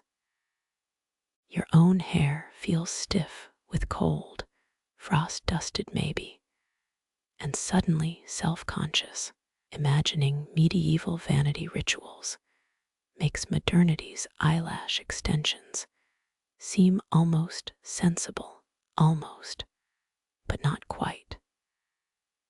The candles gutter, casting monstrous shadows that climb the soap-coated walls. One wick dies mid-flicker, its death rattle echoing through drafty gaps in the mortar. His sigh carries lifetimes. Milking's done, washed udders, byre doors barred, Hilda's asleep by now. Practical knowledge, this rhythm, the certainty of pre-dawn rising that outlasts empires. You stand aching joints, objecting fingers brushing the muslin's damp surface. Beneath, forces conspire without permission, chemistries, indifferent magic binding, milk to lie. Later, when cut into bars, florists will praise their marbling. Market wives will haggle over which swirl looks saintlier. Children will pocket slivers, sneaking them home as pretend communion wafers.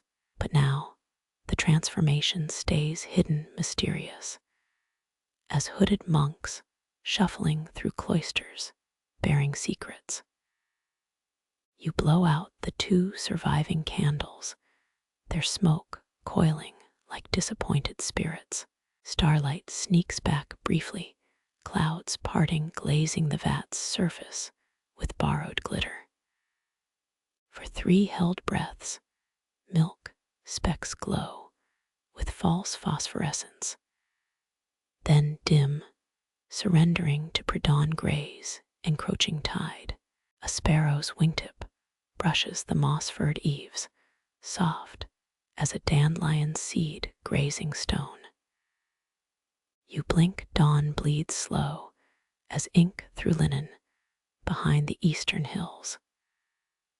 The soapmaker's words thicken, each syllable straining like boots sinking in March snow. They're early this year, he croaks, nodding toward the fluttering shadow above. Medieval Flemish lore claimed 3 sparrows at dawn meant fair, whether 5 promised rain. You count 4, a meteorological limbo that delights and frustrates in equal measure. Feathers scratch the thatch needle sharp, chirps piercing the room's wool-stuffed silence. He fumbles with a clay cup, fingers trembling around yesterday's cold dregs of chicory brew. Dawn's pale fingers creep across his workbench, illuminating sheep-shearing scars, webbing his knuckles. Built St. Bavo's tower, he mutters, staring at his warped reflection in a soap bar. Sparrows nested in scaffolding, workers tossed them crumbs between stone lifts. Real history confirms this. 15th century cathedral records list payments for birdseed among mason wages. His thumbnail traces a groove in the soap, etched when rain swelled the pine molds. Little thieves pecked at our lunches, stole horsehair for nests. Historians still argue whether Gothic builders considered sparrows lucky, or just tolerated them as holy pests. A drop of resin falls from the rafters, sticking fast to a lavender bundle below. The sound echoes like a tiny door shutting. He doesn't flinch, years of pre-dawn, sparring with winged interlopers, hardening him to small disturbances. Caught 17 one summer. Wheezing laughter shakes his shoulders. skinned them, baked them in clay tasted of river mud and stolen barley. Quirky fact, Flemish farmhands once ate sparrows as protein during crop failures. Their tiny breast meat chewier than rabbit. Outside, wings batter the shutters, insistent as hailstones.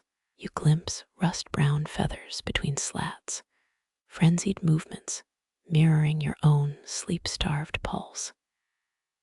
He groans, hauling himself upright, using the hearth's soot-stained mantle. She'd sing to them. His voice cracks memory, roughening each word. The wheelwright's girl ditties about milkmaids and drowned bells. His boot sole grinds a stray soap sliver into the floorboards, reducing it to waxy dust. Sunlight breaches the window now, slanting across cobwebbed rafters. Dust motes rise like phantom sparrows in the sudden gold. He shades his eyes, muttering about east-facing windows and foolish architects.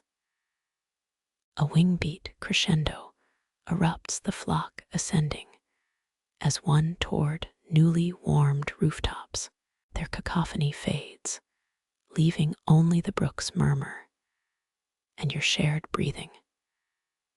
Historians still debate if dawn sparrow flocks guided early farmers' planting schedules, or just annoyed them into waking. He extracts a wool carding comb from his apron, globs of fleece clinging to its rusty teeth. Used their feathers, stuffed pillows for the abbey's guest house. Practicality outweighing sentiment, even in holy places. His motions slow, carding fibers with arthritic sweeps that mirror the bird's vanished rhythm. Each pull of the comb whispers, another task begun before proper daylight. You imagine monks centuries past, scratching flea bites from sparrow-stuffed bedding, cursing under their breath. First true sunbeam hits the soap racks, striking opalescent swirls in the milk-infused bars. For 3 breaths, they glow like miniature cathedrals, lit from within. Then the moment passes, demoting them back to mere hygiene products. Best part of the day, he rasps, though he sounds like a man praising his own funeral. Sparrows or not, dawn means rest's surrender to duty's call. Somewhere distant, a cowbell clanks. His head tilts, gauging Hilda's herd movement by sound alone. Ancient farmer tricks, decoding livestock GPS through millennia of honed instinct. The last soap bar gets flipped, its damp underside exposed to the creeping light. Steam curls faintly, drawing moisture skyward like those vanished birds. He hums now, a tune you swear matches the wheelwright girl's lost sparrow songs. Notes dissolve half-formed lyrics eroded by decades of silence and lye fumes. Your boots crunch stray lavender stems as you shift, scent exploding underfoot. Summer resurrected, then quickly smothered by wool socks and leather soles. Prepackaged air fresheners suddenly seem laughably inadequate. She married a tanner. The admission floats between you unprompted. He stabs the carding comb into a fleece mound, burying its teeth like a dagger in willing flesh. Outside, cartwheels creak on the dike road, farmers beating sparrows to market. The soapmaker's gaze follows the sound, tracking time's passage through auditory breadcrumbs. Dawn finishes its conquest, gray yielding to butter yellow across the workbench. His stories dwindle each sentence, truncated like snapped chalk. You both watch dust settle where sparrow feet danced moments ago. Fleecy silence returns heavy as carded wool, waiting for the spinner's wheel. At the threshold, daylight outlines the door's splintered frame. He won't speak again until dusk. This day's Hase, a sparrow's final chirp, fades, lost in the woolen hush draping the hearth room. Embers sigh, their glow reduced to peach-colored smudges on the kettle's underbelly. You rise, boots whispering through lavender dust, scattered like crushed amethysts. He doesn't turn, his silhouette etched against the dawn-smeared window. Flanders mornings hinge on such silences, centuries-old understanding etched into stooped shoulders and calloused palms. 16th century records show linen merchants traded bolts by candlelight, bartering without spoken prices. His hand drifts toward the fire, palm hovering above ash, as if testing unseen warmth. Threshold rituals once mattered here, peasants removing shoes before entering lest dirt anger the house spirits. Quirky belief, some still hide iron nails under doorframes to snag witch hems at midnight. Sunlight bleeds across the floorboards, golden puddles lapping at your toes. No goodbyes hang between you, only the soap bars wrapped in onion-dyed linen, pressing against your ribs.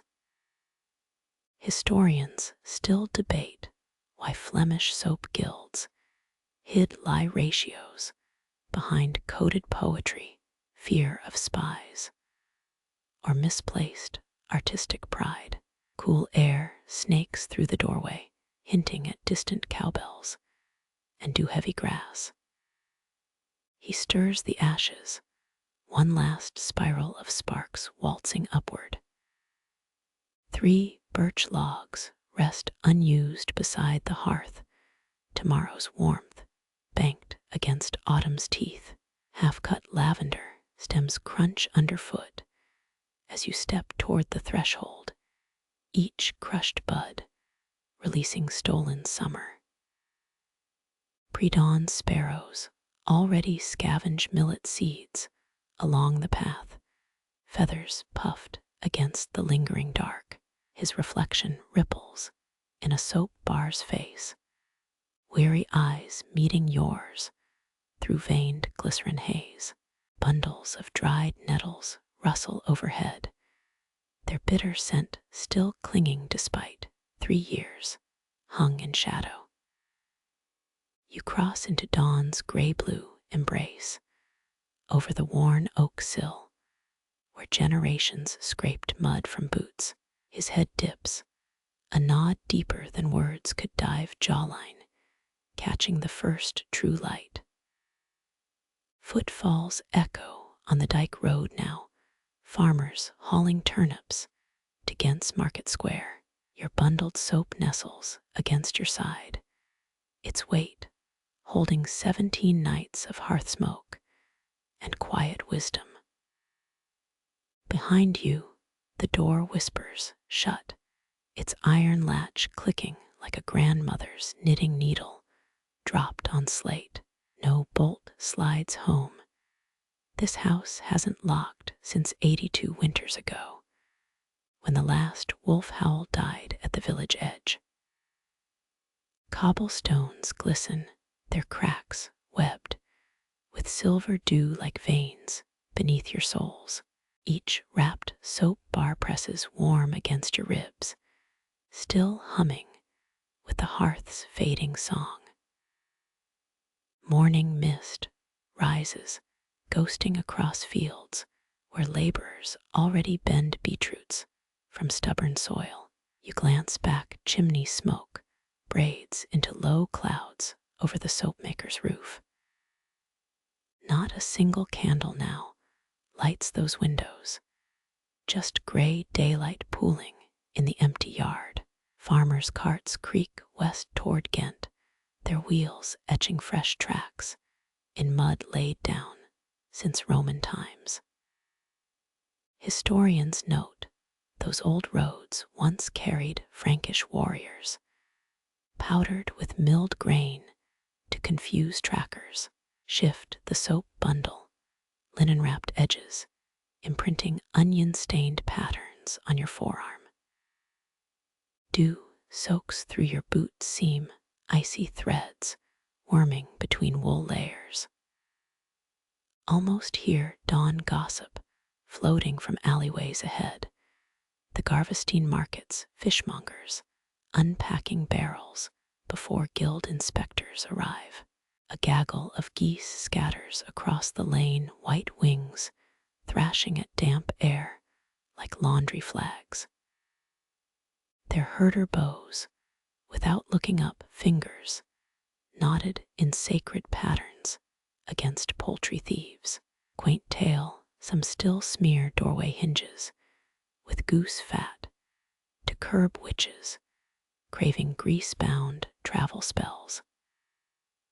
Hooves clatter suddenly, startling doves from their church eve nests.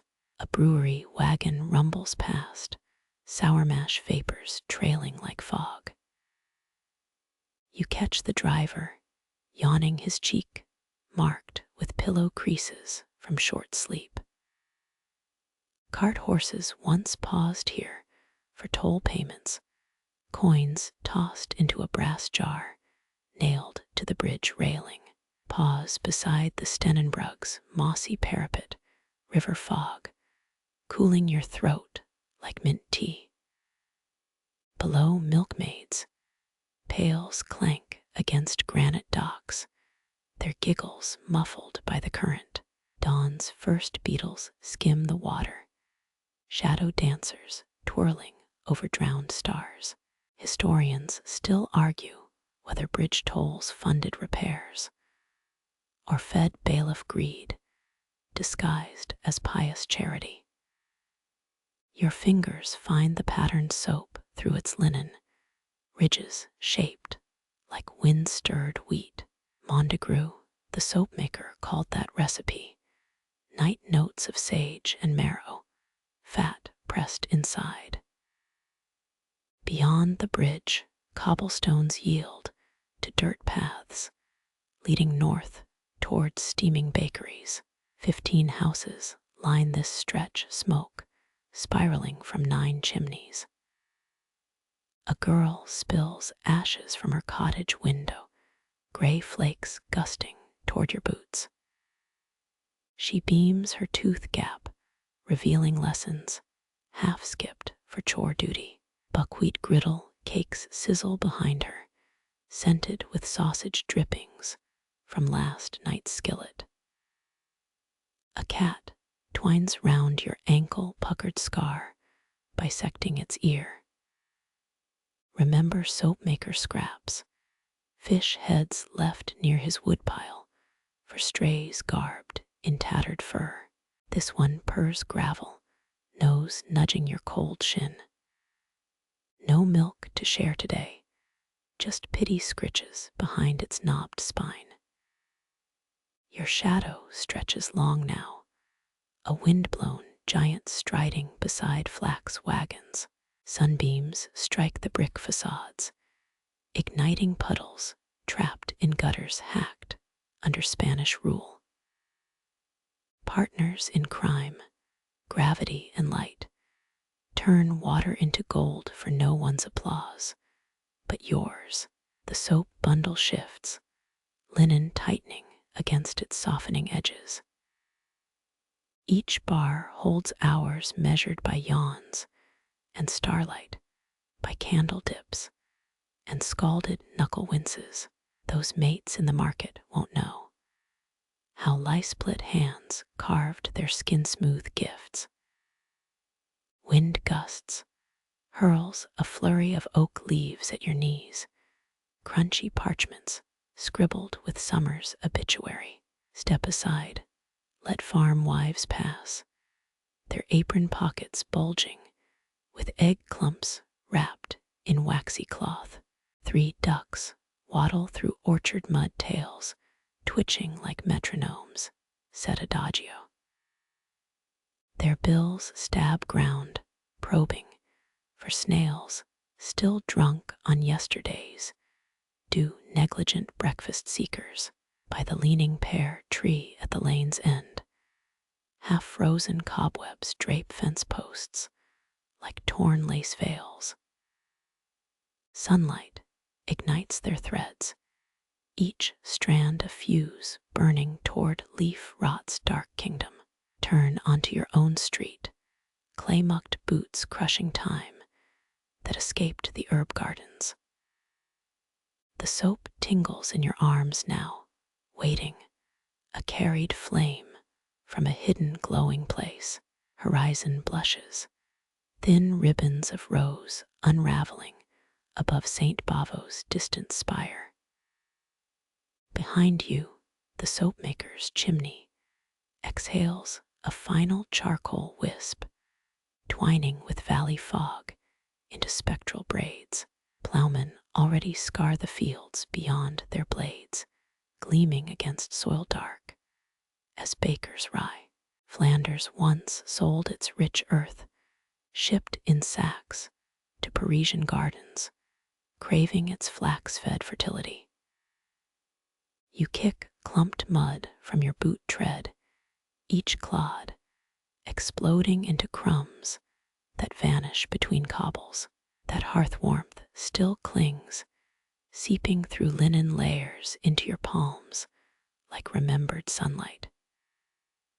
An ox cart trundles past, loaded with turnips, destined for noon soups in guild halls. Its driver hums a tavern tune about mermaids swapping scales for ale, toneless as a saw on wet wood. 3 magpies skitter across the road, black and white feathers ruffled by barnyard escape. One grips a chicken feather trophy from some pre-dawn coup raid. Local mothers still teach children to spit thrice, spotting magpies to blind misfortune's prying eyes. Your doorstep nears, oak grain patterned by 80 winters of scraping shovels and hurried feet. Fumble the latch, iron cold enough to sting summer-soft fingers. Stale herbs greet you, dried bundles hanging from rafters like inverted forests. Set the soap bundle on the table, linen unfolding like petals around moon-pale bars. Dawn bleeds brighter now, washing over the mantel where your grandfather's tinderbox squats beside modern matches. Strike a flame, cup its shivering light toward the kitchen grate. Half-charred logs resurrect, coughing sparks onto ash heaped from yesterday's bread baking. Unwrap the largest soap bar, ridges imprinting your palm like tree bark pressed into clay. Its scent unfolds, sage sharpness softened by marrow fat's animal whisper. Slice a sliver off, watch it plop into a cracked porcelain bowl. Historians still argue whether medieval folk washed faces first or saved suds for grime-blackened feet before Mass. Pour lukewarm water from the ewer. A lazy spiral swirls the soap into clouded milk. Dip your fingers. The lather bites hangnails earned splitting kindling last Tuesday. Scrub away road dust, grime swirling down the bowl, a galaxy of dirt and dead skin. Outside, neighbor shutters bang open followed by the hiss-rumble of chamber pots emptied into street gutters. Trundle wheels echo, milkmaids steering cans toward cheese factories, where curds knit tighter than widows gossip. A horse brays high and lonesome, somewhere near the tannery's stinking quarter. Rumor claims the tanner's ghost rides midnight streets, seeking his missing thumb, sliced off in a hide-stamping accident nobody witnessed. Sunlight hits the soap now, revealing flecks of chamomile suspended like golden dust motes. Press a finger into its cool firmness. It yields, then rebounds, like a baker testing sourdough's patience.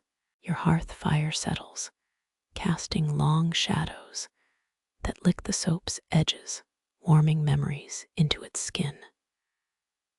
A wagon clatters by, loaded with sheep too drowsy to protest their woolly fate. Breakfast smoke drifts everywhere now, mixing burning peat with applewood's tang. Boil water, watching bubbles swarm the pot's bottom like frantic pearls. Steep mint leaves, stolen last autumn from the monastery's overgrown garden. Their green scent unfurls, mingling with sage from the soap. A conversation of stolen herbs. 4 houseflies buzz the ceiling, drunken pilots bumping beams in first light confusion. Swat half-heartedly, missing too tired for proper pestilence. They'll vanish by noon, off to torment the fishmonger's stall instead. Sip tea, bitter and bracing, letting warmth pool beneath your tongue. The soap glistens, beads of condensation, forming like sweat on a cold beer tankard. Through the window, laundry women march toward the river, arms piled with linens stained by life's messy business. Church bells begin, 6 slow strokes, shaking dew from roof tiles. Sparrows flee the sound, their wings frantic as crumpled paper tossed skyward. 6 more chimes will come, but wait, count the gaps between each bronze shutter. Tilt your bowl, watch gray water swirl down the drain, yesterday's dirt returning to earth's endless recycling. The soap shrinks, barely noticeable, wearing away in service to cleanliness's fleeting victory. Your spine whines, protesting the night's long vigil and dawn's stubborn arrival.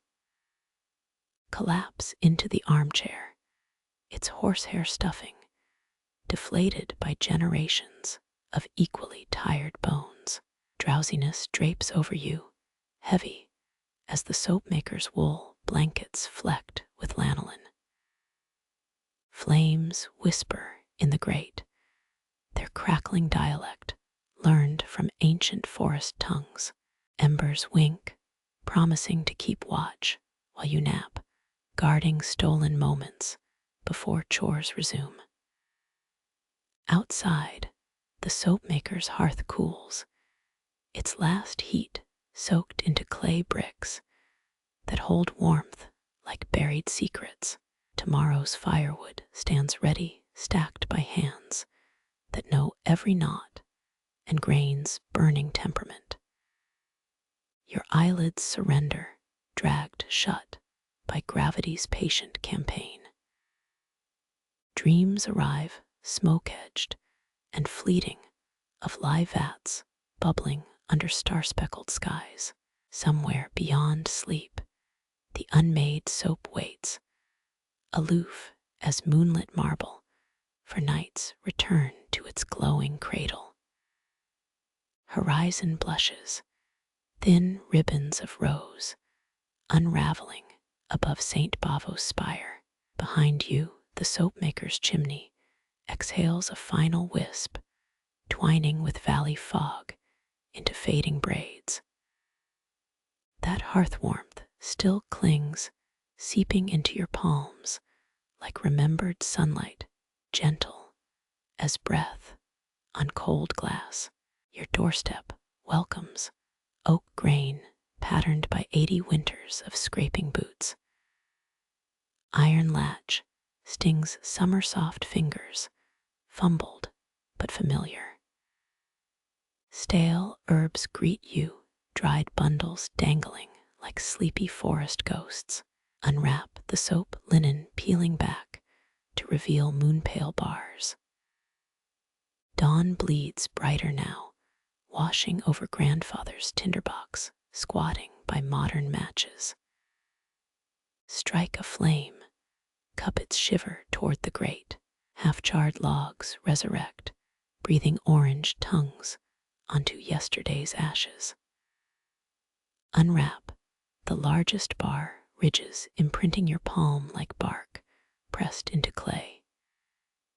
Its scent unfolds, sage sharpness softened by marrow fat's whisper. Slice a sliver, watch it sink into a cracked bowl. Pour lukewarm water, swirl soap into clouded milk. Dip fingers, lather biting hangnails, earned splitting kindling. Neighbor shutters bang open, chamber pots hiss rumble into street gutters. Milkmaids steer, cans toward cheese factories, wheels trundling over worn cobbles. Sunlight hits the soap, revealing chamomile flecks like floating gold dust. Your fire settles, shadows licking the soap's edges, warming memories into its skin. Mint tea steeps, stolen leaves unfurling green whispers, mingling with sage. Sip slow, letting warmth pool beneath your tired tongue. Church bells begin, 6 slow strokes shaking dew from roof tiles. Sparrows flee, wings frantic as tossed paper. Count the gaps between each bronze shutter, each breath deeper than the last. Tilt your bowl, watch gray water swirl away, yesterday's dirt returning to the earth. The soap shrinks, barely noticed, wearing down in service to clean's quiet victory.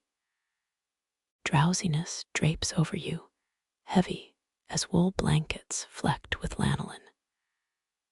Flames whisper in the grate, their crackling tongue learned from olden trees.